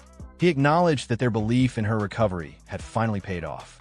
He promised that the staff would make sure Skimchul received a proper reward and that they'd be in touch soon. Then, looking back at Catherine, he gently asked her if they should head out together. Skimchul stood frozen, his thoughts spiraling. He harshly criticized himself internally, calling himself trash, utterly beyond redemption. As he watched Catherine walk away with her father, a storm of emotions swirled inside him. He pleaded silently, wishing she would just stop and scold him, say something, anything, instead of looking like she was walking off to her own funeral. His mind screamed, asking why she wouldn't say it again, why she wouldn't reach out for help like before and beg to be saved. He admitted to himself that he was the one who ran away and wasn't trustworthy. But maybe, just maybe, this time, he could be the one to save her. And with that desperate thought, he suddenly shouted out, calling them to wait. Catherine and her father stopped and turned toward him. Skimchul gathered his courage and declared that even someone like him knew who the man was, Han Kamun, the president of Semyeon Group, a man praised for his kindness, compassion, and nobility. Looking Catherine straight in the eyes, he pressed her. Wasn't this the man she knew? Wasn't he supposed to be that incredible person? He stepped forward, now standing directly in front of the chairman, and asked a hard-hitting question. Why did Catherine's face look like she was dying inside when this great man came to take her away? He grabbed her hand, refusing to let her go like this. He shouted that she had to come with him and demanded to know why she was hesitating. But in the very next second, reality crashed back in. Skimchul looked down, and his hand was empty. Everything he imagined, saving her, pulling her back, confronting the chairman, had only happened in his head. In truth, he was still standing there, helplessly watching Catherine walk away with her father. All those bold declarations existed only in his mind. He stared at her retreating figure, overwhelmed with bitter thoughts. Save her? How could he? What right did he even have? He saw himself clearly now, a coward, someone who broke promises without hesitation. He didn't even expect to be saved himself. So what was he thinking? Trying to be someone else's hero? Left behind in the middle of the city, Skimchul stood still, lost in thought. He concluded coldly that he would always belong with the goblins. Someone like him didn't deserve anything more. Just then, a player nearby glanced toward Han Kamun and whispered in awe. He recognized the man, not just as some corporate big shot, but as one of the legendary trio who cleared the... That sparked a commotion. More players rushed over, gathering around the chairman. One of them shouted, asking if that really was the famous Night King, Han Kamun, the president of Semyeon Group. Excited voices rang out. One pleaded for a screenshot, another simply admired him. Even while still walking, the chairman casually waved back at them, Then one player looked at Catherine walking beside him and blurted out, asking who the beautiful lady next to him was. To that, the chairman responded coolly with a chuckle, simply saying she was just someone I happened to meet and party with. At that moment, Catherine's father, without even sparing her a glance, waved to the surrounding crowd with a pleasant smile. But his words, directed only to her, came out in a cold and threatening tone. He warned her to remember what she was witnessing, how the world saw him with admiration, and how they viewed her. The implication was brutal. If anyone found out he had a daughter like her, the backlash would be enormous. His entire reputation could be jeopardized. Skimchul continued to stand there silently, a gloomy expression cast over his face. Then a rush of people came from the side, charging toward the chairman, excitedly calling out his name, Han Kamun, the Night King, the president of Semyeon Group. Someone even barked at Skimchul, annoyed that he was standing in the way, warning that if he made them miss their chance to meet Han Kamun, he'd have to answer for it. Skimchul didn't move. He just stood there brooding. His thoughts grew heavier. He acknowledged to himself that Catherine was indeed the treasured daughter of the powerful Semyeon Group. He then bitterly questioned how terrible her life could really be. Surely it wasn't worse than his own. Trying to suppress his guilt and calm himself down, he reminded himself again that he had done his part. He got his reward. This was the end of his involvement. But just then, an old voice called out from a hidden spot nearby. Sungryul, the old man, had been watching everything. He muttered something in surprise about a sudden big shot appearance and rambled a bit about being an AI cunning warrior, clearly confused by the situation. Skimchul turned toward him, stunned to see him there. The man was disheveled and hiding out in what looked like a back alley or sewer. Skimchul asked if he'd been trapped in a place like this all along, clearly appalled. He couldn't believe anyone would be kept like that, regardless of the reason. The old man calmly explained that it wasn't like a sewer, it literally was a sewer. He had been arrested by guards, and after barely escaping, he'd been hiding out here ever since. Surprisingly, he didn't seem bitter about it. He said that the views from his hiding place were unique, things you wouldn't get to see outside. Skimchul, fed up, snapped back at him, calling him a criminal. But then the old man's tone grew serious. He brought up Catherine, pointing out something that Skimchul had missed. The chairman had introduced her as just a party member, but she appeared far more injured than he did. Skimchul's body tensed, trying to avoid eye contact. He panicked and quickly tried to dismiss it. He stuttered, pretending not to know what the old man meant. Maybe she got injured fighting monsters, he said. Maybe it wasn't serious. He insisted Sungryul stop digging into it. But the old man didn't stop. He calmly explained that in this virtual world, pain was only transmitted as signals to the brain, so the body didn't bruise or swell in the way it did in real life. Any physical evidence of harm should be impossible inside the game. Then, pointing toward Catherine, he stated clearly, her body had actual signs of physical abuse. Skimchul froze. The revelation hit him like a wave. His mind stalled in horror. But after a moment of silence, something inside him snapped. He turned and, with burning resolve, shouted at the top of his lungs toward the crowd. He called out to the chairman, demanding he stop right there. Stepping into the center of the street, Skimchul stood tall and furious. He pointed at Han Kamun and called him trash, accusing him of kidnapping someone in broad daylight in front of a massive crowd. He asked how a man like that could have no shame. All eyes turned to him. Catherine and her father looked back, stunned. The chairman responded with practiced calm, smiling gently and feigning ignorance. He said he had no idea what Skimchul was talking about and politely asked him to stop making such statements, warning that his words might cause public misunderstandings. But Skimchul wasn't backing down. He mocked the chairman's fake politeness, imitating his tone with exaggerated speech, repeating his words in a childish, taunting way. Riff Wayne Fum, swaying, swatch twings. He pointed again and demanded to know if being the president of a major company meant he didn't have to follow the law. Then, turning to the crowd, he shouted loudly so everyone could hear, "She's my girlfriend." The crowd gasped. Skimchul, completely worked up, screamed again, saying they had already done everything together, even things better left censored. That bold declaration left everyone speechless. Even Catherine was in shock. She stood frozen, her hands covering her face, her mouth open in disbelief as she looked at Skimchul in utter horror. The crowd erupted into whispers. Some people wondered aloud if it could be true. If it was, it would be an explosive scandal. But others were skeptical, saying there was no proof, and that powerful corporations often faced fake accusations and slander anyway. The crowd looked closely at the chairman's face. Despite everything that had just been said, not even a flicker of emotion appeared. His expression remained calm, perfectly composed, still wearing that gentle smile. Han Kamun spoke to Skimchul as if none of this chaos mattered to him. He suggested that maybe Skimchul had simply mistaken Catherine for someone else. Then, with deliberate politeness, he excused himself, claiming he was in a rush. But Skimchul wasn't backing down.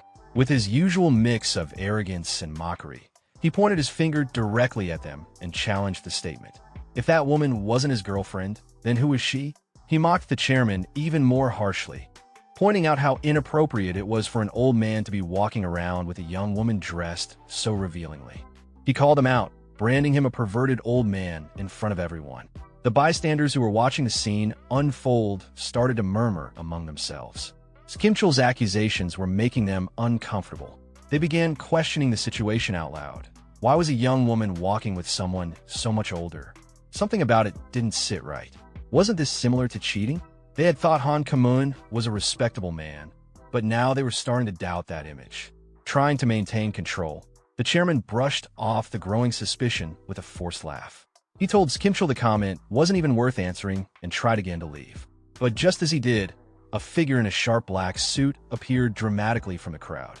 His sudden entrance caught everyone's attention. The man stepped forward, and when he turned, it was revealed to be the old man, Sungreal, now looking like a dignified elite. With an exaggerated flourish, he extended his arm toward Catherine and formally introduced himself in a booming voice. Declaring himself as Patrick Ungreil, a top executive of the Semyoung Group, he announced that the moment he heard Catherine, an heir candidate of the company, had awakened, he rushed to her side immediately. Dropping to one knee like a proper butler, he gently took her hand and dramatically proclaimed that the future of Semyoung Group was here, in this very place. Catherine, still caught in the center of everything, could barely process what was happening. Confused and panicked, she stared at the spectacle in disbelief, her thoughts spiraling. What on earth is going on? What am I supposed to do? The townspeople caught wind of the dramatic declarations and exploded into chatter again. Word spread quickly. Catherine, Han Kamun's daughter? That was major news.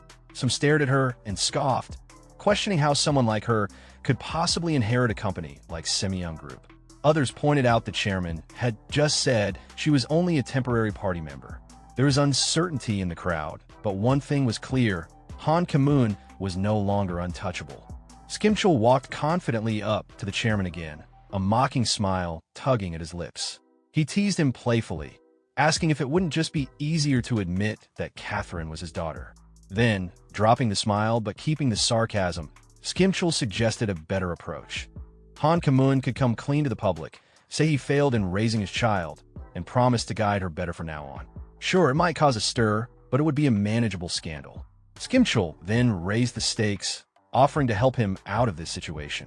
He said he'd admit to being mistaken, that he must have confused Catherine for someone else, and had no connection with her whatsoever.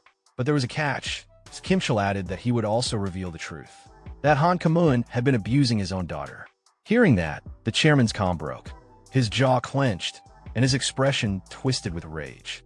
Gritting his teeth, he glared at Skimchul and shouted, demanding to know what weight the words of someone like him, a worthless mutt, could possibly hold. Who did he think he was to speak that way? Then, turning his fury to the crowd, the chairman raised his voice even louder. He urged everyone not to believe anything Skimchul was saying. He insisted that none of it was true. The sheer force of his voice was so intense that the people in the area instinctively covered their ears. Skimchul winced, struggling to process what kind of ability this was.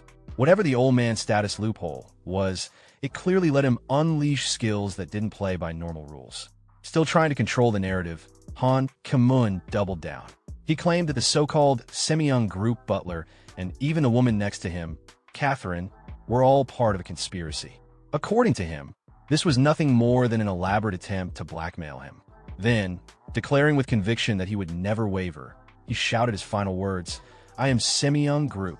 A golden aura erupted from his body, energy surging around him as he activated his skill.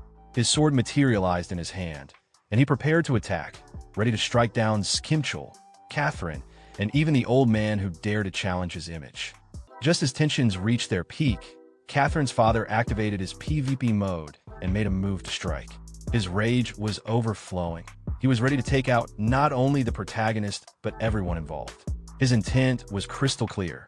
He was going to eliminate all three of them on the spot to prove that no one had any rightful connection to his daughter. But before he could land a blow, a figure clad in armor suddenly appeared out of nowhere. Without hesitation, the armored warrior struck Catherine's father directly in the face with tremendous force, launching him like a ragdoll straight into a wall. The timing of the attack couldn't have been more perfect. The protagonist, witnessing the unexpected rescue, held his forehead and silently appreciated the save. It was Gob, his summoned goblin. But before he could even finish the thought, the goblin turned towards him and dashed at high speed in his direction. Panic took over immediately. The protagonist's heart jumped as he realized how bad it would look if anyone figured out he was allied with the goblin. If the crowd found out they were on the same side, the situation could spiral into chaos. Thinking fast, he activated his goblin summoner ability and used it to launch Gob high into the air, pretending to push him away. As he threw Gob, he shouted dramatically, trying to make it seem like he was being attacked rather than helped. Internally, he was shaken, realizing just how close he'd come to being exposed. Trying to save face, he turned to the crowd and acted shocked, loudly playing the part of a clueless bystander. He feigned confusion, questioning who the mysterious armored attacker was and pretending to be just as baffled as everyone else. The audience, now thoroughly disoriented, whispered among themselves in disbelief. To them, it looked like the so-called King of Knights had been defeated in a single devastating blow and sent flying. It was surreal. As he heard their reactions, the protagonist muttered to himself about the irony. He was the one who had actually thrown Gob, yet now the entire crowd believed it was the goblin who had launched the knight. Meanwhile, Catherine was on her knees in the middle of the chaos, visibly devastated. The protagonist approached her, reached out, and tried to pull her up, urging her to pull herself together. But Catherine pulled back, overwhelmed and unable to contain her emotions. She clutched her head and cried, questioning why he was even helping her. From her perspective, there was no reason to believe he had any genuine intention to save her. But instead of offering comfort, the protagonist smirked with a dark expression, holding onto her chain with confidence. He made it clear whether he chose to care about her or abandon her was entirely up to him. He warned her to stop expecting heroes, because someone like him, someone she would never expect help from, was all she had now. Then, locking eyes with her, he demanded that she open her eyes and truly look at what was happening around her. Catherine, in tears and shaking, slowly turned her gaze and saw her father, bloody and beaten, collapsed on the ground. The sight broke something inside her. The protagonist used the moment to press further, pointing out that, whether it was fate or coincidence, her abusive father had finally paid the price for his crimes. And in that same moment, she was now offered a rare second chance at life. With an intense, almost threatening tone, he told her not to waste that chance. He reminded her that predators, figurative wolves, were already circling, drawn by the scent of blood. And since she had proven to be so good at betrayal, she better act quickly, like a goblin, before she gets devoured next. Then, without skipping a beat, the protagonist shifted gears and activated his acting skill. He suddenly shouted to the crowd that there had been a mistake. This girl wasn't his girlfriend after all. He exaggerated his embarrassment, acting as if the whole situation had been one huge misunderstanding. With a dramatic performance, he joked about needing to rush home because he left the stove on, and then took off running from the scene before anyone could question further.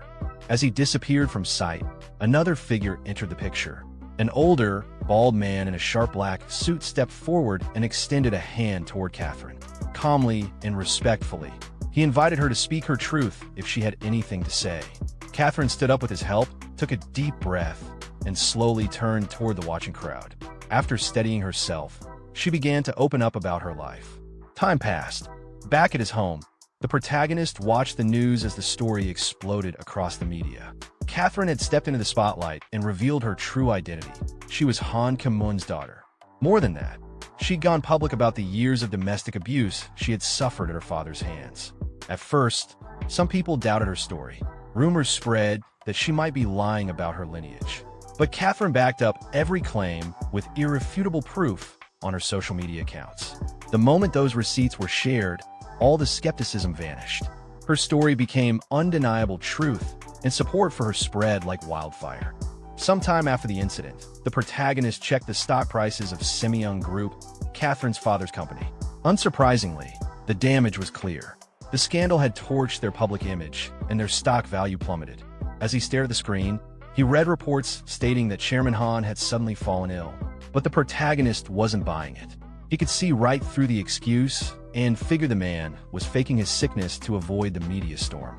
Despite everything, he couldn't shake the question from his mind. Was this really a happy ending? Later, inside the game, the protagonist stood in front of the bald old man, his expression visibly worn, his tone sharp and angry. He was shouting, almost hysterical. The stress had gotten to him. He hadn't been able to sleep, constantly haunted by the fear that Chairman Han might hire an assassin to get rid of him in the real world. The threat felt real and close, and he was spiraling. The old man, unfazed and perfectly composed, calmly asked the protagonist to lower his voice. They were in a public restaurant, after all, but the protagonist snapped at him, demanding he drop the gentleman act and talk normally for once.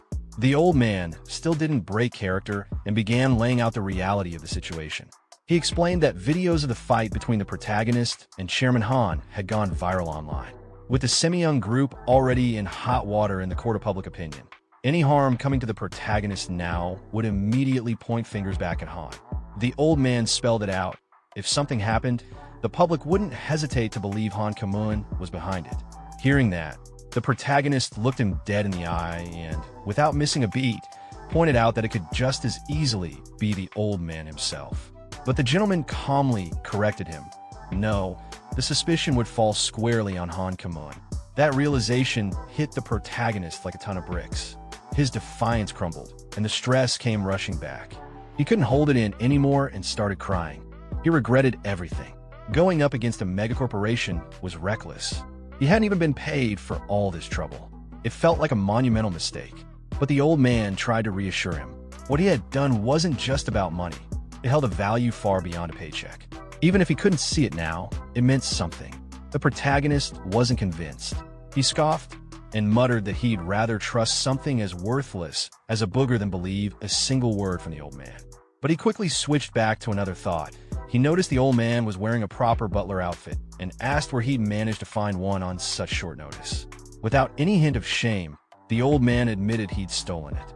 Immediately after, a soldier appeared, grabbed the old man, and dragged him to face the protagonist properly. Watching the scene unfold, the protagonist could only shake his head and mutter to himself that the old man was truly beyond saving. Then, seemingly out of nowhere, Catherine's butler showed up and called out to the protagonist. Instinctively, the protagonist referred to him as a lapdog of the Semyoung Group. But the butler, clearly annoyed by the label, adjusted his glasses with a stiff expression and warned the protagonist not to refer to people in that way. Suddenly, the butler's cold and stiff demeanor softened. His tone shifted into something more sincere and gentle as he addressed the protagonist. He expressed his heartfelt thanks, admitting that despite having served Catherine for years, he had no idea she had been suffering so much. He was genuinely grateful that the protagonist had helped her regain consciousness and come forward. But the protagonist wasn't moved by the butler's gratitude. With an arrogant expression, he responded with snark, wondering if all that praise came with a reward. After all, he believed he'd done something extraordinary and deserved more than just thanks. The butler, unbothered, replied with a touch of bitterness. He confessed that the chairman had always been stingy and that he himself had been dismissed from his position without a single payment, over nothing more than a misunderstanding. It was clear he didn't leave the company on good terms. He went on to explain that he was no longer affiliated with the Semyoung Group. After witnessing what the company had done, he couldn't stay in good conscience. It had crossed a line. The protagonist, still unimpressed, teased him about being unemployed now. But his tone quickly turned serious. He admitted he hadn't been sleeping well, clearly still anxious about Catherine's safety. If the butler had quit, who would be there to protect her now? The butler clenched his fist in response. He admitted that, just as the protagonist feared, there were many people, including Catherine herself, worried about what might happen next. With her having exposed the sins of such a powerful man, it wasn't out of the question that she might face retaliation. People were nervous about whether she'd be safe. But then the butler motioned toward the back of the room, revealing Catherine herself. She was seated comfortably, actively engaged in a live stream. The butler proudly explained that he had brought her there and set up everything himself, turning the moment into a public broadcast. Catherine was smiling and interacting with her viewers, even thanking a donor for a subscription in her usual bright tone. The protagonist looked on, confused by the sudden change in scene. The butler, beaming with pride, explained further. He had spent the last of his savings to build her a studio where she could stream safely. To him, it wasn't just a career pivot, it was a strategy, with the whole world watching her every move. Keeping her in the public was the best way to ensure she wouldn't be harmed again. As the stream continued, one of her viewers gifted her a huge donation, over 1,000 digital gifts, and Catherine immediately responded with enthusiasm, promising to perform a dance as a thank you gesture. The butler turned back to the protagonist, explaining how it worked. As long as Catherine continued streaming, those who might wish to silence her would be powerless to act. If, on any day, she failed to go live, people would instantly know something was wrong. The live stream had become both her shield and her signal. The butler glanced at Catherine on the live stream, acknowledging that while she didn't seem overly excited, it was clear she was putting in genuine effort. Watching her try her best in front of the camera, the protagonist couldn't believe it. He was dumbfounded that she hadn't been doing this all along. It felt like such a natural fit for her, and he couldn't wrap his head around how this hadn't happened sooner. Then, with a soft voice, the butler turned to the protagonist and explained that, even though it was a bit late, he now intended to help Catherine live the life she had been denied until now. And it was all possible thanks to Kim Chulsuim. Hearing those words, the protagonist's face immediately turned red from embarrassment.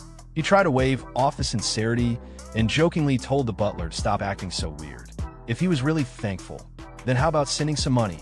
The butler calmly replied that while he hadn't sent any cash, he had already sent something to the protagonist's in-game mailbox, something Catherine had personally prepared. Then, without waiting for a response, the butler ended the call. The protagonist shouted after him, demanding real money instead, but it was too late. The call was already cut. On the other end, the butler smirked to himself with a sense of petty victory, claiming he knew how to hang up first. Meanwhile, on the live stream, Catherine reacted with surprise and joy at receiving a huge donation of 10,000 balloons from another user. She asked if there was any specific request for her to fulfill in return. When the request came, bike dance, she hesitated in confusion, unsure how to do it, but still gave a shot in front of the camera. Watching this unfold, the butler began to sweat nervously. Seeing her dancing awkwardly on the stream made him realize something unexpected. Maybe Catherine was never meant to take over a giant corporation. Maybe her true calling was to become a mega streamer. The thought echoed in his mind. This was her stage now. Sometime later, the protagonist visited the in-game mailbox, where Rachel, the mailkeeper NPC, greeted him cheerfully. When he mentioned expecting something valuable, maybe even solid gold armor, Rachel excitedly confirmed she'd been keeping his delivery safe. She went to retrieve the item, and, as she handed it over, her demeanor shifted dramatically. She informed him that the item was cursed. Touching it could mess with someone's sanity. Her cheerful tone turned into something more threatening as she glared at him, questioning his attitude and demanding to know who he thought he was to speak to her like that. The protagonist, taken aback, insisted that of course he was entitled to his mail. But when he looked at the item details, he realized what she meant. It was a rare cursed weapon, the Bloodworm Whip. Crafted from the leather of a bloodworm, it came with dangerous consequences. Using it without removing the curse would randomly affect the user and could even drive summoned minions into a rampage. Shocked, the protagonist stared at the description, horrified at what he'd just received. He couldn't help but wonder if wielding this thing would turn him into a lunatic like the NPC he just spoke to. Furious, he cursed Catherine's name, frustrated that even now, she was still managing to make his life more complicated. Later, the NPC who had previously given him the Golem quest appeared again and, with his usual smugness, assigned the next mission, wiping out a goblin village. Immediately, the protagonist activated his goblin summoner skill and rushed up to the NPC, closing the distance between them in a flash. With an intense glare, he challenged the NPC to repeat the request. Unbothered, the NPC calmly repeated the mission word for word: exterminate a goblin village. He then explained it was just a simple cleanup task, removing evil goblins who were harassing people. They were weak monsters, so there was no need for assistance. It was a quick job, and the NPC expected him to handle it without trouble. There was plenty more work waiting after. The protagonist turned to look at his goblin companion. He told him that this was the moment they couldn't avoid anymore, the inevitable confrontation. Fighting goblins was now part of their path. But as he looked at the goblin's face, he noticed something strange. Did that little guy just snort at him? Sometime later, the NPC was seen riding in a cart, which, oddly enough, was being pulled by a crane instead of a horse. The NPC, clearly annoyed, wondered aloud where his horse had gone. Inside the cart, the protagonist was sitting with the goblin, trying to talk things out. He reached for the goblin's hand, trying to reconnect, but the goblin refused to engage. He even slapped the protagonist's hand away and turned his head. Frustrated, the protagonist lashed out, demanding to know why the goblin was acting this way. He insisted that he hadn't had a choice back then. He had to throw him to protect their secret. What was he supposed to do? Let everyone know they were working together? But the goblin continued to ignore him, casually lying on the floor and cleaning his ear. It was like he couldn't care less. The protagonist snapped again, pointing out that the goblin never listened and always caused trouble. He yelled that he hated him too and called him useless. Then, as his anger flared, a memory surfaced. Someone had warned him that one-sided relationships were fragile. The thought lingered in his mind, and he clicked his tongue in irritation. He tried to brush it off, but his emotions got the better of him. He cursed under his breath and prepared to vent even more.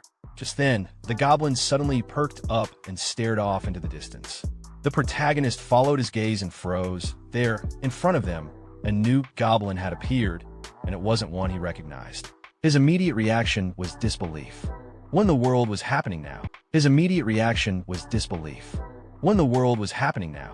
When Kim Chulsu sees a goblin appear suddenly, he's immediately startled. Reacting out of fear, he shouts for someone to kill it, clearly not expecting a monster to show up so suddenly. Right then, a loud explosion erupts from behind the cart, drawing everyone's attention. One of the NPCs on board is alarmed by the sound and asks what that noise was, clearly confused and concerned. Kim Chulsu, still focused on a goblin, watches his summoned companion goblin miss its attack. He yells at it, frustrated, pointing out that the enemy is still alive.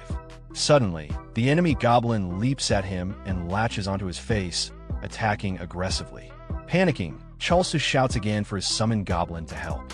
In the chaos, Chulsu manages to grab hold of the goblin and tries to pull it off, yelling angrily at it to get away from him.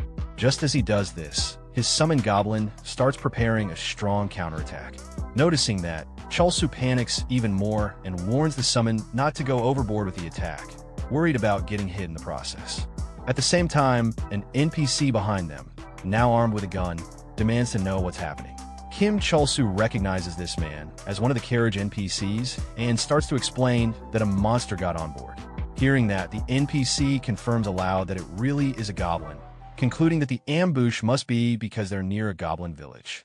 He calmly tells Chulsu to stay still and says he'll handle it in one shot. But Chulsu quickly corrects him in a panic, trying to point out which goblin to shoot, the one in front of them. The NPC acknowledges this and prepares to shoot. However, in a twist, the NPC mistakenly fires at Kim Chulsu instead of the goblin. Chulsu shouts in disbelief, calling him out for shooting the wrong target. Injured, he falls to the ground. Still lying there, Chulsu yells in frustration, asking the goblins why they're targeting him in the first place. Then, unexpectedly, the goblin that attacked him starts crying and begs for help. Chulsu looks at him in confusion. The goblin explains that he thought one of his fellow goblins had been captured and rushed in to rescue them, not intending to hurt anyone. Hearing this, Chulsu is completely stunned that the goblin can actually talk. He shouts in disbelief at this new revelation. Later, as the cart continues through the forest, Chulsu sits inside looking irritated. He wonders aloud whether being a goblin summoner somehow lets him understand goblins, and sarcastically questions if he's becoming a goblin himself. Meanwhile, the captured goblin, tied up to the cart and being dragged along, pleads again for mercy.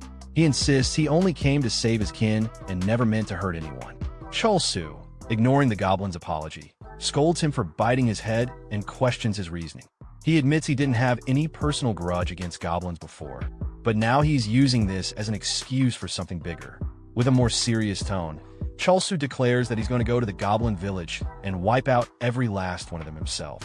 The carriage comes to a stop, and the NPC informs Chulsu that they've arrived. Chulsu looks ahead, puzzled by the location. Then a system notification appears before him, confirming the path leads to the goblin village. He reads it aloud and realizes he has to proceed on foot from here.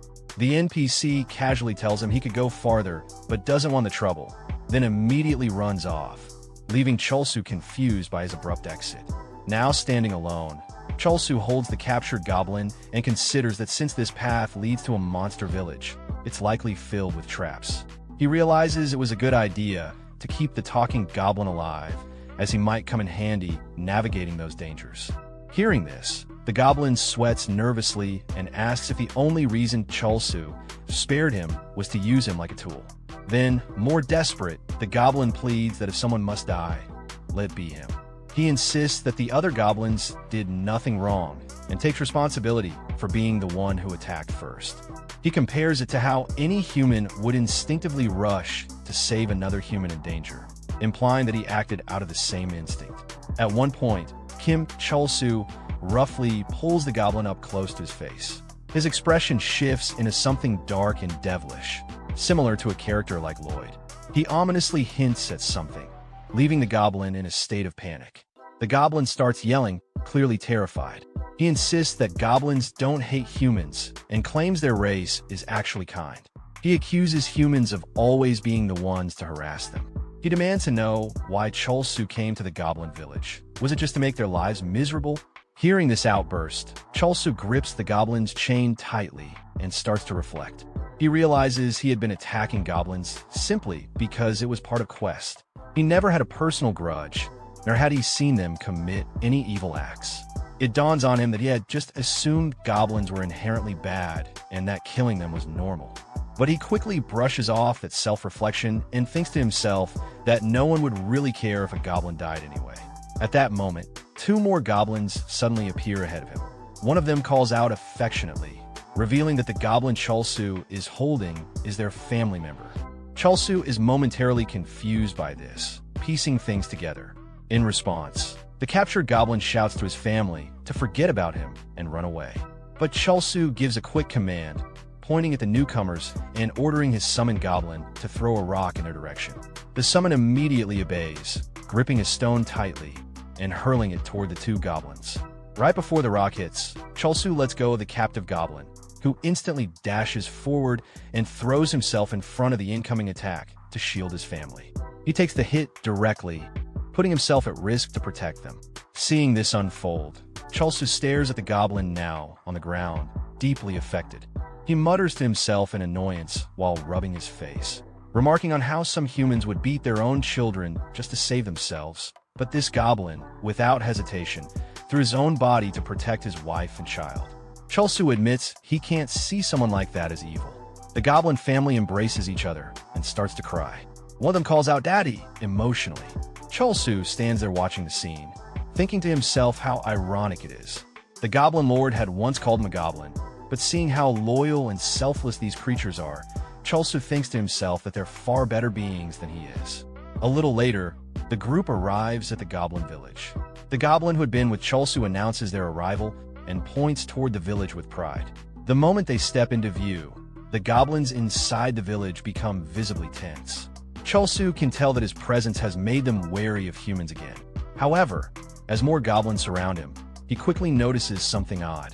Their expressions don't seem hostile, they actually seem relaxed. This makes him question what's really going on. Some goblins start talking among themselves, commenting on a new arrival. They ask where this goblin came from and make fun of his appearance, saying he looks particularly ugly. Chulsu is taken aback by these comments and thinks to himself in frustration that he's not a goblin at all. Then, the goblin who accompanied him, now acting a bit smug, reassures him. He explains that before boarding the carriage, he had gone through the same doubts.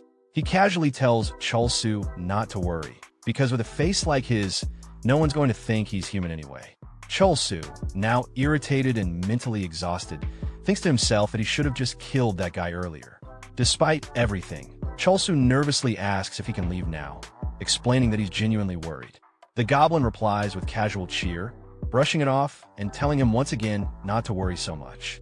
After everything that had happened, Kim Chol-soo replies with a straight face that he's not worried about the goblins. He's worried he might end up killing them all. The goblin sitting with him doesn't seem to take it too seriously. He just laughs and tells Chol-soo again that he can't leave yet.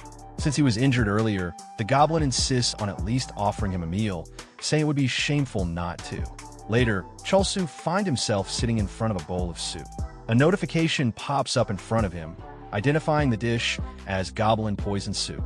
On seeing the name, he yells at the goblins, pointing out that it literally says poison in the name. Meanwhile, behind him, a goblin mother scolds her children for running around the house while they have a guest. One child chases the other, yelling at them to stop. But Chol-soo doesn't pay attention to any of that. His eyes are locked on the suspicious-looking soup. He takes a spoonful and comforts himself with the thought that, luckily, in-game characters can't taste anything. Still, he can't help but wonder what he's doing, sitting here and eating with monsters. Just as he's about to take a bite, one of the kids bumps into him, causing the soup to spill all over his face. It deals 169 damage to him. The goblin sitting across from him bursts out laughing. Chol-soo, furious and covered in soup, tells them to stop laughing. When they don't, he yells again, angrier than before. A nearby goblin, possibly a village elder, casually asks how Chol-soo and his goblin companion ended up traveling together. He comments that it's rare to see a human and a goblin getting along. Wiping the poisoned soup off his face with a handkerchief, Chol-soo bluntly clarifies that they're not friends. He says the goblin is just his summoned creature, a subordinate, nothing more. The goblin seems confused by the term, but says that if he ever had the chance to travel the world with an adventurer, he'd consider himself the most successful goblin in history. He admits he envies Chol-soo, not just for himself, but for his family and the entire village, who likely will never get to leave this place. Chol-soo observes the village goblins and reflects that they're stuck in low-level dungeons, unable to escape that life. Just then, the goblin's wife arrives behind him, playfully scolding him for getting too gloomy. She offers to bring some snacks to cheer him up. Chol-soo, looking away, asks the goblin why he seems so down. Despite being a goblin, Chol-soo points out that he has a caring wife. Then, without turning to him, Chol-soo admits that he himself is human, but has no wife, no friends, and no courage to do what the goblin did earlier. He reflects on his own cowardice and tendency to distrust others, even his own kind. Turning back to the goblin, Chol-soo says that someone like him, who's better than Chol-soo in many ways, can definitely do what a human can. He suggests they hang in there together, saying they're the same. The goblin responds with genuine gratitude, thanking Chol-soo for his kind words. However, one goblin hiding up high suddenly tries to ambush Chol-soo. The attack doesn't land. Because of the significant difference in stats, particularly Chol-soo's agility at 32, the attack bounces harmlessly off and hits the table instead. Chol-soo notices something's off and looks around, seeing the goblins in a room all frozen, shocked, and sweating nervously. Right then, a cockroach scurries across the table. Chol-soo, startled, panics and exclaims in disgust, wondering if all of this chaos was because of the insect. At the same time, another goblin under the table prepares to attack him. Chol-soo instinctively calls out to his summoned goblin, warning him how close that was and that the cockroach is still alive. His summoned goblin quickly grabs a stone and hurls it. But instead of hitting the cockroach, the stone smashes into the attacking goblin under the table, killing him instantly. Another goblin attempts a sneak attack from under the table just as the cockroach moves again. Chol-soo, aiming to kill the bug, swings his hand toward it, accidentally hitting the hidden goblin instead. The blow deals 549 damage and kills the goblin instantly. Ironically, he misses the cockroach again, but somehow lands a perfect hit on the attacker. Feeling the impact through his hand, Chol-soo senses he hit something solid and begins to realize what happened. But he shakes it off and tells himself that he should leave now. He would have liked to stay longer, but the situation has gotten serious. From nearby, one goblin nervously asks another what they should do. The second goblin, sweating and clearly just as unsure, fakes a smile and tells Chulsu they hope he stays safe on his journey. As Chulsu walks away from the village, he quietly thinks to himself that goblins turned out to be genuinely good monsters. He regrets not saying goodbye to the children and mentally tells them he's sorry. While heading out, he casually says he's off, ready to continue his journey. But suddenly, another player appears in front of him. Without hesitation, this new character kills a goblin nearby and calls out to Chulsu, saying he knew he'd be here. The player rests his sword on his shoulder, smirking, and comments that he's found one more goblin. With his newfound understanding, the protagonist says a quick goodbye to the goblins. He then notices an adventurer standing in front of him. The adventurer, who is looking for goblins, happily says he knew he would find one there. The adventurer, looking at the dead goblin, sees the protagonist speaking to it. "James, he always cooked for me," the protagonist says. The adventurer is shocked that the protagonist can talk and realizes he must be a player. He assumes the protagonist is there to farm the goblins, as they are crawling all over the place, and offers to help. The protagonist gets angry and activates PK mode on. He shouts, "Go Goblin!" to a nearby goblin. The goblin replies in confusion, then charges toward the adventurer, who kills it with a single kick. Before dying, the goblin curses at the human. Seeing this, the protagonist gets even angrier and shouts at the summoned goblin, calling it an idiot and saying he didn't want him to attack the adventurer. The adventurer, now angry, questions what the protagonist is doing. He notes that the protagonist called the goblins his friends and is now challenging him to a player-killer match. He asks if the protagonist knows him or holds a grudge against him. The protagonist angrily tells the adventurer that he was the one who hurt his friends first and throws a punch at him. The punch does little damage, and the adventurer looks angry. Meanwhile, outside the room, two other adventurers are killing goblins. A red-haired adventurer named Zeros, a warrior, says he guesses their friend Minchel is going all out, as he was complaining earlier. His female companion agrees, saying he thinks he's the only one who doesn't want to do this.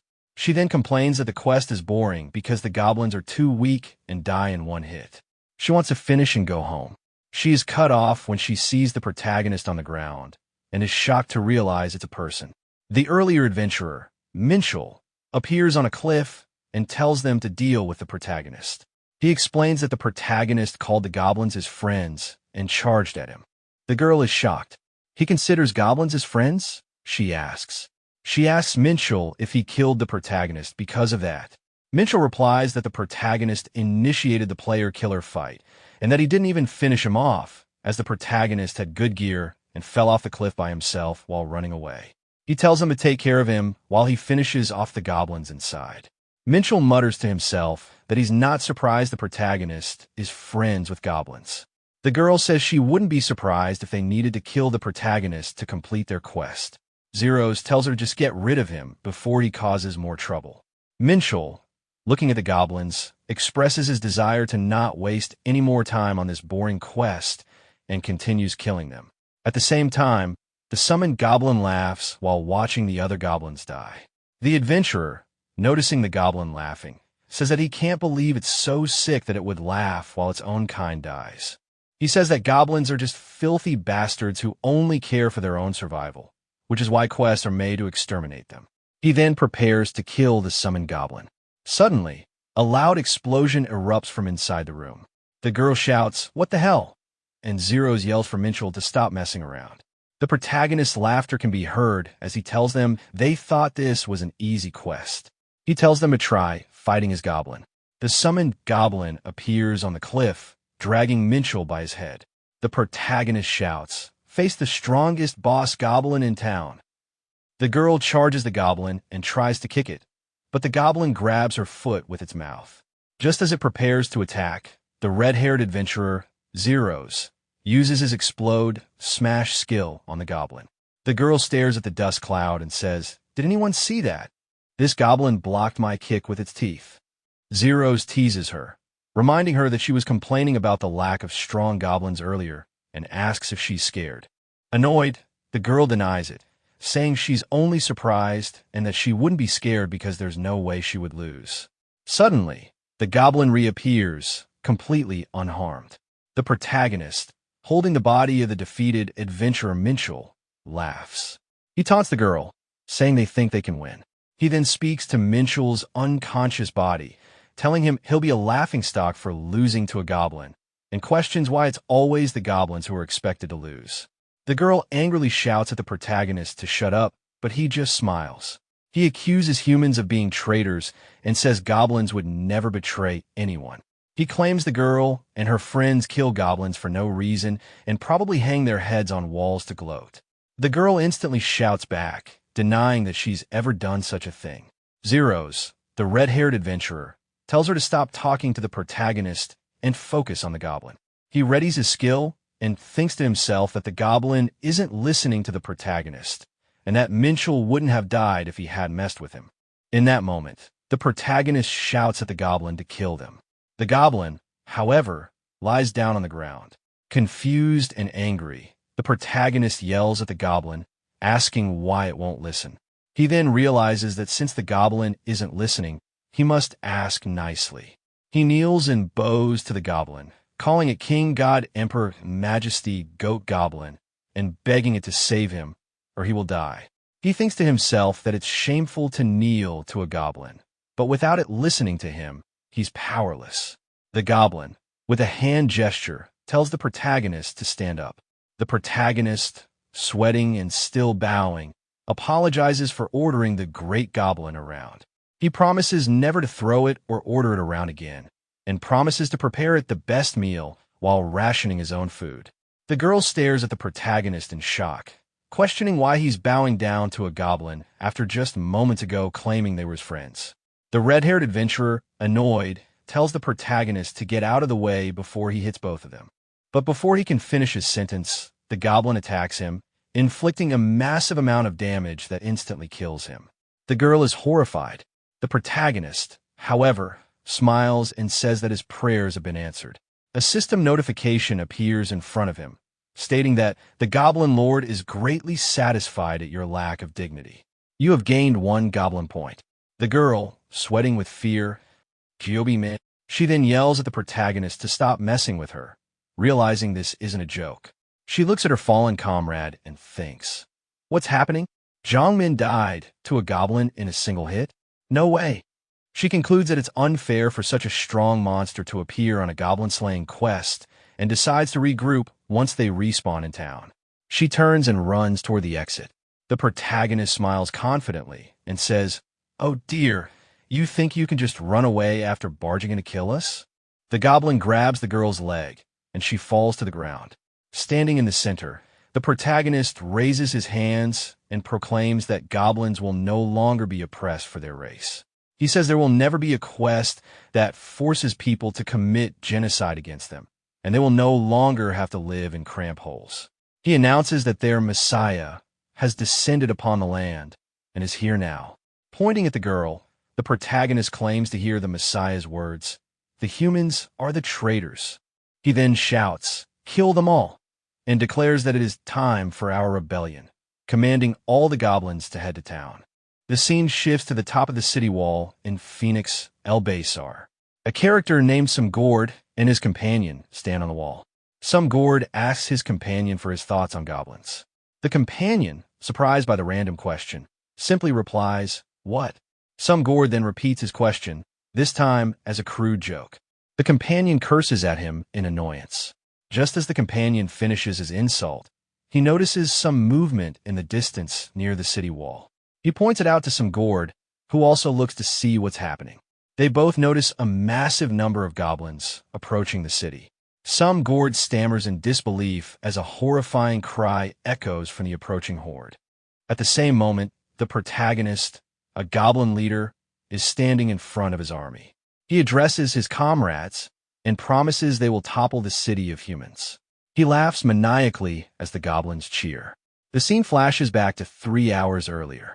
The protagonist gives a menacing order to his goblins, "Kill them all." He then commands them to take all the goblins to the town, declaring, "It's time." An adventure girl is shown lying on the ground, surrounded by goblins. The protagonist says this is the start of their rebellion, and the goblins all cry out in agreement. The protagonist then tells the goblins to hold on and not kill the girl. He explains to her that he won't let her get off so easily. He reminds her that her party members have died and can't use the revive button. He asks if she wants to endure the same pain as them, to which she struggles and groans. The protagonist then looks at her with a villainous smile and makes a comment about her body. He then says he wishes to ride her. The scene returns to the present. The protagonist is now sitting on the girl's shoulders, laughing as she carries him. He yells for the goblins to kill all the humans and reminds the girl that he has her money and weapons, so she can't log out. The girl agrees to his terms with an annoyed expression, but demands he return her things after. The protagonist says he will keep her as a pet once the age of goblins arrives. The scene shifts again to the Adventurers Guild. A man rushes in, yelling that goblins are invading and that all adventurers must gather. The people in the guild dismiss his warning. One of the adventurers asks if he is joking, questioning how goblins could be a threat. Beside the panic man, a young boy with glasses gives a mocking expression. "They're just fodder mobs," he says dismissively. The man, however, only grows more frantic, sweat beading on his face. "And no, but it's real. Trust me, tons of goblins are invading us." Another adventurer asks why the guards aren't handling the situation. This piques the interest of an elf beast tamer from earlier. "Goblins," she says. A yellow-haired adventurer sees a potential opportunity. "Maybe it's some sort of event?" "Sound fun," he says. His assistant immediately shoots the idea down. "Don't even think about it. Getting mixed up in this might harm our plans for the next dungeon." The yellow-haired adventurer replies confidently, "No need to be so cold. I mean, self-defense levels are fine, right?" "Huh? What do you—" the assistant starts to say, but she is interrupted as a goblin crashes through a window. The yellow-haired adventurer, without a change in his expression, instantly kills the goblin with his gun. "Whoa, there really are goblins," he exclaims. His assistant thinks to herself, "Does he have eyes on the back of his head?" Suddenly, the adventurers are taking the man's warning seriously and begin to prepare for a fight.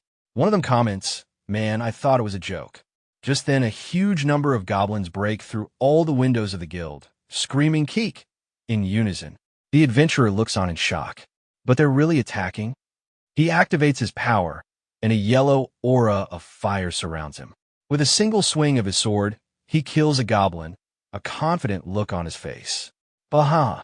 Too easy. The text reveals that this is Asfistad, the Hellfire Guild Master. "I had some high hopes since it was a special event, but even 100 of these fodder mobs wouldn't be enough to make things interesting," he says. The little boy with glasses is revealed to be Jaimini, Professor LV, 52, and Hellfire Guild Vice Master. The Hellfire Guild Master's confident look falters slightly as the professor says, "It's not 100. He then activates his professor skill, X-ray. "There's tens of thousands of them. Maybe even more than that," he finishes. Suddenly, the Hellfire Guild Master is overwhelmed by the sheer number of goblins surrounding him, and he panics. What the hell are these hordes? At the same time, the yellow-haired adventurer, Horace Philiver, Gunslinger LV, 62, and Armstrong Guild Master, looks at the chaos in front of him and says, "The town seems to be in danger." Horace, the gunslinger, looks at his assistant, Charlotte Stone, the alchemist, who is also the vice master of the Armstrong Guild. He asks if she's going to tell him to sit back and watch. Charlotte adjusts her glasses and replies that's exactly what she wants him to do. Horace dismisses her immediately, saying, "Hell no. Damn it." The beast tamer stands up and says, "Unlike that child from last time, these goblins aren't very cute." She then summons a gust of wind and calls to her pet. A massive cat appears in the middle of the city and lets out a powerful roar. The protagonist, the goblin leader, sees the cat. He angrily points his finger at it and laughs maniacally, saying they will give the humans a taste of their own medicine. Meanwhile, inside the city, other adventurers are running from the goblins. A girl named Giusevelli, a magician, is crying out as a goblin gets close to her. She instinctively uses her magic and kills it, then looks at it in shock. "Huh," she says, "they're weak." Her companions agree, noting that while there are a lot of goblins, they're just weak mobs. As the adventurers prepare to attack with their skills, the goblins stop in their tracks. The adventurers shout insults at the goblins before unleashing a flurry of fireballs, killing several of them instantly. People inside the city begin shouting that the goblins are weak as shit, maybe only level 20 at most. Middle-level adventurers attack the goblins with excitement, yelling, "Just mow him down." The protagonist, seeing the chaos unfold, is shocked and panics, holding his face in his hands. "Whoa, damn it! How dare the humans counterattack?" he yells. In the next moment, the protagonist bows before his goblin summon. "Oh, great goblin," he pleads. "Our comrades' morale is falling. Please show us your power." While our protagonist begs his summoned goblin to lead them, the girl he's using as a mount thinks about quitting the game entirely. The summoned goblin, in response to the plea, lets out a confident, arrogant laugh and grabs its weapon. Meanwhile, a group of adventurers is making short work of the goblin army. One adventurer, celebrating how fun it is to mow down the mobs, is suddenly shocked into silence by the sight of the summoned goblin standing right in front of him. In a single blow, the summoned goblin defeats the adventurer. Our protagonist, still on the girl's shoulder, laughs triumphantly at the foolish humans for underestimating the goblins. The girl, in turn, looks at the summoned goblin and questions whether it can truly be called a goblin. Suddenly, the goblin army's behavior changes. They charge forward, attacking relentlessly and without pause. They ignore the dead and attack anyone they see. The protagonist, sweating, tries to rein them in, telling them to stop and focus on other humans, but they don't listen. He then sees some goblins dragging a dead girl into a dark alley. He jumps off the mount, shouting at them to stop and asking where they are taking her. He grabs one of the goblins by the shoulder, but the goblin simply bites his hand. In pain, the protagonist realizes that these goblins are completely insane as he watches them surround the dead girl, glaring at him. Looking at the dead goblins, the NPC god, Shin, questions why they have come to this place. He then turns to the protagonist with an awkward expression and asks if he knows anything about it. The protagonist mumbles incoherently, denying any knowledge. Ignoring the protagonist, Shin looks toward the city. He notes that while the adventurers are holding their own, the goblins' numbers are overwhelming. He decides the fight will only get worse and declares he will end it in a single blow. The protagonist stops him. He argues that the goblins may have simply been pushed to their breaking point. He explains that Shin's quest to kill goblins, including a new one to wipe out an entire village, have unfairly labeled them as evil monsters. He asks if Shin can understand how the goblins feel when they are hunted by people they've never met. Shin replies, "Goblins must die because they're evil, though."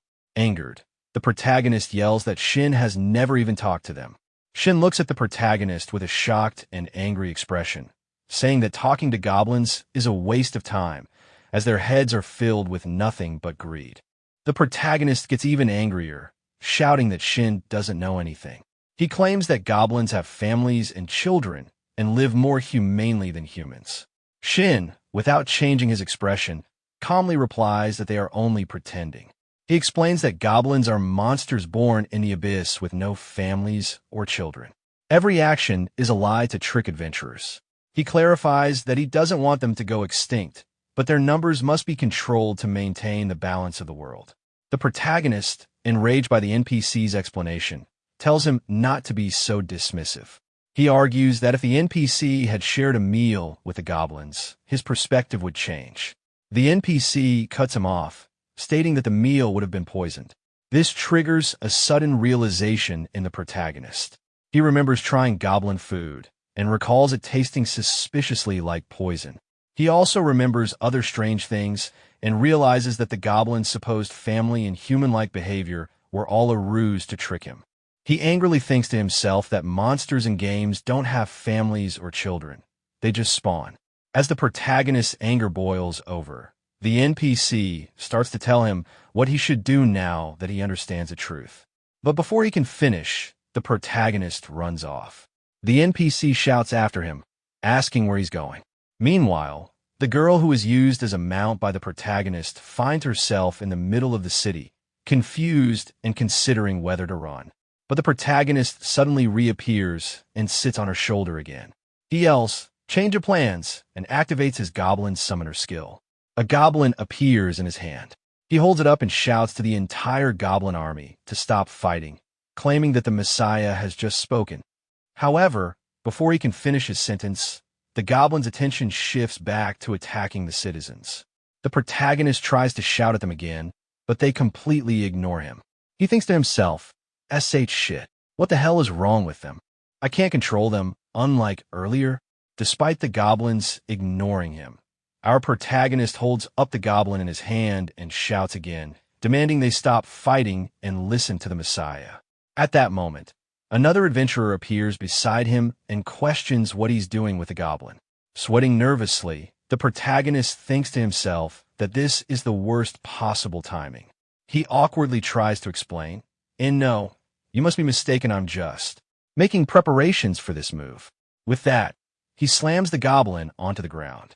The adventurer, impressed, praises his excellent suplex and says he almost thought the protagonist was responsible for the entire goblin incident. The protagonist is astonished that an extra character could guess so perfectly. As the adventurer walks away, our protagonist shouts to his back, "Go kill tons of goblins," and lets out a sigh of relief. He then turns to the goblin he slammed, which has now stood up, looking at him with anger and frustration. The protagonist thinks he's in trouble and nervously tells the goblin he didn't actually suplex it, but simply tripped. The goblin ignores him, picks up a rock, and prepares to attack. Panicked, the protagonist shouts, fuck it." As the goblin throws the rock, he quickly grabs the girl in front of him and uses her as a shield. The girl is knocked out from the impact. The protagonist apologizes to the unconscious girl, calling her Goblin number 2, and then throws her to the ground. He then angrily confronts the goblin for throwing a rock at him. "How dare, minion," he says. His tone turns serious and threatening as he declares that the goblin needs to be taught a lesson. At the same time, the beast tamer notices the rock flying through the air. She looks at the protagonist and recognizes the dropping ear goblin. She wonders what he's doing. The beast tamer sees the protagonist holding a red whip and is shocked. She realizes he's trying to use a bloodworm whip without dispelling its curse, which will cause his minion to become crazed. The protagonist, unaware of her thoughts, hides the whip behind his back from a goblin. The item description reveals that using the cursed whip will give the user a random status effect and make the minion crazed. The protagonist yells at the goblin, saying he now knows why he was given the whip. It was meant for giving the goblin a beating. Seeing this, the beast tamer tries to stop him. Meanwhile, the Flame Knight is on a killing spree, happily mowing down goblins and declaring that even trash mobs are fun to kill when they're all bunched up. The glasses-wearing boy warns him to stop having fun and tells him that their healing is at its limits and other adventurers are being killed. The Flame Knight angrily replies that if they died, they deserved it and will be kicked from a guild. At the same time, the gunslinger is firing at goblins. After killing a group of them, he proudly says he's landed his 100th headshot. His assistant, however, corrects him, saying he only killed 99 monsters with 100 shots. The gunslinger playfully asks if she's sure she didn't forget to count one. Before she can reply, a bullet flies past her, hitting another goblin. The gunslinger grins and says, "Ta-da, Charlotte, this fountain of blood is for you." The assistant realizes he shot a bullet into the sky to create the effect. Elsewhere, other adventurers are fighting the goblins. The Flame Knight tells them to stop killing the goblins one by one and activates his power to show them how farming is properly done. Suddenly, the goblins in front of the adventurers stop, scared and sweating. The glasses-wearing boy notices a strange presence among the goblins and shouts to the Flame Knight that something's off. The protagonist's summoned goblin appears, looking angry and ready to attack. Ignoring the boy's warning, the Flame Knight leaps into the sky, activating his meteor blaster skill. A huge explosion erupts, and the Flame Knight stands in the middle of the carnage, saying he will burn the goblin to a crisp. However, the protagonist's summoned goblin emerges from the fire unharmed, leaving the Flame Knight shocked and annoyed by its resilience. The Beast Tamer girl is too late. The protagonist strikes the goblin with the cursed whip, and a red energy surrounds it. "I'm too late," she says to herself in dismay. She then turns to the protagonist and tells him, "There's no time to waste. Unsummon your minion immediately." But it's no use. The protagonist is already passed out from the whip side effect. The beast tamer watches in horror as the goblin's personality changes and its body is consumed by the red energy. She thinks to herself, in return for being unable to control a minion, Crazed raises its stats massively. She tries to reassure herself that she can handle a monster of this level, but the goblin suddenly walks past her at an astonishing speed. She realizes he's not a weak minion, and she remembers the true danger of the crazed effect. The minion no longer recognizes its master. The goblin turns and tries to attack the unconscious protagonist. Just then, her summoned cat, Michelle, grabs the protagonist in its mouth and throws him into the sky, where he's held suspended. The goblin gets even angrier. Seeing the path is now clear, the beast tamer yells to her summoned cat, "Michelle, attack lightly, just to bring him back to his senses." As the big cat attacks, the goblin surprisingly hits the cat instead, dealing an enormous amount of damage. The beast tamer girl is shocked. The goblin then instantly appears in front of her, launching a new attack. Reacting quickly, she activates her summoner skill and summons a giant earth elemental. But the goblin punches through the elemental, destroying it in one hit. The beast tamer, flying away on her bird, realizes her fears were correct. The damage pop-up wasn't a mistake. She knows that if the protagonist doesn't unsummon the crazed goblin, many people will get hurt. She tells her summoned bird to get out of there, and it flies away at top speed. In a fit of rage, the goblin slams the ground, sending rocks flying into the air. It then starts hitting the rocks with a club, launching them toward the bird. The beast tamer screams at the bird to fly faster, but one of the rocks hits it, causing it to lose consciousness and drop the protagonist and the girl. Falling to the ground, the beast tamer grabs the protagonist, using her body to shield him from the impact. She looks at him and says she had hoped he wouldn't be as boring as a man the next time they met. The goblin, having lost its targets, simply walks away. The scene returns to the Flame Knight facing the crazed goblin. The Flame Knight grunts in annoyance and activates his Eternal Flame skill. The glasses-wearing boy tries to warn him, saying that the goblin withstood his meteor blast without a problem and is unlike any goblin they've faced. He insists this is the time to use his skills. The Flame Knight angrily dismisses him, saying that getting help from others is the same as losing. He tells the boy to shut up and just watch, as he has always done. The glasses-wearing boy sweats nervously, recalling the Flame Knight's words, "Like you have always done." He thinks about how he, a genius with an IQ of 160, has been held back by the Flame Knight's constant orders to stay back. Suddenly, the Flame Knight charges the goblin. The goblin retaliates, hitting him with a powerful blow that causes a massive explosion and sends the Flame Knight flying. Other adventurers notice the explosion in shock, including the gunslinger, who turns to his assistant, Charlotte. She confirms that she saw it too. The glasses-wearing boy is horrified, realizing that the Flame Knight has taken max damage. He understands this means a player's pain tolerance has been exceeded, forcing them to retire. Crying, he calls out to his guild master, but before he can say more, the Flame Knight appears behind him, completely unharmed. The Flame Knight grabs his head, telling him not to make it seem like he lost, and to stop crying. The boy, shocked to see him alive, stammers in disbelief. The Flame Knight, with a confident smile, asks his Mr. Genius for a strategy to defeat a monster that deals maximum damage with every attack. Adjusting his glasses, the boy explains that winning is impossible, but they might be able to get in one hit. Hearing this, the Flame Knight's eyes light up with excitement. He accepts the challenge and begins to charge his sword with a large amount of energy, declaring that he will kill the goblin in a single move. And with that, today's episode comes to a close. But the journey doesn't stop here. The next chapter is already up, and you can find the link waiting for you in the description below. After taking that heavy damage, the goblin leaned weakly against Flame Knight. Seeing it struggle, Flame Knight spoke to it again, clearly annoyed, before deciding he would finish the fight himself. But just as he prepared to strike, his own health dropped dangerously low. A system notification appeared in front of him, informing him that he had run out of mana. Shocked, he froze in disbelief for a moment. Before the goblin could land a hit, Flame Knight released his sword and was instantly transported away, narrowly escaping the goblin's attack. Suddenly, Douglas, a boy wearing a small outfit, ran up to Flame Knight and started yelling at him. He was furious and frustrated, demanding to know why Flame Knight had given up when he promised to win. The boy lashed out at him, shouting that he should fight until the end like always, not surrender halfway. Flame Knight remained silent, his expression unreadable. The boy's anger turned into tears as he pleaded for him to survive, saying that sometimes it felt like Flame Knight was trying to throw his life away. He begged him to just run away instead, reminding him that this was only a game and not worth dying over.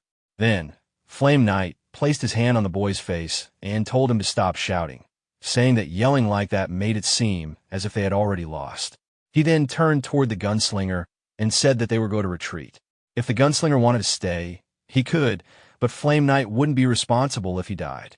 The gunslinger, however, smiled as he looked at the goblin and said that he would stay and finish things, finding the situation more troublesome than entertaining.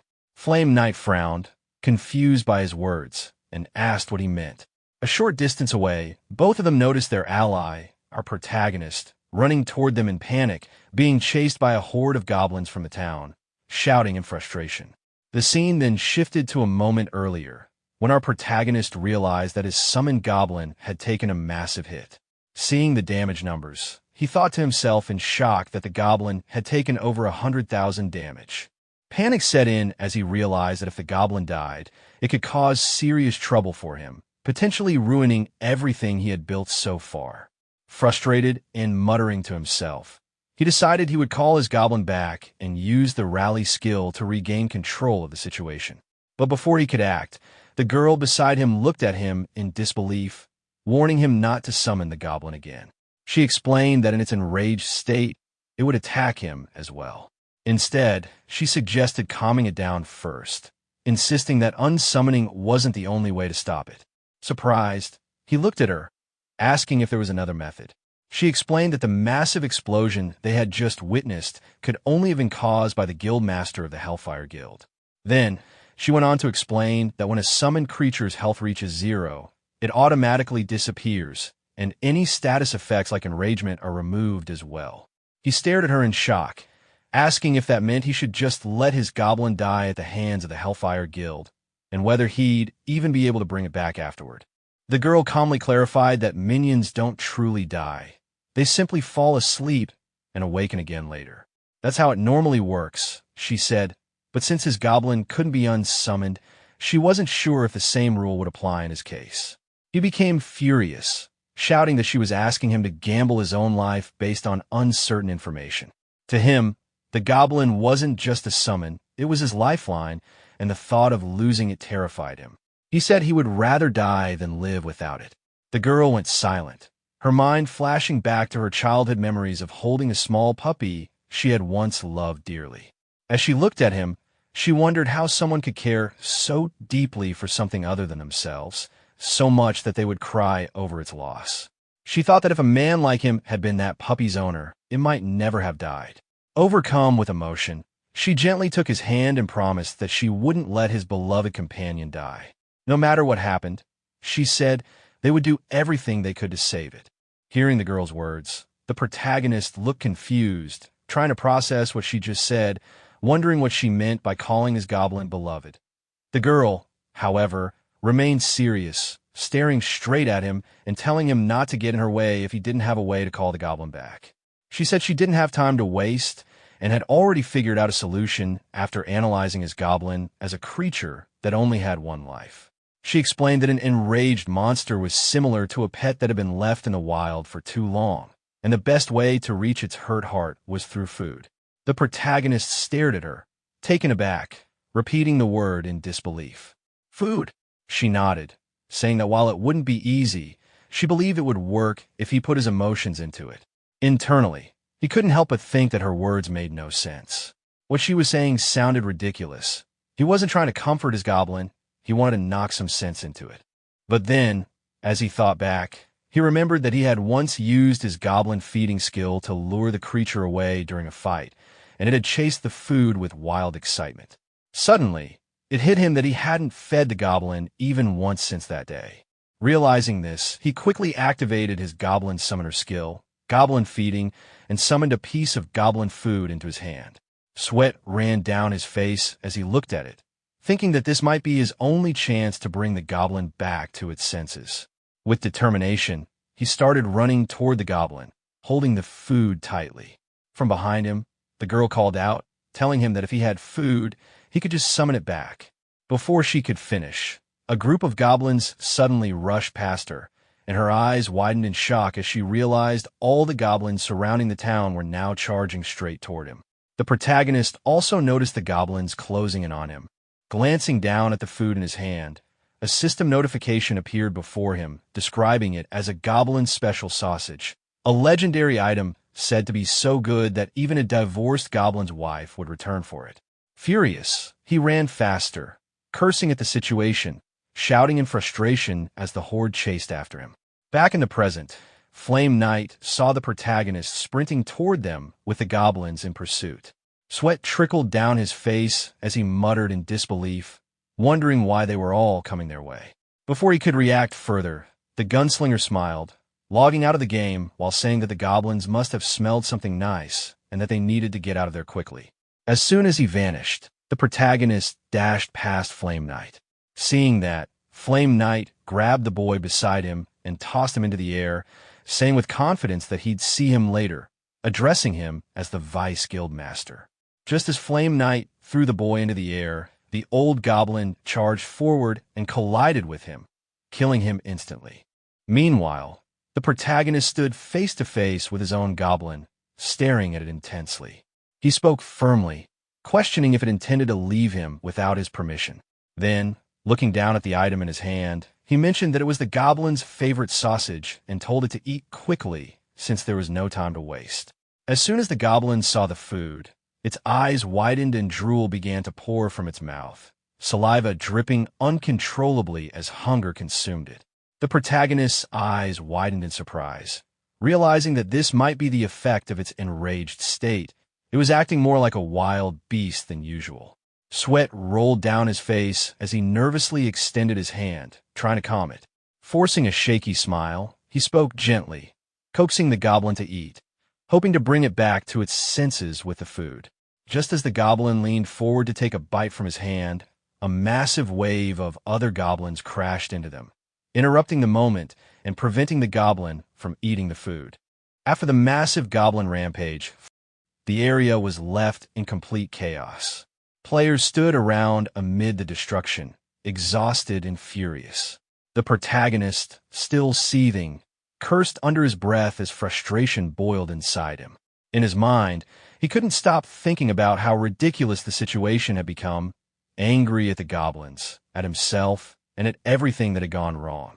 He thought about how greedy and selfish the goblins were, calling them worthless and admitting that Shin had been right all along. There were simply too many of them to handle.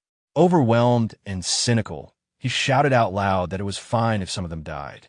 In front of him, all the goblins gathered together, and on top of the pile stood his summoned goblin, gripping tightly. Then, in an instant, the ground beneath them vanished. All the goblins dropped into a massive pit that suddenly opened below. This happened because of a special effect triggered by his armor, Blue Steel Light Armor, which had a 1% chance to activate the skill Heaven and Earth Crusher when hit.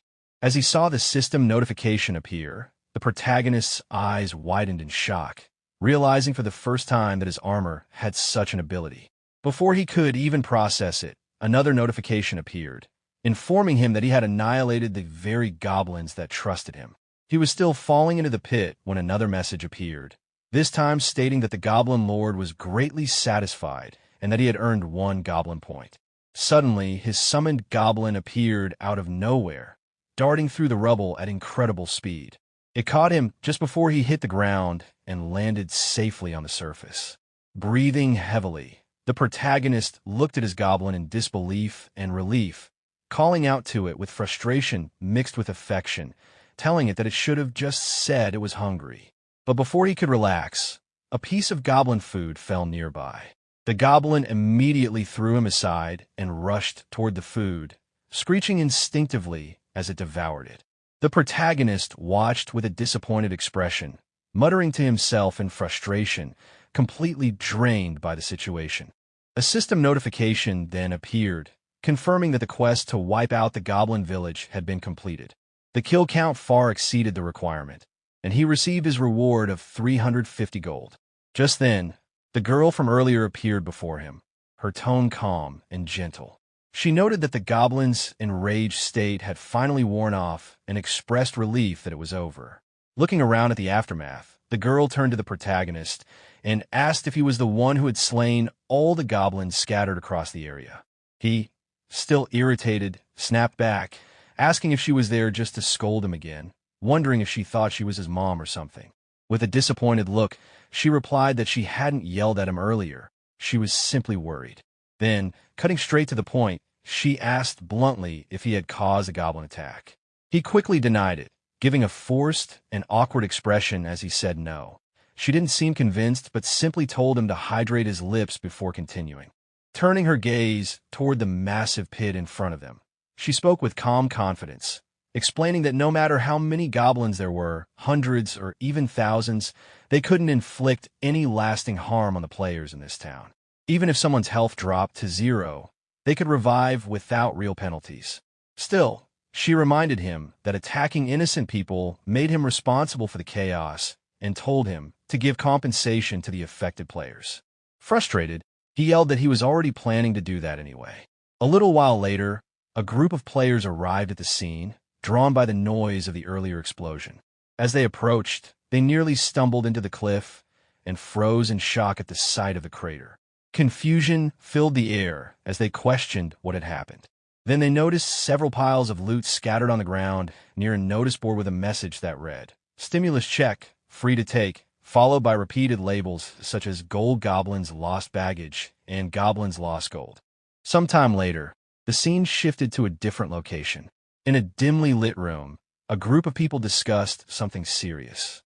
One of them mentioned that there had finally been some successful results. Another reacted with excitement, saying it was about time. Someone then demanded to see the data for G67 immediately. A calm voice responded, confirming that G67 had produced damage equal to 99,999, the upper limit of possible damage. The group gasped in shock. One of them remarked that even the most violent criminals could never achieve such destructive power. Another explained that kindness within the human heart often weakened minions or made them harder to control. Someone else then added that G67's lack of human conscience might make him the perfect vessel. As silence filled the room, one of them tried to speak but stopped short, only managing to say that, regardless, it was a great success. Another person clenched his fists tightly, his expression grim, saying that after so many sacrifices and countless resets, they had finally created what they called a savior. After hearing the conversation, another member pointed out that for such a goblin to have been summoned, it must mean G67 was the most compatible with goblins among all the summoners they had seen so far. The others grew concerned, saying that if someone like him wielded such power, it could disrupt everything. One of them, speaking with certainty, said that they couldn't let that happen and needed to keep him under control no matter what. Their leader, the same old man who was once acquainted with the protagonist, calmly explained that this was the reason their group, Iscariot, existed. Back in the real world, the protagonist sat in a cafe, scrolling through the news. It reported that Phoenix El Basar had been attacked by goblins. The damage wasn't severe since the goblins were low level, but seeing the headline made him sigh in relief. He thought to himself that, thankfully, everything had passed quietly, and no one seemed to know he was behind it. Following the advice of the Catwoman had been the right decision. Even though he missed out on a huge reward, it was better than being hunted by angry players. The broadcast then showed a bald man speaking in an interview. The protagonist frowned, wondering who the man was. Frustrated, he rubbed his temples and thought about how risky everything had been. He couldn't believe he'd gotten into such trouble by trusting monsters, scoffing at the thought of good goblins. His mind kept racing as he realized the goblin had caused the entire mess simply because it hadn't been fed. Technically, he was now its owner, but he knew next to nothing about the summoner class. He had never even owned a pet in real life. He decided that next time he met the Catwoman, he'd ask her for advice. She seemed experienced, having summoned pigeons before, and clearly knew her stuff. Then another thought struck him. Why had a woman of her level helped him in the first place? From the beginning, her behavior was odd. She had called him adorable, said he was cute, and even asked for his name. The memory made him pause, and with a calm smirk, he muttered to himself that she was cute too. Maybe he should date her someday. As he sat lost in thought, the old man from Iscariot appeared silently beside him, watching without saying a word.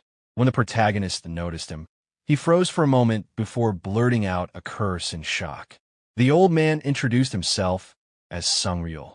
Still taken aback, the protagonist stared at him, asking angrily how he was there and if he had been stalking him. Ignoring the question, Sungryul simply observed that the protagonist's face looked troubled. This only irritated him more, and he repeated his question, demanding to know if the old man had been following him. Sungryul remained unfazed and said he had made the right choice coming there. Frustrated, the protagonist clenched his fists and threatened to slap him, asking what he could possibly know about his situation. The old man finally replied that it was because of the goblin.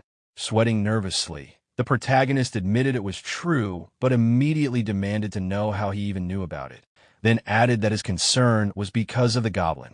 Sungryul explained that a major bug had been found affecting summonable minions in the summoner class, and that developers planned to patch it soon. At first, the protagonist couldn't believe it. Then he checked and found an official announcement confirming an upcoming bug fix. Other players nearby treated it like a routine update, but for him, it was huge news. Panic set in. His goblin was unusually powerful right now. If the patch fixed the exploit that made it strong, that strength would vanish. He had 1 week before the patch. The thought hit him hard. He needed to make $2 million within that time, no matter what. Back in the game, NPC Shin, blunt and unsympathetic, told him not to be proud of slaying 30 goblins. A quest completion notice appeared, but the protagonist was too focused on his deadline. He demanded the next quest from Shin, but a system restriction prevented him from receiving new quests until he reached level 40.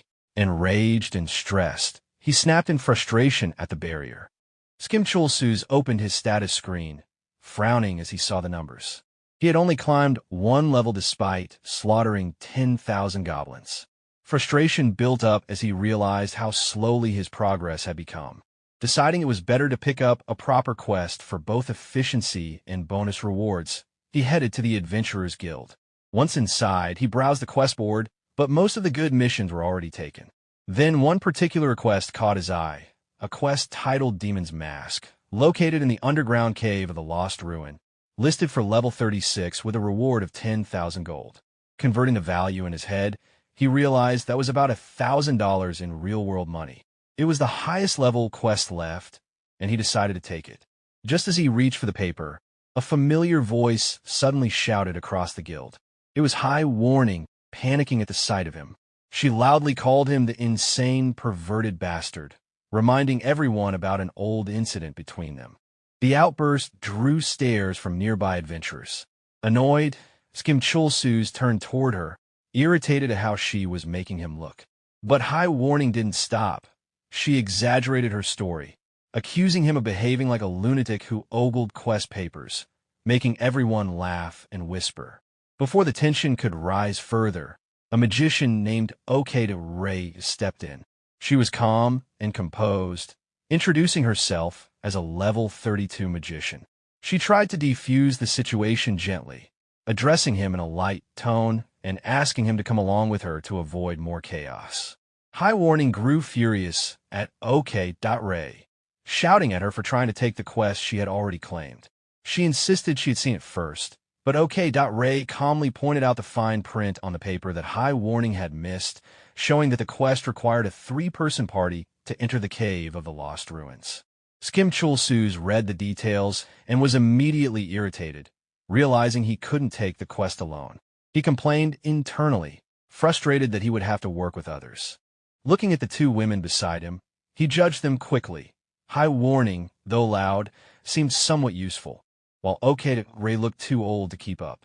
OK.Ray, pretending to be hurt, teased him gently, saying it couldn't be helped if he didn't want to team up with an old lady, but questioned if he would really be fine without her. High warning, not wanting to seem weak, boasted that plenty of others would gladly party up with her, but her confidence quickly faded as she realized who Kim Chulsu's actually was.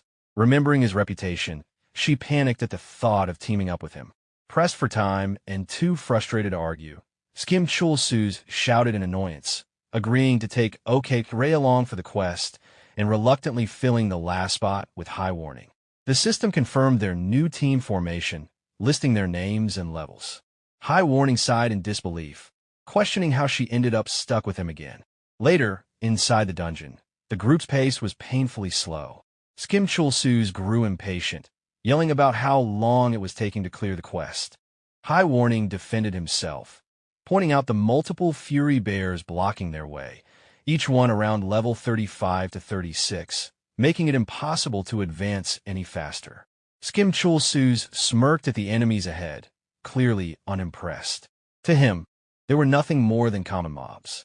Deciding he didn't need to hold back anymore, he summoned his Goblin, no longer caring if others reported him for using a bug summon. As the Goblin appeared, High warning froze in terror at the sight of it. OK.Ray, trying to help, started chanting and cast a fireball, but before her spell could land, Kim Chulsu shouted for her to stop interfering. The Goblin then leapt forward and instantly destroyed a Fury Bear in a single blow, its damage reaching the maximum possible value. High warning screamed, recognizing the same terrifying Goblin from before, completely shocked that it was under his command. Kim Chulsu proudly declared that the monster was his summon, explaining that he was the one who could control it and that no one else should get in his way. As they continued deeper into the dungeon, he casually asked OK.Ray how she ended up playing Heaven's Door. She explained that she started because of her husband, who had been deeply into the game. High warning found that romantic, but OK.Ray didn't seem to understand the word at all, leaving her a bit confused. High warning, still curious, asked more about her husband and his class, but before OK.Ray could answer, the boss of the dungeon revealed itself, a terrifying creature known as the Demon's Mask. It wasn't a literal mask, but a monstrous being with immense power. As the group prepared for battle, OK.Ray calmly began walking toward it despite the others warning her to stay back. A flashback revealed her life in the real world. She was an elderly woman living quietly with her husband, who spent his time inside a Heaven's Door VR pod. She often tried to talk to him, bringing him snacks and complaining about how bored she was, but he rarely responded, too immersed in the game. His in-game name was shown to be Wackium LV. 17. The memory then shifted to the time she first logged into the game. Her new account, OK.Ray LV1, joined the world for the first time. She had borrowed a friend's VR machine, just so she could spend time with her husband in the game. They joked around as she admired the virtual world, and he teased her for her clumsy username. Back in the present, OK.Ray stared at the Demon's Mask monster and noticed its name. Alupper Warrior, LV39. The realization struck her. It was her husband's character. Quietly, she spoke to it, apologizing and saying that it would be helping out some old people this time. Looking at the old lady walking toward the boss monster, High warning yelled that it was dangerous, but the old lady just stood there and said she was sorry that they'd be helping out some old people. She activated her magic, and a loud explosion appeared inside the boss monster, the Darkness Bomb skill. Seeing it, the protagonist was shocked, exclaiming how strong the grandma was. In the next moment, Ray bypassed the protagonist at high speed, and the mask the boss monster was wearing suddenly appeared in his face. High warning watched, confused, wondering if the grandma had taken a monster down. She then saw the older lady picking up a warrior from the dust, and the names and levels appeared above their heads. Ray, Magician, LV.32, and Iloverkiko Creo, Warrior, LV.39. At that moment, she realized that the boss monster had been the warrior she had been helping. The old lady, weakly, repeated that they'd be helping some old people. High warning thought about what she meant by that.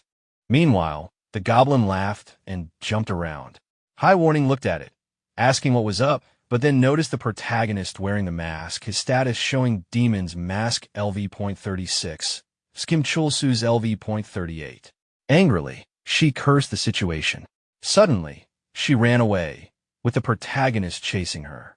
She complained loudly as she ran, clearly annoyed. The protagonist caught up and tapped her on the back, but she immediately kicked him in the face, yelling that he should get the mask away from her. The mask came off him, and High Warning thought about how it floated to the closest fallen user. The protagonist, kneeling, muttered in frustration about the mask. He looked back at High Warning, shouting at her for running away instead of helping. Then he noticed she was wearing the mask, leaving him silent. She moved quickly, pinning him against the wall, making him flustered. He tried to speak awkwardly, saying they were friends, but she punched him in the stomach. At the same time, the goblin appeared, and the protagonist held it up as a shield against High Warning's attack. In his mind, he realized the mask controlled its wearer, explaining why he hadn't been able to act earlier. He then shouted at the goblin to attack the mask she was wearing. The goblin let out a fierce cry and charged forward, striking the mask directly. The impact shattered it, sending High Warning flying backward as the broken pieces scattered. Before anyone could react, the mask floated off again and latched onto OK.Ray's husband. Realizing what was happening, he panicked, but the goblin quickly intercepted and blocked the mask's advance. However, the situation worsened when the mask forcefully attached itself to the goblin instead. The goblin's appearance changed instantly. Its face twisted, and its presence turned menacing. Moments later, the mask detached again and flew toward the protagonist, who was caught off guard and started running, trying to get away while shouting in frustration. He ran through the cave, annoyed at how chaotic things had become, yelling at the others to move out of the way. The old woman, frightened, shouted at him to stay back, calling him names out of panic. He retorted, clearly irritated at being insulted in the middle of all this. As the battle continued, the protagonist noticed the mask's name floating in the air. Lovaparkakri, Warrior level 39. It looked familiar. He quickly connected it to what he had seen earlier. Demon's mask had the same name floating above it. Then he noticed OK.Ray's character name, Magician level 32. The old man suddenly shouted her name, confirming his suspicion. It dawned on him that they were related, and in disbelief, he questioned if they were siblings. The old woman angrily corrected him, saying they were husband and wife. Frustrated, he accused them of tricking him into joining their quest, and the old man cursed back, realizing the misunderstanding. Both of them started yelling at him as they ran, promising payback once they got out of the cave. Amid the chaos, the old woman started feeling dizzy, swaying as she spoke dramatically about how weak she felt.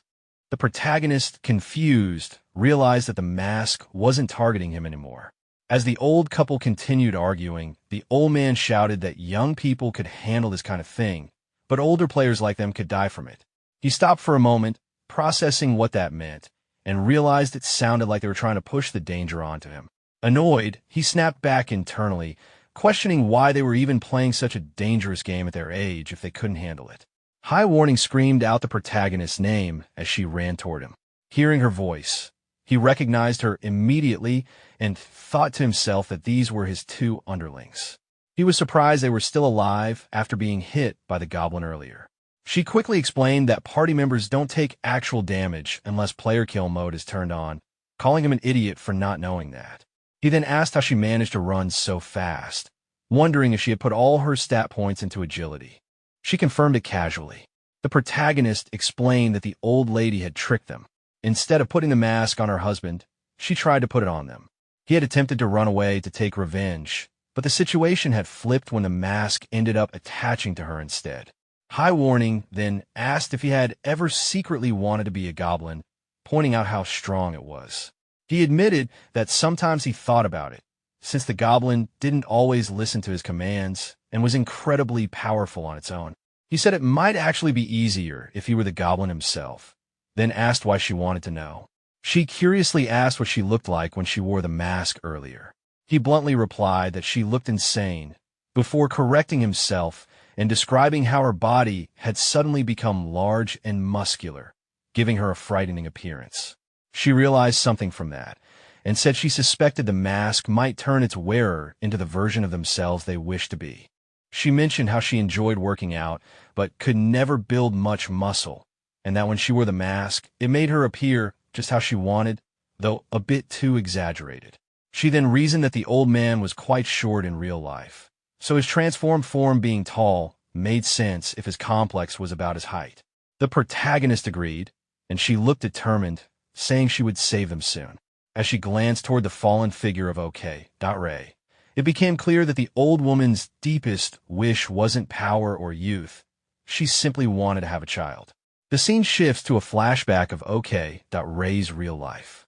She sits quietly beside her husband in a doctor's office, her face filled with disappointment as the doctor tells them she isn't pregnant again and gently suggests that they consider giving up. The next moment cuts to a peaceful park surrounded by dandelions drifting through the breeze. The couple sits together on a bench, her husband holding a small flower, trying to lighten her mood. He smiles and tells her to brighten up, but she hides her face in her hands, tears falling. Concerned, he softly teases her for crying again, trying to make her laugh. He reassures her that some people just have a hard time conceiving, and none of it is her fault. He pulls her into a gentle hug, speaking with warmth, telling her that they can still live happily together, just the two of them, and that it doesn't matter if they never have children. She looks up at him in surprise as he adds playfully that he'll be her son someday, and she can be his daughter another day. She can't help but laugh through her tears as he continues to joke, poking her cheek and calling her a kid for crying so easily. Back in the game world, the peaceful moment shatters. The knight, now in battle, yells OK. Ray's name as the demon mask monster rushes toward him at blinding speed. The protagonist, realizing the danger, decides they should retreat while there's still time, thinking that the monster is far too fast to defeat. But High Warning stops him, refusing to run. She insists that they can't abandon the old couple, explaining that when she wore the mask earlier, she could feel how it suppressed her will, trapping her inside, unable to act or speak freely. High Warning realizes that they're trapped inside the dungeon and can't log out, comparing the experience to being stuck in sleep paralysis, completely aware but unable to move. She explains that she couldn't do anything back then, and the anxiety that it would never end must have been what the old man had been enduring all this time. Determined, she decides they must save the two people still trapped. She urges the protagonist to intervene to save the affected players. Kim Chul-soo's expression changes, sweat forming as excitement takes over. The thought of rare rewards ignites his determination. He calls his goblin companion and grabs his cursed robe once again, preparing for battle. The goblin, however, looks terrified. Kim Chul-soo readies a whip, a weapon made from bloodworm leather that carries a powerful curse, capable of greatly boosting summoned creatures' abilities at the cost of their sanity. The curse also risks causing random status abnormalities to the user. Confident in his luck, Kim Chul-soo decides to gamble, believing he can handle the consequences as long as he doesn't lose consciousness. Once the whip activates, his status weakens temporarily, leaving him more vulnerable to attacks, but he grins mischievously, calling a jackpot. He then orders his goblin to attack the old woman wearing the mask, promising a sausage as a reward. When the goblin hesitates, he lashes it again to provoke movement, but the creature unexpectedly turns on him instead. Shocked, Kim Chul-soo struggles to restrain it. The system then triggers a skill called Goblin Throwing, causing him to hurl the goblin directly toward the couple. The goblin lands and charges ahead, while Kim Chul-soo moves swiftly, kicking the masked woman in the face to break the connection between her and the demon's mask. The old man shouts her name in panic as the mask releases control. She regains consciousness, dizzy but alive, just as the system prevents party members from harming one another. The woman warns her husband not to come closer before the mask reattaches itself to his face instead. The girl immediately intervenes, pushing the man away and shouting for him to escape with his wife. The couple flees, supporting each other as they retreat deeper into the cave. Kim Chul-soo, fired up, faces the demon's mask, acknowledging it as a rare, unique monster and preparing to end the fight. The mask reanimates, taking control of the girl's body. The goblin engages in combat, but fails to harm her. Each of her counterattacks hits cleanly, but the berserk goblin remains unharmed. Kim Chol-soo is stunned to see the goblin's toughness, its defense holding even against her powerful strikes. Despite being relieved that the goblin isn't taking damage, he senses something odd. Even though it's in berserk mode, it can't land a single hit. Her speed and movements are precise, though lacking in damage output, while his goblin remains unyielding. Frustration builds as Kim Chol-soo's strategy backfires, leaving him panting and shouting in disbelief at how the situation turned out. Meanwhile, the couple notices the cave beginning to collapse. The husband shields his wife, expressing remorse for forgetting his promise to always protect her. He apologizes for letting her face such danger, and they cling to each other as the chaos unfolds. Later, Kim Chol-soo regains consciousness beneath the rubble, cursing in frustration. The girl locates him and calls out, but he yells back angrily, blaming her for the mess. She spots his trapped hand and urges him to move it. When he gestures back, she scolds him in disbelief, telling him that the demon's mask is right beneath his hand and instructing him to finish it off. Kim Chol-soo, still irritated but smirking, mocks the situation and then strikes the mask with his hand, dealing a small amount of damage. Unexpectedly, the mask explodes upon impact. Both are surprised by how little effort it took to defeat. The girl levels up several times, realizing the monster was more like a tag-based challenge than a full fight. Kim Chol-soo also levels up, though his attention immediately shifts to the loot. Frantically, he searches for his reward, shouting for his super great prize. Then, a new mask appears before him, marked as an exclusive, unsellable summoning item called Demon's Mask. Seeing the notification, he rushes to grab it before anyone else can. But just then, strange noises echo nearby. From the darkness, his berserk goblin emerges, laughing hysterically, its eyes glowing with rage.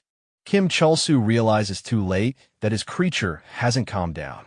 His hand is still injured, and as he backs away, he wonders why the goblin isn't charging. Then he notices its eyes, filled with madness, glowing unnaturally. Fear grips him as the reality of the berserk curse sets in. Kim Chol-soo suddenly recalls a memory from the past that sends him into panic. The berserk goblin appears again, screaming wildly and thrashing around. In desperation, Chol-soo reaches his hand out toward the fallen reward item. His body trembles as he struggles to grab it. The girl nearby notices something is wrong and calls out to him in concern. As she looks closer, she realizes the goblin has attacked Chol-soo directly, landing a hit that deals massive damage. The impact shakes the area, and rubble falls around them. Despite the chaos, the old couple sees an opening. The path ahead has cleared thanks to Chol-soo's struggle. With relief flooding their faces, they cling to each other, thankful to still be alive, believing divine luck must have saved them. Meanwhile, the girl spots the goblin approaching the mask that had caused all the trouble. She urges that they grab the item quickly and leave the place before anything worse happens. Outside the ruin, Chol-soo glares at her, furious. He accuses her of bringing the mask out intentionally, believing she knew the danger it posed. His voice grows angrier as he demands to be freed, stomping the ground in frustration. The girl, trembling and sweating, tries to explain herself, insisting she didn't know about the item's restrictions. As she speaks, a faint glow appears before them, a message indicating that the unique mask item cannot be exchanged or traded. The girl panics, realizing she truly can't get rid of it, and claims she had intended to return it to Chol-soo before things went wrong. But Chol-soo doesn't believe her. His anger builds as he swears that once the goblin's enraged state ends, he'll summon it back and make her pay. Before the argument can escalate, the elderly man steps forward, holding a small pouch. He places it before Chol-soo and explains that it contains all the money he and his wife have saved. Chol-soo freezes, confused for a moment. The old man then pulls his wife close, thanking Chol-soo for saving them. The woman, weak but sincere, apologizes alongside her husband. Still trapped and frustrated, Chol-soo scoffs, questioning if they think a small amount of money could make up for everything that happened. He demands to see how much it is before deciding whether to forgive them. The girl steps in, protesting that it's their entire life savings and that taking it would be cruel. But the old man remains calm and says they plan to quit the game anyway. He embraces his wife gently, saying they'll throw away the machine and spend their remaining time together in peace. The woman blushes softly at his words, touched by his sincerity. He assures them once more that they won't need the money anymore. The girl still tries to reason with him, worried that they're giving away everything they have, but Cholsu interrupts with a smirk. He insists that since they're quitting, it makes sense for him to take it as payment for saving their lives, arguing that the money is worthless unless converted into real cash. The old man blinks, processing what Cholsu said, then turns toward the girl with a curious look, asking if the in-game money can really be exchanged for real-world currency. The girl confirms that can be done easily through the game's bank system. Hearing that, the old woman immediately changes her mind and decides she doesn't want to give it away anymore, clutching the pouch protectively. After calming the old couple, the girl urges them to log out of the game immediately while the protagonist is still trapped. The couple hesitates, trying to say something, but she insists again, reminding them that they already apologized and should hurry before he gets free. Watching them listen to her instead of him makes the protagonist furious. He yells out in frustration, but before he can say more, the old couple quickly logs out. As they vanish, they teasingly mention that they're running away and even mock him by pointing out that his goblin's enraged state had ended quite some time ago. Hearing this only deepens his anger as he stares at the empty space where they stood. The scene then shifts to the town. The protagonist stands before an NPC named Shin, who notices his growth and acknowledges that he has reached level 40. The NPC observes him carefully and comments that he's become stronger, but still below his level. The protagonist stands there silently, clearly annoyed, until Shin smiles and decides it's time to teach him a secret. Without giving a direct explanation, Shin begins walking away, telling him to follow. This irritates the protagonist further, who expected a straightforward quest. He shouts in frustration, demanding the quest right away. But Shin continues walking calmly, saying he's been waiting for someone like him. As the protagonist follows begrudgingly, he swings his weapon in irritation, muttering insults under his breath. Shin ignores him and continues speaking, saying he's been waiting for someone who gets along well with him. Then, he starts explaining the history of their world, a 1,000-year war between humans and demons. The humans had won that great war, driving the monsters into dungeons. Peace followed for some time, but as Shin explains, humans eventually began to harm each other when they no longer had monsters to fight. After the explanation, they arrive at a hidden place. Shin opens a door and leads the protagonist inside. The protagonist, still unimpressed, questions how any of this relates to his quest. Shin lights a torch and continues his explanation. He says that humans eventually realized they needed something to direct their hatred toward, and that they required monsters to maintain peace among themselves. He then reveals a monster locked inside a cage, explaining that humanity's peace has always depended on the existence of monsters. Seeing the creature, the protagonist begins to sweat, realizing that it's something dangerous enough to destroy the town if released. Shin continues, saying that throughout human history, peace was only achieved when humans had monsters as their common enemy. He believes that another war will soon break out, and to prevent it, he must make a difficult choice. Even if it means many will die, it's a decision made to save a greater number of people. The protagonist grows impatient, finding the speech unnecessarily serious, and complains that he can't even skip through the dialogue this time. But Shin ignores his reaction and declares that he intends to replicate the Great War between humans and demons. The protagonist, irritated, tells him to skip the theatrics and just hand over the quest. Still ignoring him, Shin insists that the path ahead will be harsh and asks if he will accompany him. A system window then appears before the protagonist, presenting two options: to cooperate or not cooperate. He looks at it, realizing it's a choice prompt, and thinks about the outcome. He assumes that agreeing will unlock the next quest, but wonders what happens if he refuses. Out of curiosity, he decides to test the don't cooperate option. Before he can act, Shin interrupts again, urging him to reconsider, saying that he needs him. The same message appears once more, repeating the two options along with the plea to think again. The protagonist realizes the system only allows one real choice and laughs to himself, finding it ridiculous. The two continue going back and forth, Shin repeating his request, and the protagonist stubbornly refusing just to test the limit, until Shin eventually grows serious. He draws his sword, declaring that if persuasion fails, he'll resort to force. Realizing he's not joking, the protagonist panics and tries to stop him, hurriedly agreeing to cooperate. But before he can finish, Shin strikes him. The sudden hit sends him reeling, and he groans in pain, confused by the situation. After taking the hit, the protagonist's nose begins to bleed, and blood trickles down his face. But then, something feels off. There's no pain at all. He quickly realizes something isn't right. The attacker was level 70, yet he didn't feel any damage. He recalls that the quest required level was only 40, meaning a normal player wouldn't stand a chance against someone like Shin. Then it clicks, it's another forced defeat event, just like the one with the Ruins Golem earlier. If he loses here, the choice will reset back to cooperate. Excited by the discovery, he confidently faces Shin again, acting as if he's completely unharmed. To make it look real, he summons his Goblin, but warns it not to actually kill the NPC since they're only pretending to fight. However, the Goblin immediately uses one of its skills and throws something at Shin. The attack lands, and the NPC collapses to the ground, severely injured. The protagonist freezes in disbelief. Shin lies motionless, clutching his chest. He tries to call out, but Shin can barely speak, weakly acknowledging how strong the protagonist has become and even complimenting his attack. Panic sets in. The protagonist realizes he's accidentally killed an important NPC and worries about how he'll receive quests now. He quickly orders his Goblin to activate a speed skill, sending it charging toward nearby monsters. The Goblin attacks a creature known as a hyperspeed, a desert monster commonly found near ruins.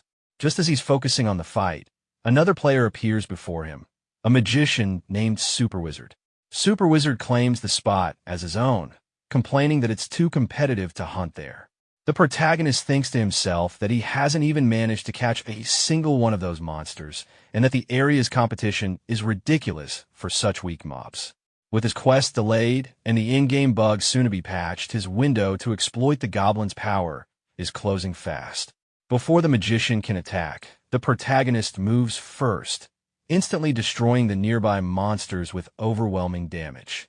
Shocked, Super Wizard turns to see who did it, only to find the protagonist glaring back with a dark, threatening look as his player kill mode activates. The magician immediately panics and backs off, pretending to surrender. After clearing the area, the protagonist's level rises from 41 to 44. Despite his progress, he feels nothing but frustration. He's wiped out every monster in the zone for days and barely earned any money. Killing weak mobs doesn't make real cash. He thinks about his situation, how getting the Goblin was supposed to change his life, but now everything feels just as hopeless. He reflects on how there's an order to things, even in dangerous dungeons. Despite having a minion strong enough to one-shot enemies, he's stuck farming low-tier monsters, wasting time in an area that gives him nothing. Then a system notice appears, announcing a bug fix for the Summoner class's minions. The timing couldn't be worse. He realizes he's about to lose his only advantage without having achieved anything, feeling like the entire world is against him. Frustrated, he mutters to himself that someone must be cursing him, trying to ruin everything on purpose. As he rants, a system notification appears, PK mode activated. Confused, he wonders what's happening, and before he can react, a rock hits him in the head. The scene then cuts to an earlier moment. The old man, the same one who saved him before, finishes bandaging his wounds. Looking down at the protagonist, he sighs heavily, his face a mix of exhaustion and mild annoyance. The man mutters that he's not the protagonist's babysitter, clearly tired of cleaning up after his recklessness. Kim Chol-soo slowly regained consciousness, his mind hazy from the blow that had knocked him out. As his vision cleared, he saw the same old man he had encountered before in the game's chaotic world standing over him. The man's arms were crossed, and his expression carried a mix of irritation and familiarity. Kim immediately recognized him, recalling how their last meeting had ended with trouble because of his own reckless actions. The old man reminded him that he had healed him and saved his life, saying Kim should be grateful instead of acting cold. He pointed out how ridiculous it was that Kim fainted in a place like this and asked if he had been in a fight. As Kim sat up, the memories started to come back, the surprise attack, the sharp pain in his head, and the confusion right before he lost consciousness. Touching the spot where he had been struck, he realized that it wasn't just an accident. Someone had deliberately attacked him. He began piecing it together in his mind. The way the hit came from behind, the sudden darkness, and the system notice that it flashed just before he fainted. It dawned on him that someone had actually piked him. The thought made his blood boil. He stood up suddenly, rage flooding through him as he cursed the unknown attacker and swore to get revenge. His fists trembled as he declared that he needed to repay this debt. The old man, however, remained calm. He asked how Kim planned to find the culprit when he had no idea who it was. He questioned whether Kim had made any enemies recently, reminding him that it was impossible to steal items or money in this game. So the attacker must have had some personal reason, perhaps even a grudge. That word stuck in Kim's mind. He thought of Han Kamun, recalling their last corporate clash, and wondered if it could be him. But the old man quickly dismissed that idea, explaining that someone of Han Kamun's level wouldn't waste time personally attacking a player like him. He advised Kim to forget about revenge if he couldn't name anyone specific, pointing out that sometimes life just threw random misfortunes, a bump from a stranger, or even bird droppings landing on your shoulder. His calm reasoning only made Kim more frustrated, and he shouted in anger, feeling like everyone and everything was out to get him. The old man didn't react to the outburst. Instead, he told Kim to focus on what he needed to do next. The question caught Kim off guard, and when he asked what he meant, the old man reminded him about the upcoming patch day. That single reminder hit Kim hard. He instantly remembered the announcement, the update that would soon change everything. His Goblin summon. The key to his success was going to be nerfed. The thought of losing his biggest advantage struck deep, and his anger quickly shifted to panic. His mind raced as he realized he didn't have much time left. The Goblin wouldn't remain usable for long, and he still needed to earn enough money, $2 million, to secure his future. His priorities shifted in that moment. Revenge could wait. What mattered now was finding a new quest and making as much money as possible before the patch arrived. Sweat trickled down his face as he turned toward the old man, mentioning that he had killed Shin. The old man, unbothered, assured him that it was nothing to worry about. NPCs that died because of a player's actions would always respawn in the same location. His calm response gave Kim a sense of relief, confirming that he hadn't permanently broken the world's mechanics. Now clear-headed and determined, Kim understood what needed to be done. He would set revenge aside, focus on profit, and take full advantage of the short time left before the update changed everything. Kim Chulsu's frustration reached its peak, his anger boiling over as he shouted at the old man, furious that he had only now mentioned something so important. The old man remained calm, replying confidently that they had just met. Grinding his teeth in annoyance, Kim tried to steady his thoughts before addressing Sungryul, demanding to know if it was even possible to make $2 million through quests before the patch. He explained that although Kim's goblin companion was undeniably strong, perhaps the strongest being in existence, raw power alone wouldn't solve every problem in a dungeon. Some challenges were realizing the situation. The protagonist is overwhelmed by a mix of anger and sadness. The emotional pressure finally breaks, and he loses control, shouting once before collapsing into tears. As he cries, frustration floods his mind. He remembers how he had sensed this outcome from the moment the patch notes were released. Deep down, he already knew things would end badly. His thoughts drift back to the moment he obtained the Goblin. At the time, he brushed off any concern, convincing himself that if it was a bug, he could exploit it by rushing into high-level dungeons before it was fixed. He believed that gaining a bug mob would give him an advantage before the system corrected itself. Returning to the present, reality hits him harder. Despite all his effort, he never even reached the high-level dungeons. Everything stopped here. Without the Goblin, he feels completely powerless and sees no future for himself. At that moment, while he is still crying, his surroundings suddenly shift into hostility. Without warning, an old man strikes him directly in the face, sending him flying backward through the air. Pain explodes across the right side of his face as he struggles to regain balance. Anger replaces despair as he lashes out at the attacker, demanding to know what kind of insanity would justify such an action. The old man, however, is furious rather than apologetic. He yells at the protagonist to pull himself together. He demands to know what will happen to the Evaton Guild if their supposed rival collapses like this. Even now, the guild is fighting desperately, determined to prove that their victories, especially in the hidden dungeon, were not dependent on him. The old man explains that the guild is pushing themselves to win specifically because they refuse to rely on the protagonist. They grind their teeth and struggle forward because they want to surpass him. He makes it clear that the protagonist is someone others constantly worry about, someone everyone wants to outperform. That is what makes him a rival. After a brief pause, the old man speaks again, this time seriously. He emphasizes that it was never about the Goblin. The true rival of the Evaton Guild has always been the protagonist himself. He asks whether, after understanding this, the protagonist can still truly believe he is worthless without it. Before the protagonist can fully process those words, the old man strikes him once more. The pain draws out another angry outburst, demanding that the old man stop hitting him. The force of the punch sends the protagonist sliding across the ground. Lying there, groaning, he finally speaks again, addressing the old man by name. The old man calmly corrects him, but suddenly freezes. The realization hits him that the protagonist used that name without hesitation. The protagonist quietly thanks him. As the protagonist prepares to leave, the two briefly shake hands. The old man warns him not to regret what he just said. Embarrassed and flustered, the protagonist snaps back before walking away. The scene shifts.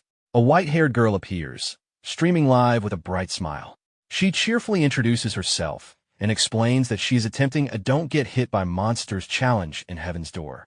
Mid-thought, she mutters frustration about the difficulty of doing a no-hit challenge as a mage, especially against fast enemies, before catching herself. Feigning innocence, she quickly pretends she said nothing inappropriate, maintaining her cheerful persona. She raises her magic staff, smiling again as she explains the challenge in detail. The mission involves facing the notoriously fast hyperspeed monsters, with 10,000 donation points riding on success. Failure is not an option. Suddenly, a man seated behind her speaks up. He warns her that if she is hunting, she has come to the wrong place. This land is known only for death. The figure is revealed to be a high-level magician known as Super Wizard. Unfazed, the girl marches forward into the barren desert. Looking around, she smiles as she notices the complete absence of monsters. She remarks on how peaceful the area seems, though her frustration over the endangered 10,000 donation points lingers beneath the surface. Resting beside a stone, the Super Wizard explains the situation calmly. He says that there are no monsters and no users left in this area because of what happened here. In the past, this place was a peaceful hunting ground that many users frequented. People shared resources, cooperated, and hunted together. Those days were genuinely enjoyable. However, everything changed the day a certain individual appeared. Catherine reacts with confusion, repeating the word he used to describe that person. The Super Wizard continues, explaining that the man appeared without warning and exterminated every monster in the area on his own. As he finishes speaking, the monsters that were previously wiped out begin to respawn across the land. Watching them return, Catherine speaks to herself, acknowledging that monsters naturally respawn over time. However, as she takes in their presence more carefully, she realizes that their scale and number are far greater than she initially expected. Before she can react further, a goblin suddenly appears. In a single, overwhelming strike, it eliminates all of the newly respawned monsters at once. A system result appears before Catherine, confirming the completion of her challenge without her taking any damage. The Super Wizard points out what just happened. He explains that any monster that respawns in this area immediately becomes the goblin's prey. He tells her that if she has an issue with it, she should confront the one responsible directly. The man does not hide, nor does he run. Catherine stiffens in fear and slowly turns her gaze toward the figure in the distance. The Super Wizard identifies him, stating his name, Kim Chulsu. Shocked, Catherine questions what she is seeing. She asks why that person would attack Kim Chulsu from behind. Her attention then shifts to the old man nearby. Studying him closely, she feels a strong sense of familiarity. His appearance, bald, elderly, triggers a vague memory. As realization sets in, she recalls where she has seen him before. He is the man who once sold them information about the hidden dungeon. Confusion deepens as she wonders why that same man would attack Kim Chulsu, and more importantly, how the two of them ended up together in the first place.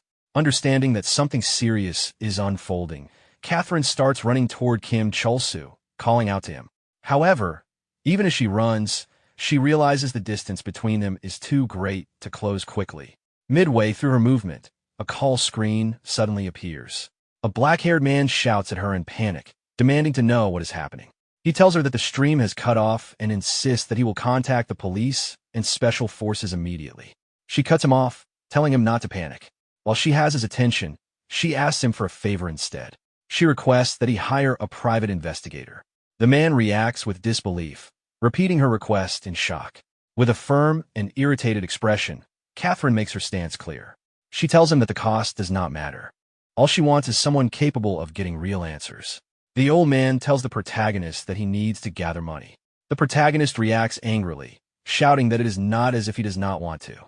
He demands to know how he is supposed to make $2 million when the patch will arrive in only 3 days. The old man suddenly slaps him. In response, the protagonist retaliates violently, beating the old man down without restraint. Standing over him, the protagonist mocks him, asking whether he truly believed he was anything special just because he had been allowed to hit him a few times. With his face swollen, the old man snaps back, telling him to let people finish talking. The protagonist reminds him that the old man was the one who raised his hand first. Still kneeling on the ground, the old man admits that making $2 million in such a short time is impossible. At best, earning around $2,000 would be realistic. The protagonist explodes again, asking what $2,000 could possibly accomplish. He sarcastically asks whether he is supposed to cook stew with that amount. The old man explains that the money is not the goal, but preparation. Without funds, nothing can begin. He compares it to buying lottery tickets. You cannot win unless you place a bet. With time running out and resources limited, money becomes the entry cost. A sharp smile spreads across the old man's face as he suggests that this might be the right moment to bet everything on luck. Gambling, after all, saves time. The scene shifts to Phoenix El Baysar, Central Pavilion. Outside the hall, the protagonist stands holding a board. Written on it is an offer to clear the time dungeon in exchange for 1,000 gold. He waits openly, advertising himself as a turbo gamer. As someone approaches, the protagonist wonders who the person might be, noting that they seem interested in the claim written on the board. The man stops in front of him and asks who this so-called turbo gamer is. The protagonist answers plainly that it is him. The man immediately accuses him of messing around. The protagonist responds confidently, telling him to try entering the dungeon together just once. If he fails to clear it, he promises a full refund. The man, now intrigued, asks whether he can clear a dungeon called the Count's Grand Library. He then introduces his companions, a magician named Xiangvli at level 31 and a gunner named Sadist. Finally, he introduces himself as a cleric at level 31. The protagonist admits internally that he has no idea what the Count's Grand Library is, but still responds with confidence, stating that he would win. The cleric and his companions burst into laughter, mocking the protagonist. They ridicule his confidence and question whether he even understands what dungeon he is talking about. They point out that the recommended level is far higher than his own, insisting that someone at level 44 would not even be allowed to enter. Angered by the ridicule, the protagonist tells them to stop wasting his time and leave if they are not serious. The cleric, still smiling through his laughter, agrees to go. He states that he wants to run a dungeon anyway and will accept the carry. If the dungeon is not cleared, he expects a full refund. The protagonist agrees impatiently, urging them to hurry since time is short. The cleric explains that the recommended level of the dungeon they are heading into is 46, far higher than normal. He says he wants to level up quickly. Internally, however, he assumes the plan is simple. A level 44 player should not be able to clear a level 46 dungeon alone. They will watch from a safe distance, leech experience, and demand their refund once the protagonist fails. This is how he has grown stronger without effort until now. Upon entering the dungeon, the cleric suddenly realizes the protagonist is gone and asks where he disappeared to. From elsewhere, the protagonist laughs to himself. He mocks them for handing money to a stranger claiming to clear a dungeon for them. He finds it ridiculous that they believed low-level players could enter such a high-level dungeon if it were that easy. His thoughts drift back to the old man's plan, and he realizes how effective it truly was. He acknowledges that the old man's reputation as Sungreal the Cunning is well-deserved. He recalls the advice given to him earlier, clearing dungeons for others in exchange for money, a practice commonly known as boosting. Checking his balance, the protagonist realizes he has nearly made $4,000 in just 2 days. He scoffs at the old man's earlier estimate, thinking how wrong it turned out to be. At that moment, the system reacts to his actions. His behavior earns the attention of the Goblin Lord, who acknowledges his talent for deception and rewards him with a single goblin point. The protagonist is annoyed rather than pleased. He complains that the goblin is about to become useless anyway and questions what value a single point has now. Frustrated, he dismisses it entirely. When he interacts with the system, the goblin suddenly appears in front of him. Irritated, the protagonist tells it to go away. The scene shifts to the city streets at night. A man steps out of a building, coughing and muttering that nothing has gone right today. As the protagonist passes by, the two bump into each other. The man turns angrily and demands an apology. The protagonist ignores him and continues walking. Watching him leave, the man mutters that something is wrong with him. He assumes the behavior must be the result of gambling gone too far. The scene shifts again. Inside a gambling house, the protagonist stands at the counter. Without hesitation, he submits all the money he has and tells the attendant to put everything in. The place is known as Benairo's Gotcha Shop. Benairo greets the protagonist casually, noting that he has never seen him before. He explains that each gotcha pull costs 100 gold and begins introducing the prizes available for the day. He announces the first place reward, a legendary gauntlet once wielded by Vega. The item belonged to a monster from the Great Human Monster War, revered for its lion-like courage and overwhelming power. The weapon is known as the Gauntlet of the Lion King. Next, he introduces the second-place prize, the legendary Shooting Star Boots. Their effect converts standard dashes into short-range teleportation, a fitting ability for an item bearing such a name. Finally, he reveals the third-place prize, the legendary Guardian Ring, an item that grants its wearer a body as resilient as iron, blessed by the Guardian God. Overwhelmed by excitement, the protagonist reacts immediately. Without hesitation, he declares that he will spend all 34,000 gold he has on pulls. Nearby, a man sitting at the bar reacts in disbelief, questioning the amount. His short-haired companion finds the situation entertaining and turns to watch. Laughing openly, the short-haired man mocks the protagonist, pointing out that he is betting everything at once without restraint. He emphasizes the absurdity of throwing away 34,000 gold in one go. The protagonist snaps back, irritated by the attention and questioning why they're interfering at all. The short-haired man turns to Benairo, repeating the amount aloud, clearly enjoying the spectacle. Benairo calmly acknowledges the bet and prepares to begin. He takes out his cards, pauses briefly, then forcefully places them on the table with practiced precision. The protagonist is momentarily stunned by the display. Recognizing the technique, he realizes that Benairo has initiated a 10 times pull. Filled with anticipation, the protagonist asks Benairo to grant him a high-ranking prize within those 10 cards. Before he can flip them, the companion suddenly stops him.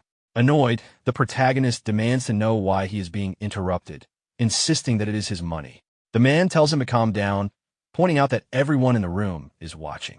Members of the crowd begin to react, offering encouragement and urging him to succeed. The companion warns the protagonist not to ruin the excitement by flipping all the cards at once. The short-haired man then draws attention to Benairo's posture. He explains that Benairo's signature stance is not arrogance, but a way to conceal his expression. According to him, Benairo already knows what cards have been drawn, and his subtle reactions give everything away. The more valuable the prize, the harder it is for him to suppress his response. He points out that Benairo is visibly tense, more than he has ever seen before. This suggests that the card the protagonist is about to pull is promising, something everyone present has noticed. The pressure overwhelms the protagonist. The tension builds until he shouts, unable to contain himself.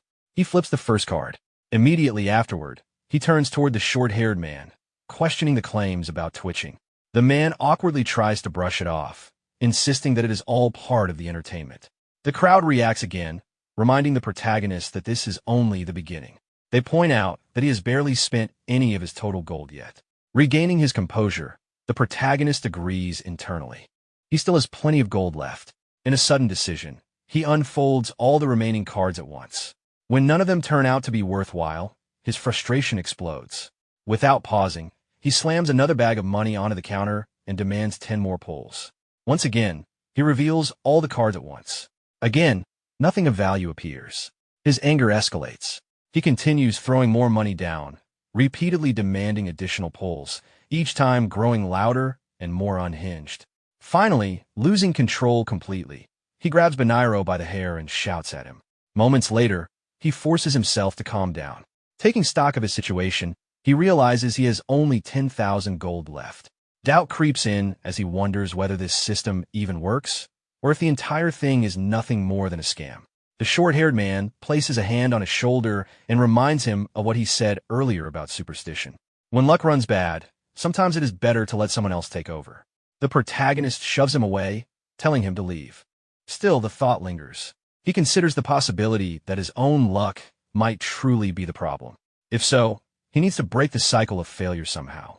At that moment, someone from the crowd brings the goblin forward. Seeing it, the protagonist reacts in disbelief. He questions whether the gacha really included something like a goblin as a possible prize. Grabbing the goblin, he challenges it sarcastically, daring it to try pulling instead. The goblin clumsily scatters the cards everywhere, sending them across the floor. Annoyed and regretful, the protagonist shouts that he never should have involved it. As the cards lie scattered on the ground, the short-haired man's companion notices something unusual. One card, in particular, seems different, enough to explain the expression Baniro had been trying so hard to hide. The protagonist freezes. Drawn by curiosity, he steps closer to the fallen card. Staring at it, realization begins to set in.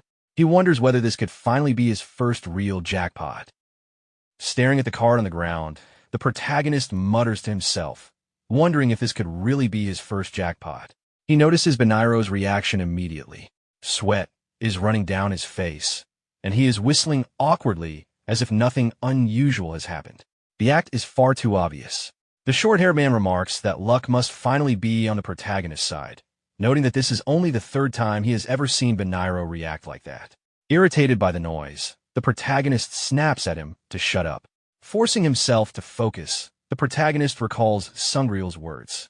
According to him, pulling the gauntlet of the Lion King would be enough to sell for more than all his debts combined. As everyone around him holds their breath, the protagonist lowers himself toward the floor to pick up the card. In his mind, anything less than first place is meaningless. Second or third place would not change anything. What he needs is the top reward. He lifts the card and begins to announce it, only to be interrupted by someone in the crowd, who points out that the item is not the gauntlet of the Lion King, but the gauntlet of the Lion Kong. The protagonist freezes. He looks down at the card again, shock spreading across his face. Confusion turns into panic as he blurts out questions, trying to understand what Lion Kong even is. Around him, people begin murmuring, some suggesting that the item might be even rarer than the official first-place prize. Others admit they have never seen it before. Frustrated and overwhelmed, the protagonist yells at the crowd to stop whispering. He dismisses the item as nothing more than a useless vanity reward. The companion of the short-haired man responds seriously, challenging that assumption. He explains that cosmetic items can be extremely valuable. In some games, even items with no abilities, like a small bag, have sold for hundreds of thousands of dollars simply because people find them appealing. The protagonist explodes in disbelief. He argues that no sane person would spend that much money on something that does nothing. Then, almost contradicting himself, he launches into a rant about how people constantly spend massive amounts on appearance, fashion, self-care, even plastic surgery.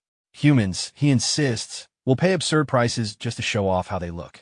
Still, he fails to see what that has to do with his situation. Shaking off the argument, he turns his attention back to the card.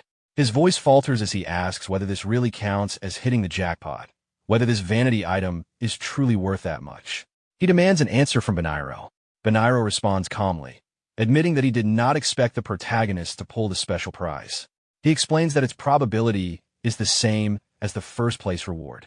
Sweat beads on the protagonist's face as the realization begins to sink in. His voice trails off as he struggles to process what that means.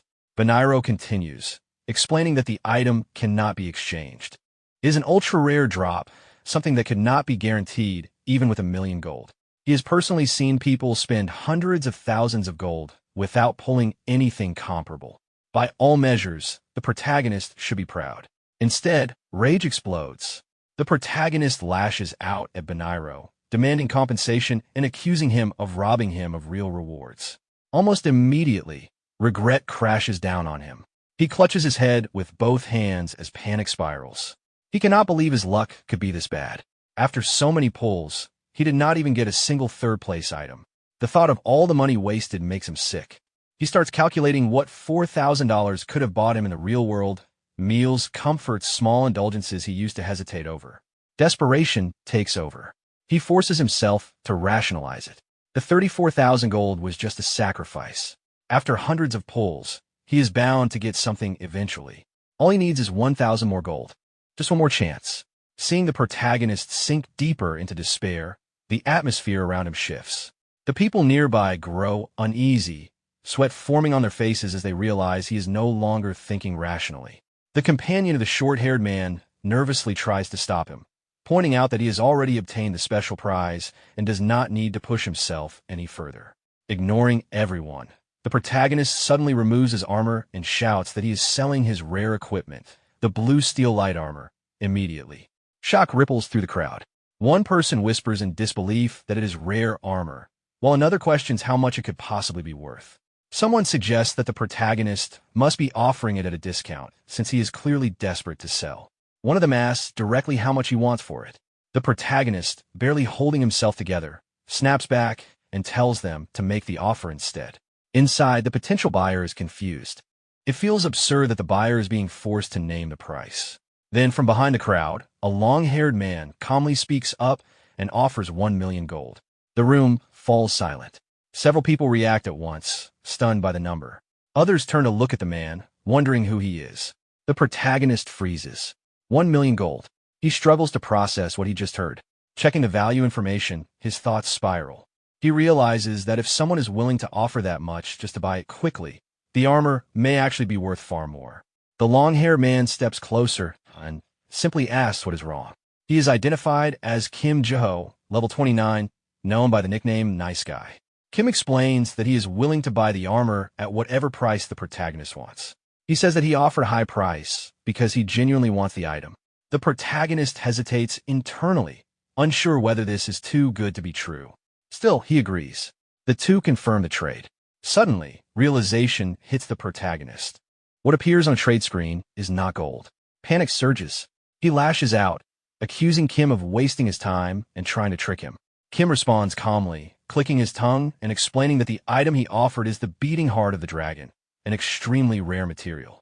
The entire crowd reacts in shock. People recognize it immediately as a rare drop from the red dragon Lormus. Murmurs spread as they question how someone could possess something so valuable. The protagonist's confusion deepens. A red dragon. A rare drop. Judging by the reactions alone, the item is clearly worth a fortune. Kim explains further that, strictly speaking, he would be taking a loss by trading this material for the armor. However, his time is extremely valuable to him. He considers the trade payment for the time it would take him to convert the material into gold himself. The protagonist thinks for a moment, then agrees. He tells Kim to proceed with the trade. Suddenly, the trade is canceled. The protagonist freezes in shock. Kim immediately apologizes, explaining that he pressed the wrong option and suggesting they try again. As the trade window reopens, the protagonist's heart pounds. His thoughts race as he urges Kim internally to hurry. He is already imagining selling the armor for 1,000,000 gold and starting over from scratch. The moment Kim places the item back into the trade window, the protagonist instantly accepts.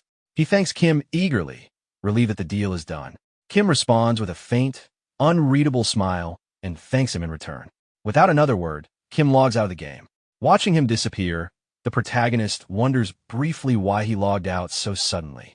Shrugging it off, he decides not to dwell on it. The protagonist dismisses it, saying that it is none of his business. He then shifts his attention back to the display. As he takes a closer look, his expression freezes. Shock spreads across his face as he quietly questions what he is seeing. Someone nearby laughs and points out that the item looks like a strawberry. Another person mocks him openly, saying he was scammed. A third comments casually that this place is full of people who lost money, making it the perfect hunting ground for scammers. That is why, they add, everyone should think carefully before pressing any buttons. One by one, the crowd begins to leave the bar. Someone remarks that the armor never looked worth $1 million gold in the first place, and that he should have been suspicious of such an outrageous offer. The companion of the short-haired man stays behind briefly. He speaks honestly, explaining that none of the people cheering earlier had ever actually won anything themselves. Everyone here is trapped in the same cycle. They cling to others' failures, hoping to feel better about their own losses. When it seemed like the protagonist had truly won something, most of them were secretly hoping it would turn out to be nothing. They were relieved when they heard the item was unexchangeable. No one wanted to congratulate him. After a short pause, the man tells him to look around and take this as a lesson. He advises him not to come back here again. Then he leaves. The protagonist lets out a bitter curse. He logs out of the game. The anger does not fade when he returns to reality. He shouts in rage, cursing everyone who mocked him. A nearby boy comments that he sounds frightening.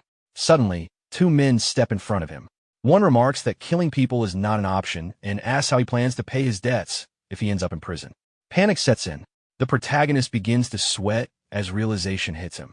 He insists that he already paid off his debts. The yellow-haired man grabs him by the hair. Pain explodes through his scalp as the man questions what he means by paid, reminding him that paying $200,000 does not erase the rest. He threatens him openly. The protagonist panics and insists that he will pay everything. He asks if they can talk outside. The yellow-haired man drags him out while striking him repeatedly, hurling insults as he does. The protagonist begs him to stop, repeating that he will pay. The man mocks him, calling him amusing. Then, gripping his neck with one hand, he punches him hard in the stomach. He explains that if all he wanted was money, he could have made a phone call. He is here because the protagonist has gone too long without being punished. The protagonist collapses to his knees, crying out as the pain overwhelms him. The man continues, saying that this beating is overdue. He mocks the plea not to be hit. He steps forward, preparing to kick, warning him not to move unless he wants broken bones. Curled on the ground, the protagonist shields his head and cries out in pain. Just as the kick is about to land, the old man suddenly steps between them and takes the blow to his back instead. The protagonist looks up in shock, unable to believe who stepped in. The yellow-haired man stares at the old man in disbelief, questioning whether he is blind. His black-haired companion reacts in confusion, asking whether they are supposed to deal with the old man too. The yellow-haired man snaps back sharply, telling him not to say something so stupid. The old man slowly straightens himself, his expression hard and furious.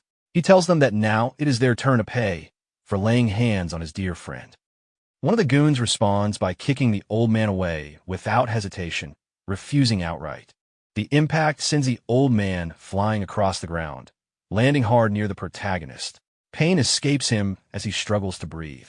Seeing this, the protagonist forces himself upright despite his injuries and calls out to Sungreal, asking if he is all right. One of the goons bends down to pick up the scattered money on the ground.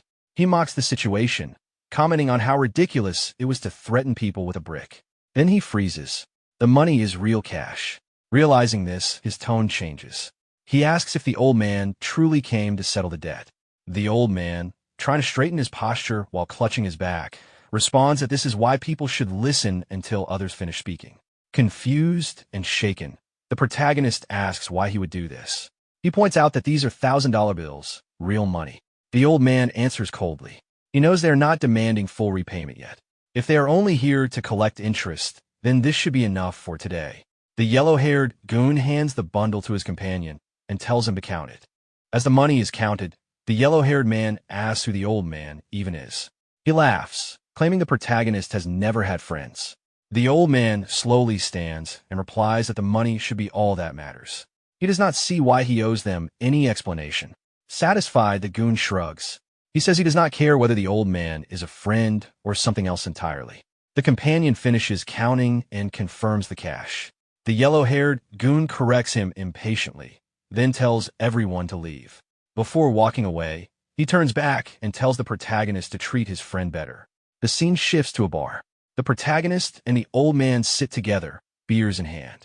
The old man asks if it is true that the protagonist borrowed $100,000 10 years ago and that the debt has now ballooned to $2.3 million. The protagonist quietly confirms it. The old man comments on the cruelty of a 33% interest rate. Then he asks about the debt the protagonist claimed was left behind by parents he never even met. The question hits hard. The protagonist grabs his head, shocked that the old man knows. He admits that he lied. He explains that if people knew the truth, that the debt was entirely his fault, he would seem completely pathetic for turning to loan sharks. The old man asks whether he ever tried asking his parents for help. The protagonist snaps immediately. He shouts that his parents are irrelevant. He then admits the truth. He is an orphan. He explains how much he was bullied for it, how being orphaned felt like a debt heavier than any amount of money could ever be. The old man listens, then responds calmly. He understands the situation, but still asks what the protagonist intended to do with $100,000. He wonders whether it was spent on survival, gambling, or desperation. He notes that the only collateral the protagonist likely had was his own body. After a brief pause, the old man realizes why the protagonist was so obsessed with high-level dungeons. Losing the goblin's power must have terrified him. He asks what the protagonist plans to do next, reminding him that he still needs money. Frustration spills out. The protagonist says he will probably just do manual labor. He describes his life as barely surviving day to day, trapped grinding low-level dungeons.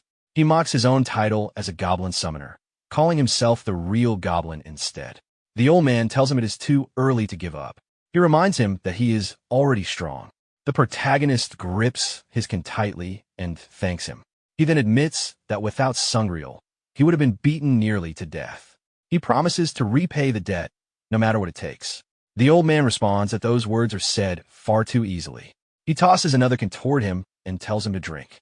The protagonist replies that he already finished his and asks for another. The protagonist snaps back that he already finished the can and tells the old man to buy him another one. Later, lying beneath his gaming setup on the day of the patch, he gathers himself before logging in. Sungreal was right. His level is 44 now.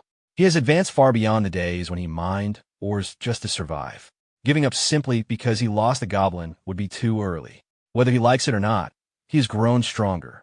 Inside the game, the goblin grins at him with its usual expression, letting out its familiar sound. The protagonist studies it quietly and notes that it seems exactly the same as ever. The goblin mocks him in return, questioning why he is laughing when he is now nothing more than a low-level mob himself. Nearby players suddenly burst into laughter, pointing at the protagonist's partially naked state. One loudly calls attention to him, while another reacts with disgust, laughing and questioning what he is doing. Hearing them, the protagonist immediately understands why they are laughing and curses under his breath. Without hesitation, he equips another piece of armor from his inventory, relieved that he did not sell it earlier. It is nothing more than rag armor, usable from level 3 and offering almost no defense. The goblin reacts loudly to the change. Clenching his fist, the protagonist steels himself. From now on, he cannot rely on being carried by the goblin anymore. This will be a fight based entirely on his own strength. If he wants to survive, he has to use everything he has. He opens his status window, intending to allocate his stats, but irritation slips out as he stares at the numbers. Before, the goblin handled all the combat. He never needed to worry about how much damage he would personally take. Looking closer, the problem becomes painfully clear. His health stat is sitting at 2. He realizes just how much he relied on the goblin and questions whether he can even be considered a level 44 character like this. He decides to raise his health first, then invest points into strength for close-quarters combat. The distribution is not terrible. It resembles an assassin-type stat line, and his agility is already quite high. Now all he needs is a weapon that actually fits his current stats. Reality crashes down on him again. Sweat forms as he remembers that he blew all his money on gacha. He does not even have enough gold left to buy something as simple as a stick. The protagonist eventually arrives at the Adventurers Guild. Stopping in front of the building, he mutters to himself that after playing Heaven's Door for so long, he is still surprised by the kinds of things he keeps discovering. Inside the guild, two players are already present. One is Roy, a level 48 magician. The other is Revenant, a level 47 player. Roy speaks enthusiastically to Revenant, saying she is honored to party with someone so famous. She comments that he truly lives up to the rumors of being quiet, especially for someone who reached level 47 using only basic attacks. She adds that they have received a request and are currently looking for one more party member. At that moment, the protagonist enters and asks if they are looking for someone to join. He casually claims that he might be able to help, mentioning that he possesses the Lion King's gauntlet. Roy reacts immediately, recognizing the name and associating it with Vega's weapon. The protagonist takes her reaction as recognition and downplays it, saying he was not trying to show off. Roy quickly decides that there is no need to keep searching. She remarks that it is rare to see Vega's weapon in action and invites him to join them. The protagonist glances toward Revenant and rudely asks what he is staring at. Roy explains calmly that Revenant is the party leader. The protagonist's attitude changes instantly, and he greets Revenant much more politely. The scene shifts to the Red Canyon. As they walk through the ravine, Roy reassures the protagonist that he does not need to be so tense. She points out that the level difference between their party and the monsters in the area is significant. Nearby creatures include lizard men around levels 32 and 33. Roy explains that the monsters in this region do not attack unless provoked first. The protagonist, however, remains uneasy. Looking at his gauntlet, he reflects internally that the weapon is nothing more than a vanity item with no stats. He only pretended it had power to secure a spot in the party. He has not attempted any serious dungeon without relying on the Goblin since his mining days, and his equipment is barely better than what he wore at level 3. Given that situation, he feels he has every reason to stay on guard. Roy observes him for a moment and asks whether he has not selected a job yet.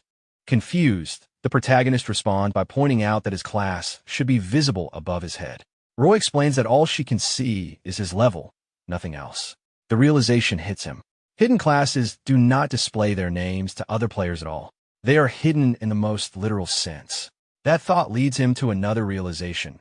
Revenant must also be something unusual, having reached level 47 without a visible job change.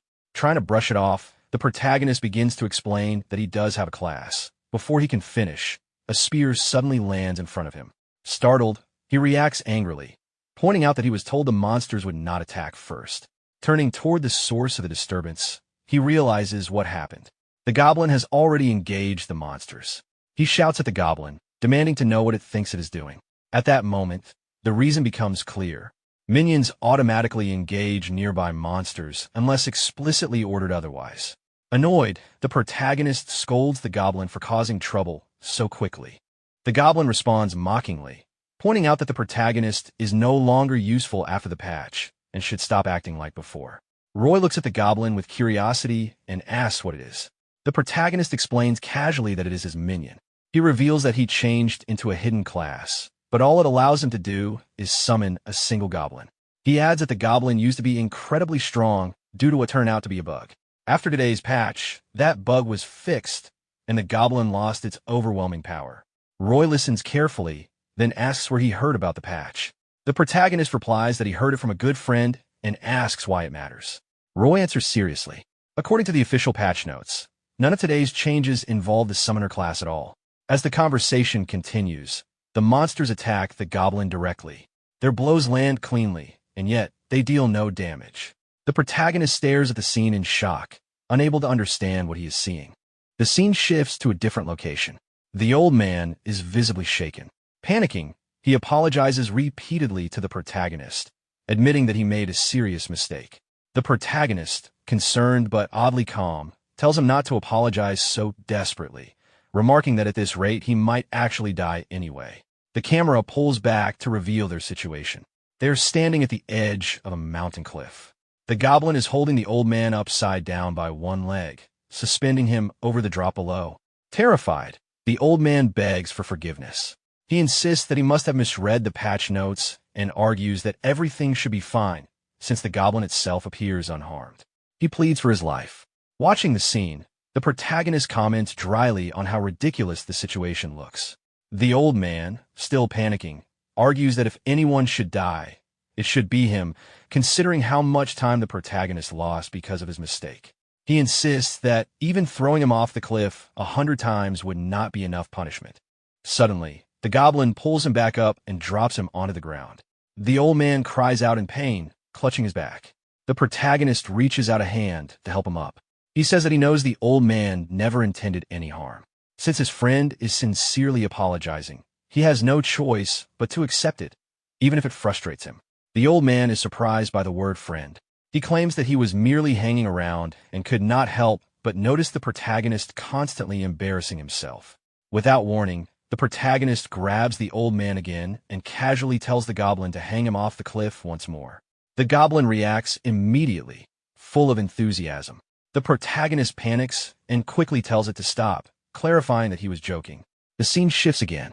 The old man sits indoors, sipping tea while watching the protagonist from across the room. In his thoughts, he speaks the protagonist's name. Kim Chul-soo has come to trust him completely. Now that trust can be used, he plans to exploit the goblin's power for Heaven's Door. The mood shifts sharply. The old man rushes into an operating room, calling out to the doctor as he looks at the protagonist lying unconscious on a hospital bed. He urgently asks whether he is okay. The doctor asks if the old man is his guardian. The old man answers without hesitation that he is. The doctor explains that the protagonist was extremely lucky. Despite being hit by a car, he suffered only minor injuries. It had hit his head, but the scans showed no abnormalities. Once he wakes up, he should be able to leave the hospital soon.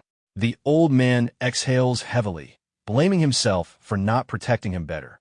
He reflects that no matter how strong Kim Chul-soo is in the game, he is still just an ordinary human in reality. At that moment, the protagonist begins to regain consciousness. Disoriented, he mutters in confusion, wondering where he is. The old man reacts instantly, shocked and relieved that he is awake. The protagonist looks at him and asks who he is. The scene shifts forward in time.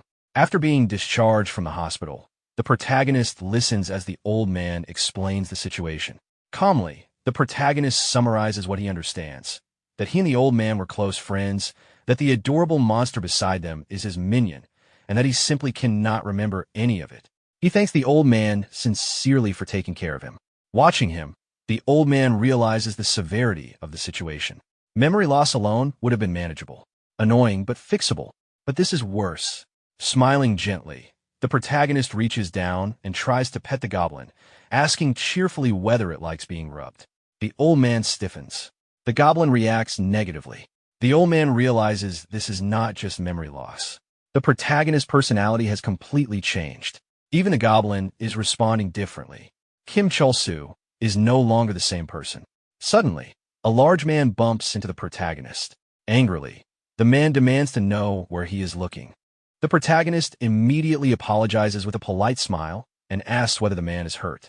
The man hesitates, completely disarmed, and backs off awkwardly, telling him to be more careful next time. Watching the exchange, the old man mutters in disbelief. Somehow, Kim Chul-soo has become a genuinely kind person. The scene shifts once more back to the barren desert.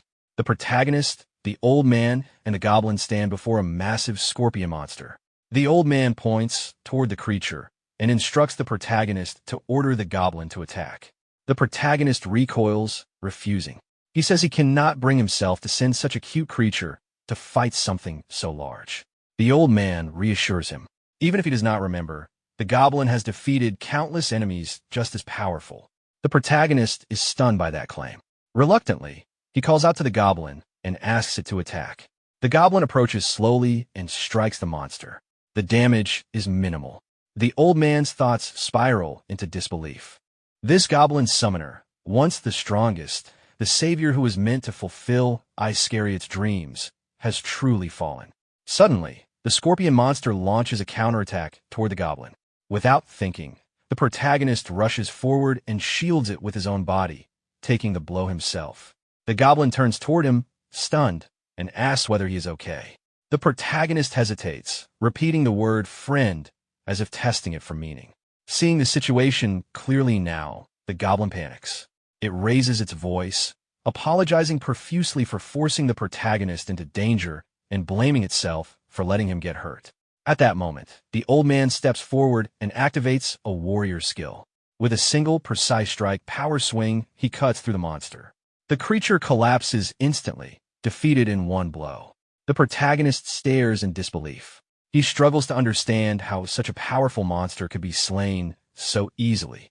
The old man dismisses the reaction, explaining that the monsters in this area rely heavily on speed and attack power.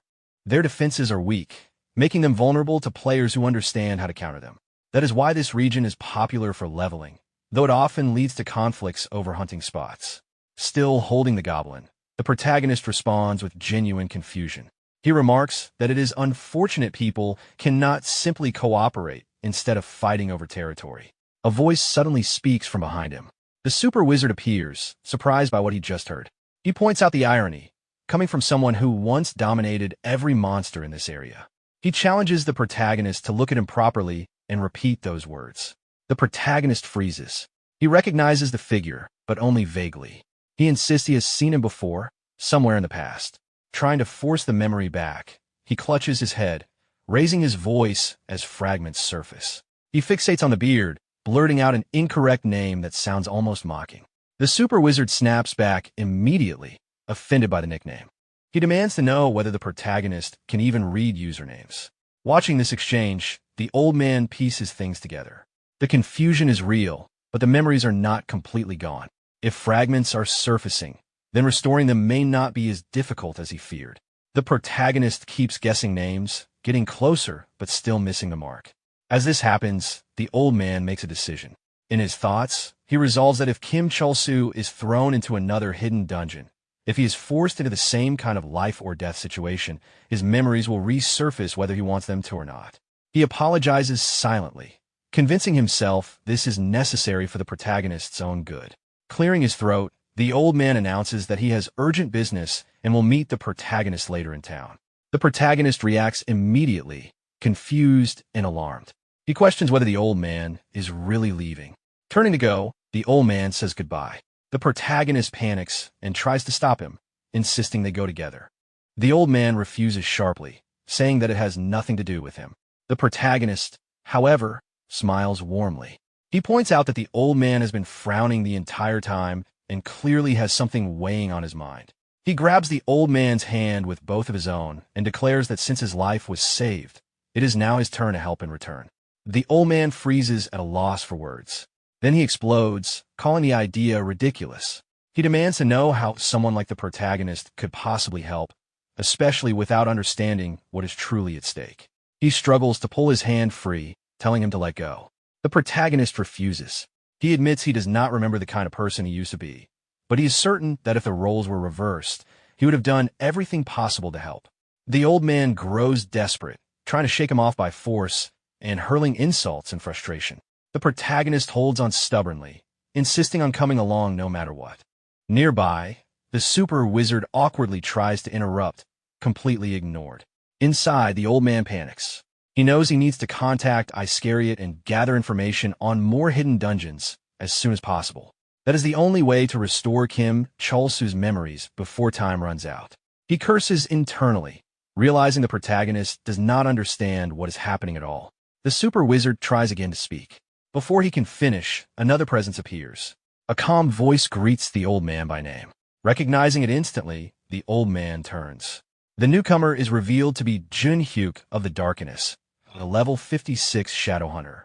Junhyuk scolds the old man for ignoring his messages and jokingly threatens him for disappearing. The old man reacts with surprise, admitting he did not expect to see Junhyuk here. Junhyuk points out that for someone who plays constantly, the old man's level is suspiciously low. The old man laughs it off, reminding him that he has always relied more on strategy than raw combat ability. He then asks whether Junhyuk has completed his second job progression, noting that the hidden dungeon experience must have had a major impact. Junhyuk brushes off the comment and gets straight to the point. He explains that this is not a reunion, they have an emergency. Patton, the Annihilator, and Jihyun, the Deathbringer, are in serious danger. The names trigger a faint sense of recognition in the protagonist's mind, though he cannot place them. Junhyuk briefly studies the protagonist, acknowledging internally that he looks strong. Still, he doubts someone like himself could compare. He wonders whether the protagonist would even care about him. The old man asks how Patton and Jihyun could be in trouble when they are nearly as strong as Junhyuk himself. Junhyuk explains that they are capable of overcoming almost anything, unless they stumbled into a hidden dungeon. He admits he does not know the full situation. He only received 3 messages before contact was lost. The first message instructed him to gather the entire Evaton guild, including the guildmaster. While the guildmaster cannot come, the rest of the members are already on their way. The second warned of a level 100 monster inside the dungeon. The old man is visibly shaken by that number. Junhyuk curses under his breath, furious that they managed to get themselves into such danger. Desperately, the old man asks what the final message said.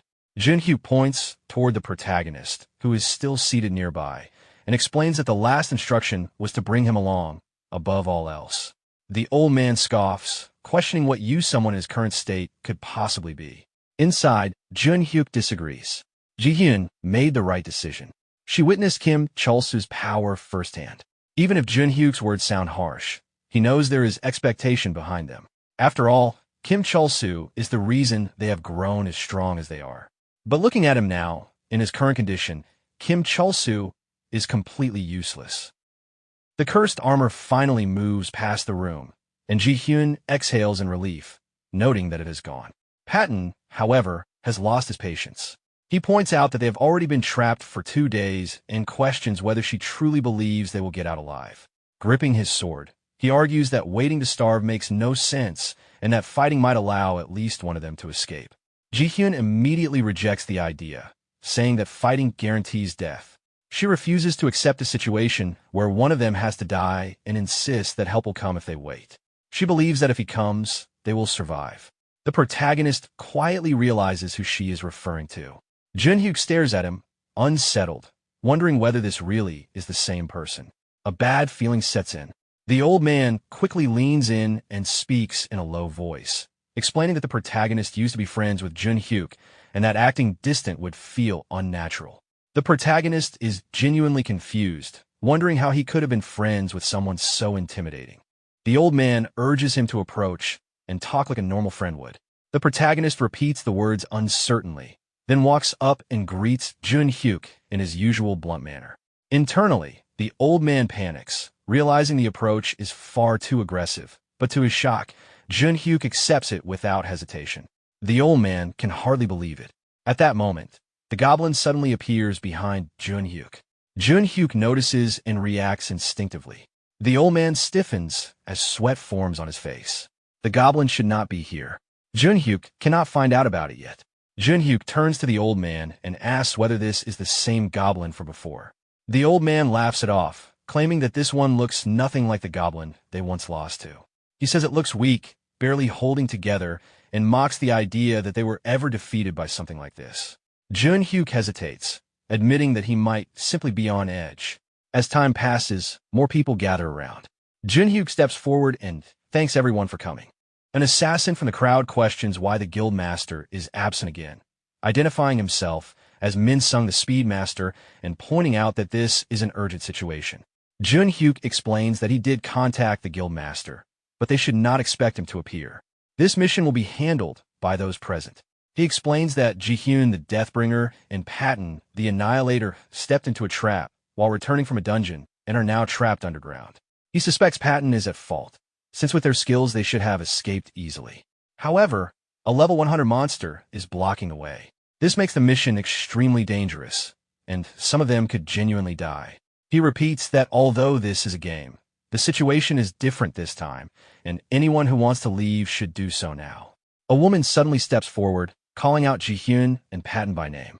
She introduces herself as Susie the Brute and states simply that they are her friends and she will rescue them. Nearby, another man supports an injured companion and remarks that he owes Patton one. The injured man responds bluntly, saying that without help, Junhyuk is nothing more than a half-functioning vice leader, and questions why he did not ask for assistance earlier.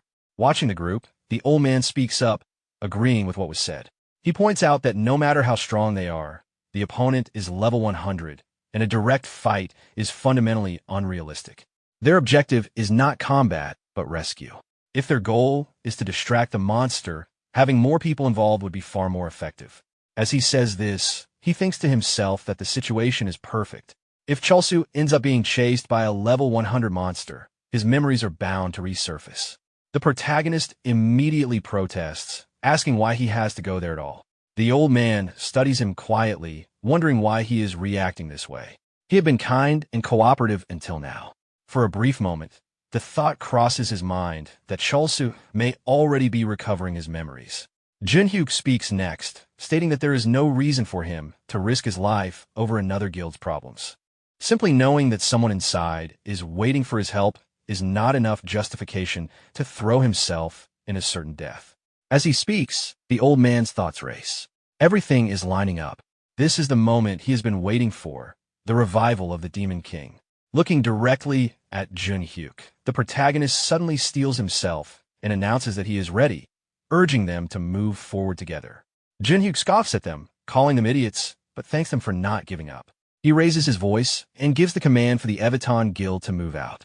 Elsewhere, a man wearing glasses stands with a phone in his hand, quietly acknowledging a report. He instructs his subordinate to continue watching Kim Cholsu closely, noting that his behavior has become unusual. After a moment, he frowns at the screen and mutters that it seems to be just Cholsu acting as he always has. Deciding it is not worth reporting, he dismisses the situation, remarking that someone is overreacting again. Back inside the dungeon, Junhyuk tears through enemies with brutal efficiency, cutting one opponent cleanly in half and eliminating the rest as they rush him. He mutters that weaklings keep throwing themselves at them. The protagonist watches in awe. Junhyuk is incredible on his own, but what stands out even more is the group's coordination. Despite fighting aggressively, none of them leave themselves open. They move as if they trust someone else to protect their backs, allowing them to focus entirely on offense. The thought unsettles the protagonist. He wonders if he has ever had someone he could trust like that. Without warning, a demon lunges at him from behind. Before he can react, the old man steps in, killing the creature with a single strike and smoothly dodging its attack. He clicks his tongue and comments that monsters like these compensate for their numbers with low defense, which is why they fall so easily. Tears well up in the protagonist's eyes as he looks at the old man. Overcome with emotion, he suddenly rushes forward and hugs him tightly, along with the goblin. The old man shouts in irritation, demanding that he let go and calling the behavior disgusting, while the goblin screeches in protest. Still holding them, the protagonist begins to cry, saying that the fact two beings value him so deeply must mean he lived an honest life and truly gave everything he had. The old man, flustered, awkwardly agrees just to make him stop. Internally, however, panic sets in. This is bad. He needs to throw Cholsu into danger immediately before this emotional shift settles permanently. Calling out to Junhyuk, the old man suggests that they split up. The monsters are weak, and maintaining formation this early is unnecessary. They should divide their forces and focus on locating the trap. Junhyuk agrees, admitting he may have been overly cautious. Time is too precious to waste out of fear. He orders them to split into 3 groups and search for Jihyun and Patton, instructing everyone to report immediately if they find anything suspicious and to avoid entering deeper areas alone. Watching from a distance, the super wizard remarks that the group is doing fine and that he barely needs to intervene. Just then, a zombie rushes toward him. Calmly, he comments that showing off his full power might make everyone else relax too much.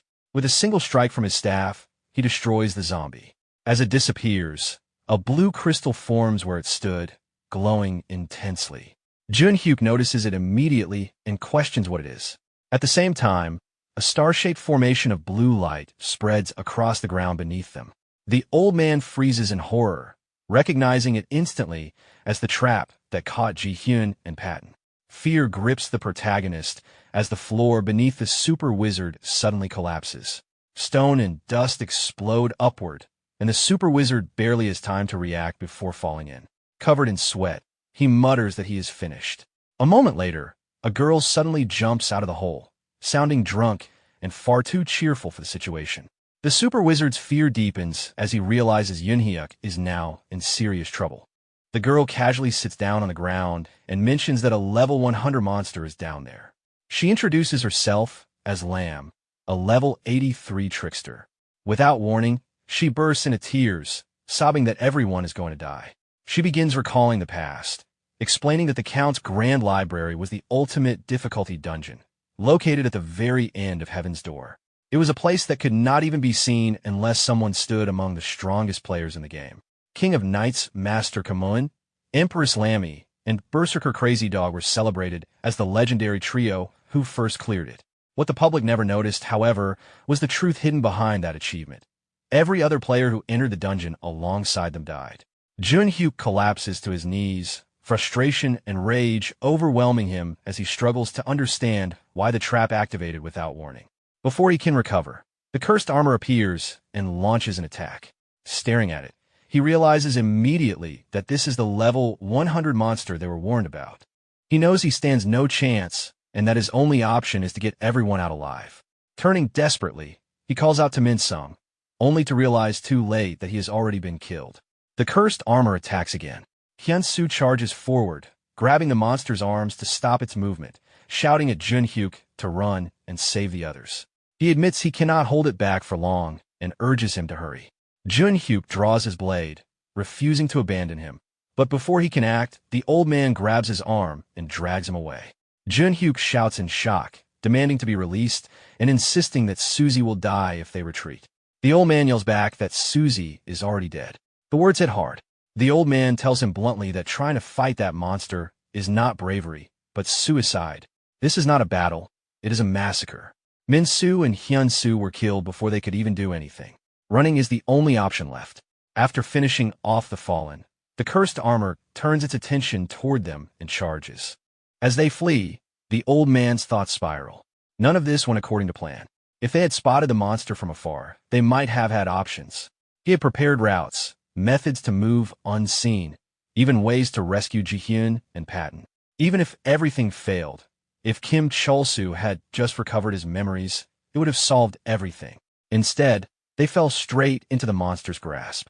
He knew they had no chance, but being nearly wiped out in 20 seconds was beyond expectation. Suddenly, the goblin leaps forward, clutching a bomb, and charges straight at the cursed armor. The explosion detonates violently, engulfing the area in fire, smoke, and debris. Junhyuk shields himself from the blast, gritting his teeth in pain. The old man, doing the same, stares in disbelief and wonders aloud if that was the goblin. The protagonist shouts urgently, telling the old man that now is their chance and that they need to run while the monster cannot find them. The old man looks at him in shock, realizing that Kim Chulsu is still alive. Snapping out of it, he agrees and tells Junhyuk to run, saying there is no time left. Junhyuk clicks his tongue in frustration, but follows as they escape to another area to hide. Behind them, the cursed armor regenerates and lets out a roar. As they run, the protagonist reflects on what he did. He had some points left, so he bought what he could. Giving the goblin a bomb would cause an explosion, killing it and preventing it from being resummoned for 10 minutes. He knows they would have been in serious trouble if he had hesitated even a moment. He does not like the idea of the goblin getting hurt, but it was the only option. Turning his thoughts toward Junhyuk, he decides that this outcome is still better than a person dying. Junhyuk finally stops, grief crashing down on him. He says quietly that it is over, that Jihyun and Patton are probably already dead. He blames himself, calling himself stupid for getting everyone killed. Clutching his head, he says that he is a murderer and that he should have died back there instead. Watching him, the old man feels the weight of the situation. The assassin squad was Junhyuk's family. The Evaton Guild itself was built by them. Seeing his friends die right in front of him has shattered him completely. The old man wonders whether it is even possible to save someone in this state, in a situation this dire. More than that, a darker question surfaces, whether any of them will manage to escape alive at all. The old man steps closer to Junhyuk and speaks calmly, telling him that there is no time to drown in despair. They do not know when the monster will return, and they need to keep moving. Junhyuk looks at him and asks if he knows why the guild master ended up the way she did. He recalls how one day she told him that everyone who entered a dungeon with her had died, and that only 3 people made it out alive. At the time, he did not believe her. He thought the concept of retiring in the game was a lie. After all, how could someone die just because they died in a game? He had never been afraid in dungeons before. To him, it was just a game. The pain felt like nothing more than an advanced sensory experience, impressive technology, something meant to be enjoyed. That belief shattered during a previous boss raid. when he felt fear for the first time. The pain went beyond entertainment. In that moment, Yin-hyuk of Darkness died.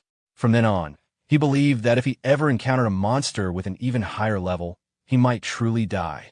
That fear drove him to level up obsessively, trying to reduce the gap between himself and the monsters so he could avoid any damage that might lead to retirement. But the higher he climbed, the more he wondered if he was only digging himself into a deeper hole. In truth, he planned to quit after rescuing Ji-hyun and Patton.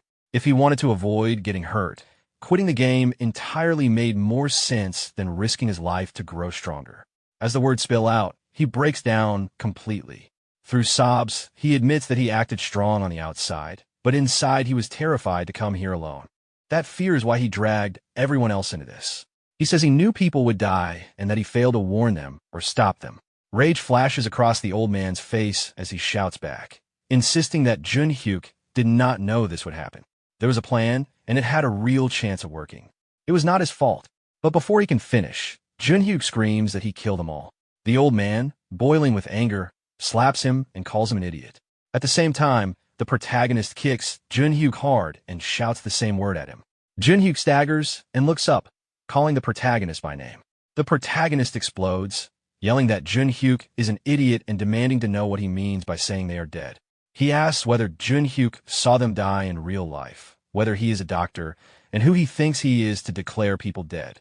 The old man stares at the protagonist in shock, calling his name and wondering if he has finally regained his memories. But the protagonist ignores him and continues. He says he regrets ever considering someone so pathetic as his friend. Jun-hyuk freezes on that word. Friend. The old man's thoughts spiral. Since when did Kim Chul-soo consider Yin-hyuk his friend? A memory flashes through his mind. Jun-hyuk once asking where Chul-soo planned to go next, and Chul-soo replying without hesitation that he would go far away from them. Returning to the present, the old man realizes that their relationship was, at best, only barely short of becoming mortal enemies. Grabbing Jun-hyuk by the collar, the protagonist shouts that this is a game and people do not die from gaming. He demands to know whether Jun-hyuk has ever actually seen someone get retired. He argues that it could all be a lie and tells him not to trust anything he has not seen with his own eyes. It is too early to mourn. There are people waiting for Jun-hyuk outside, and that is what he should focus on. Everything else can wait until they make it out alive. With that, he throws Jun-hyuk aside. Jun-hyuk turns to the old man and asks what he thinks, whether retirement is really a lie. Inside, the old man knows the truth. Unfortunately, it is real. People do die in real life when they die in the game, even now. But he cannot say that. Snapping back to reality, he tells Jun-hyuk that he has only heard rumors, just like everyone else, and that he has never confirmed it himself. They have done everything they can to avoid being retired, but no one truly knows the truth. As Kim Chul-soo said, it is too early to declare anyone dead. Jun-hyuk quietly acknowledges this. He then turns to the protagonist and apologizes for showing such a pathetic side, especially to someone he never expected to encourage him. He stands up and says that he owes him again and promises to repay that debt alive. Watching him, the old man wonders whether Kim Chul-soo's memory has returned or if this resolve came from something else entirely. With a hardened expression, Jun-hyuk grips his blades and declares that the Evaton rescue mission will recommence. The super wizard shouts at Lam in disbelief, demanding to know if she truly has no intention of helping. He reminds her that she is their guild master. Lam, lying on the ground, responds casually that she came only to see Yin-hyuk take a beating and has no intention of rescuing anyone. The super wizard, sweating heavily, asks if she is really here just to watch her own people get retired and killed, questioning whether she has lost her mind. Lam scoffs and asks how many people playing the game are actually sane. She brings up retirement and implies that they do not understand the true nature of the dungeon. As she trails off, the super wizard grows even more alarmed, realizing that if what she is saying is true, then the trap, or rather, the device itself, is something far more dangerous than they thought. The scene shifts deeper inside the dungeon. Ji-hyun speaks calmly while Patton angrily taps at his interface, cursing because he can no longer contact anyone outside. Ji-hyun reminds him of the moment they first fell into the trap, explaining how the crystal on the wall reflected her spell and created a magic circle that dragged them in. Patton snaps back, furious, insisting that people always blame him for situations like this, but this time it is entirely her fault. Ji-hyun accepts the accusation without resistance, then explains that traps only work on careless people like him, while she remained cautious throughout the dungeon. Patton scoffs, accusing her of bragging again.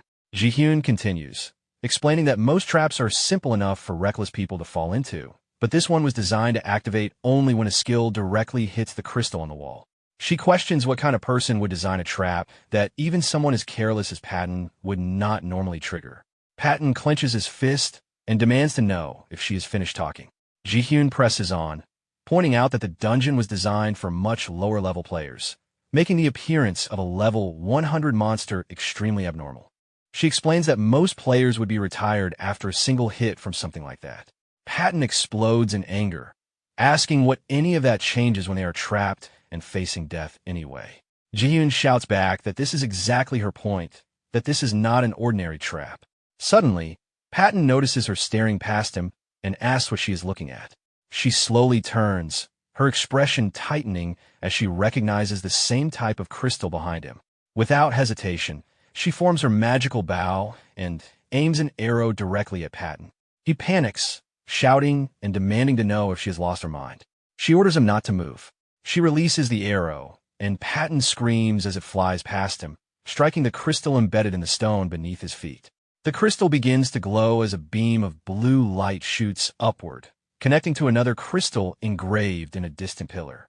The light reflects again, forming a star-like structure of blue energy around Ji-hyun. She watches the phenomenon with wide eyes and a bright smile, excited that it worked. She believes this mechanism should allow them to return to where they came from. However, a pop-up screen appears in front of her, causing her expression to shift to confusion. Patton checks his own screen and reads the words Altar of Light, immediately growing angry. He demands to know what this means, shouting that he thought they could escape. Ji-hyun studies the interface and realizes that the altar requires 3 people to activate. She explains that another person is needed inside the circle. Patton runs a hand through his hair in frustration, pointing out that there are only 2 of them alive and no bodies nearby to fill the requirement. He adds that they have no idea when their guild members might arrive. As the realization sinks in, both of them sense something approaching from the darkness. Ji-hyun instantly forms her bow again and aims toward the source of movement. Moments later, a familiar face emerges from the shadows. Ji-hyun's tension melts into excitement as she calls out, recognizing Hyun-soo. Patton's face breaks into a wide smile as well, shouting that he knew Hyun-soo would come and admitting that he truly thought he would die waiting there. In the next moment, the cursed armor appears directly in front of them, holding Hyun-soo's severed head in its hand. Ji-hyun freezes, her face draining of color as she whispers his name under her breath. Patton immediately understands what has happened. Sweat forms on his face as anger overtakes him, and he reaches for his sword, calling out to Ji-hyun. She remains completely frozen in place. The monster steps forward and swings its blade toward her. Patton shouts at her to run, his voice breaking as he does. At that instant, Jun-hyuk appears between them and intercepts the cursed armor's attack head-on. The impact is massive, powerful enough to shake the ground. Yet when the dust settles, Jun-hyuk lands on the floor without visible injury. The cursed armor pauses, clearly confused. Sitting on the ground, Jun-hyuk grips the goblin like a blunt weapon and comments that using a summoned monster to deflect attacks was unexpected, acknowledging that the idea must have come from Kim Chol-soo. Patton stares in disbelief, clutching his sword as he shouts Yoon-hyuk's name, overwhelmed with relief that he came for them. Ji-hyun, still stunned, realizes that Yoon-hyuk just blocked an attack from a level 100 monster and struggles to understand how that was even possible. Moments later, Kim Chol-soo and Sungryul come running toward them. Sungryul shouts to check if they are all right. Hearing his voice, Patton turns sharply, recognizing him in shock. Sungryul reaches them, remarking that they were not too late after all. Ji-hyun turns to face them, stunned to see both Sungryul and Kim Chol-soo standing there together. Kim Chol-soo bows politely and greets her, causing her to respond instinctively, still confused by the situation. Awkwardly, Kim Chol-soo mentions that they are friends and comments that she seems to be doing well. Ji-hyun quietly asks Sungryul what is wrong with him. Sungryul replies flatly that she should not ask, admitting that it frustrates him as well. At that moment, the star-shaped formation of light begins to glow again.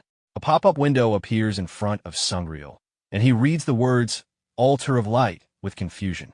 Before he can react further, the light intensifies and a portal opens beneath them.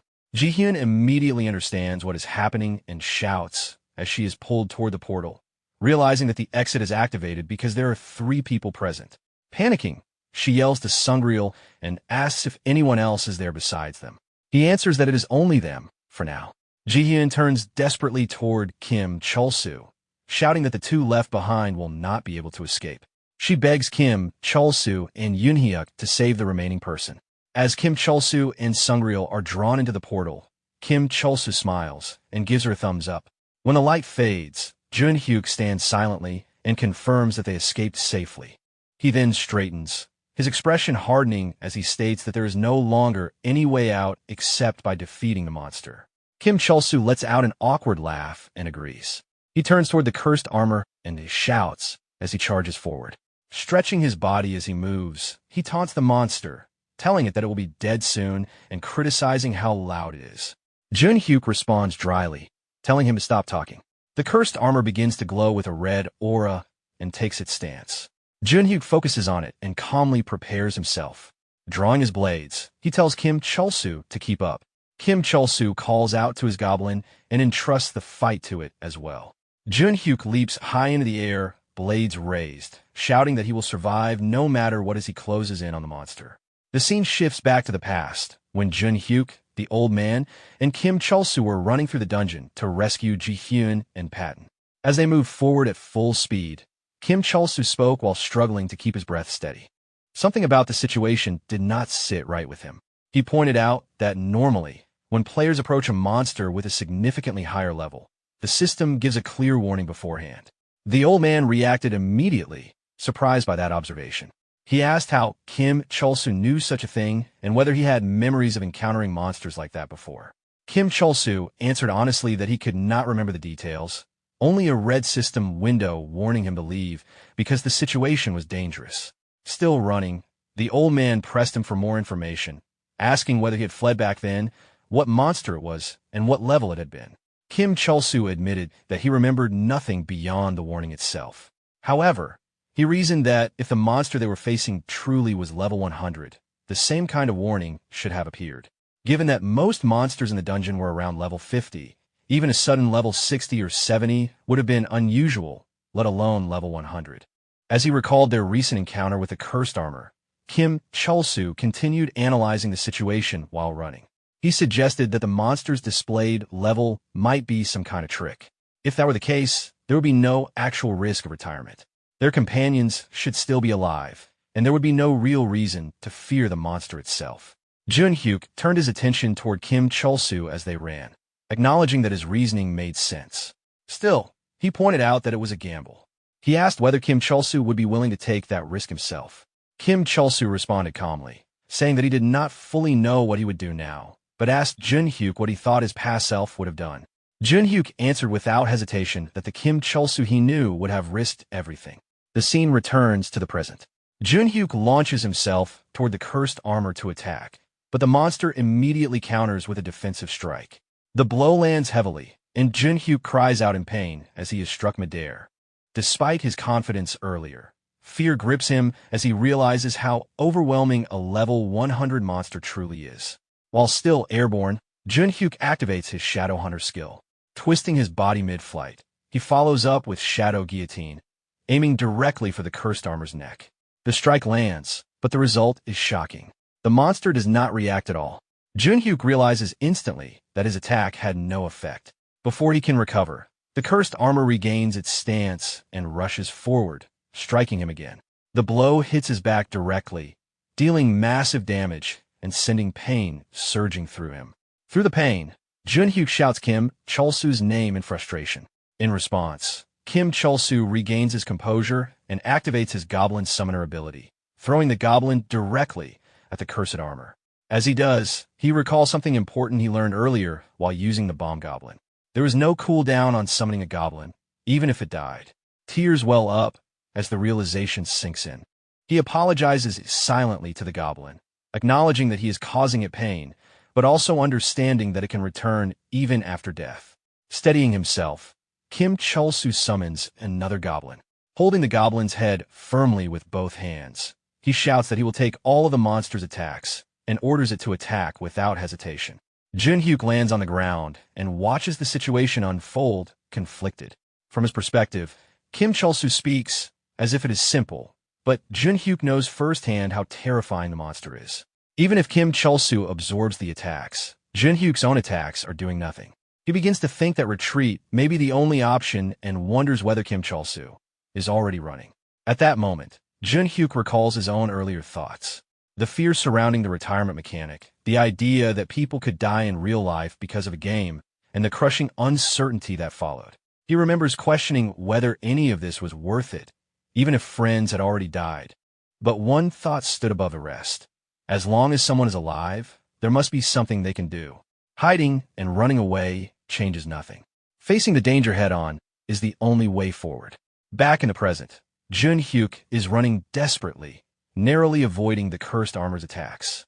As he moves, a thought strikes him with force. He realizes that he is running away again, just like before, and the frustration builds inside him. As he passes Kim Chulsoo while fleeing, Kim shouts after him, trying to stop him, but Junhyuk does not slow down. Kim turns around, sweat pouring down his face as the monster closes in. The cursed armor swings its weapon. The goblin takes the hit, and both Kim Chulsoo and Junhyuk run hard to create distance. While running, Kim shouts at Junhyuk, questioning why he is retreating. Junhyuk answers that he did promise to defend, but it no longer matters. From the start, this fight felt doomed to him. His attacks had done nothing to the monster. The cursed armor suddenly leaps into the air and brings its sword down toward them. Kim activates his goblin summoning skill and blocks the attack using the goblin. This time, however, the damage dealt is minimal.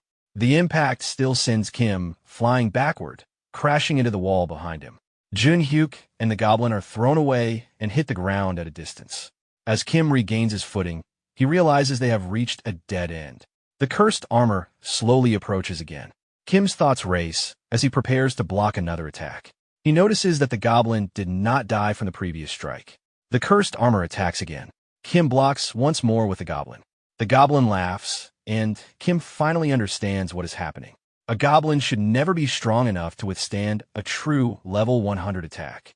That means the monster itself is weak, so weak that it cannot even defeat a goblin. Junhyuk, still on the ground and struggling to recover, processes what he just witnessed. The fear that once paralyzed him fades rapidly. He realizes that the monster had never truly been overwhelming. His own fear had made it seem untouchable. His attacks had failed before because he never fought with full conviction. As he pushes himself upright, memories resurface. He remembers hesitating, holding back, and convincing himself that victory was impossible so he could justify running away. Now he understands the truth. He was not outmatched. The monster was weak, and his fear had been weaker than even a goblin. Junhyuk stands fully and tells Kim Chulsoo not to interfere anymore. This fight is his to finish. Kim watches him carefully, sweating as he realizes Junhyuk has chosen to face the monster only after recognizing its weakness. Junhyuk launches himself into the air and charges the monster, declaring that he will end it in a single strike. The monster counters with its sword. Junhyuk meets the blow head-on, confident that a blade incapable of killing a goblin should be easy to parry. Their clash confirms it. The monster's attack is weak. Junhyuk realizes the truth completely, but before he can capitalize on it, the monster strikes again and slams him into the ground. Kim rushes forward in concern, holding the goblin tightly, but Junhyuk refuses help. As he rises again, Junhyuk admits the truth to himself. The monster is not strong. His own weak heart had made him weaker than even a goblin. Anger surges through him, and he declares that regardless of whether the enemy claims to be level 100 or even higher, he will defeat it. Both Junhyuk and the cursed armor charge at each other. Their swords collide repeatedly as the fight intensifies. Junhyuk attacks relentlessly, driven by resolve rather than fear. He understands now that closed doors do not open on their own. He must break them himself. This fight is his repentance. He recognizes that he lived in a violent world, but mocked fear instead of understanding it, especially his own. Now, he fights to open that door and confront everything he ran from. Kim watches in shock as the battle unfolds. With each strike, something strange becomes clear. The monster's level is dropping. Kim notices it decreasing steadily as Jun-hyuk continues to land blows. Jun-hyuk roars and attacks again and again. The monster begins to tremble. Its weapon slips from its grasp. Fear overtakes it, and it turns to flee. Jun-hyuk chases it immediately, calling out the irony of the monster running after hunting them relentlessly. Kim shouts encouragement from behind. As the monster attempts to escape, Jun-hyuk activates his assassin skill, launches himself high into the air, and delivers a powerful strike to the monster's back. The blow deals massive damage, shattering the cursed armor into fragments.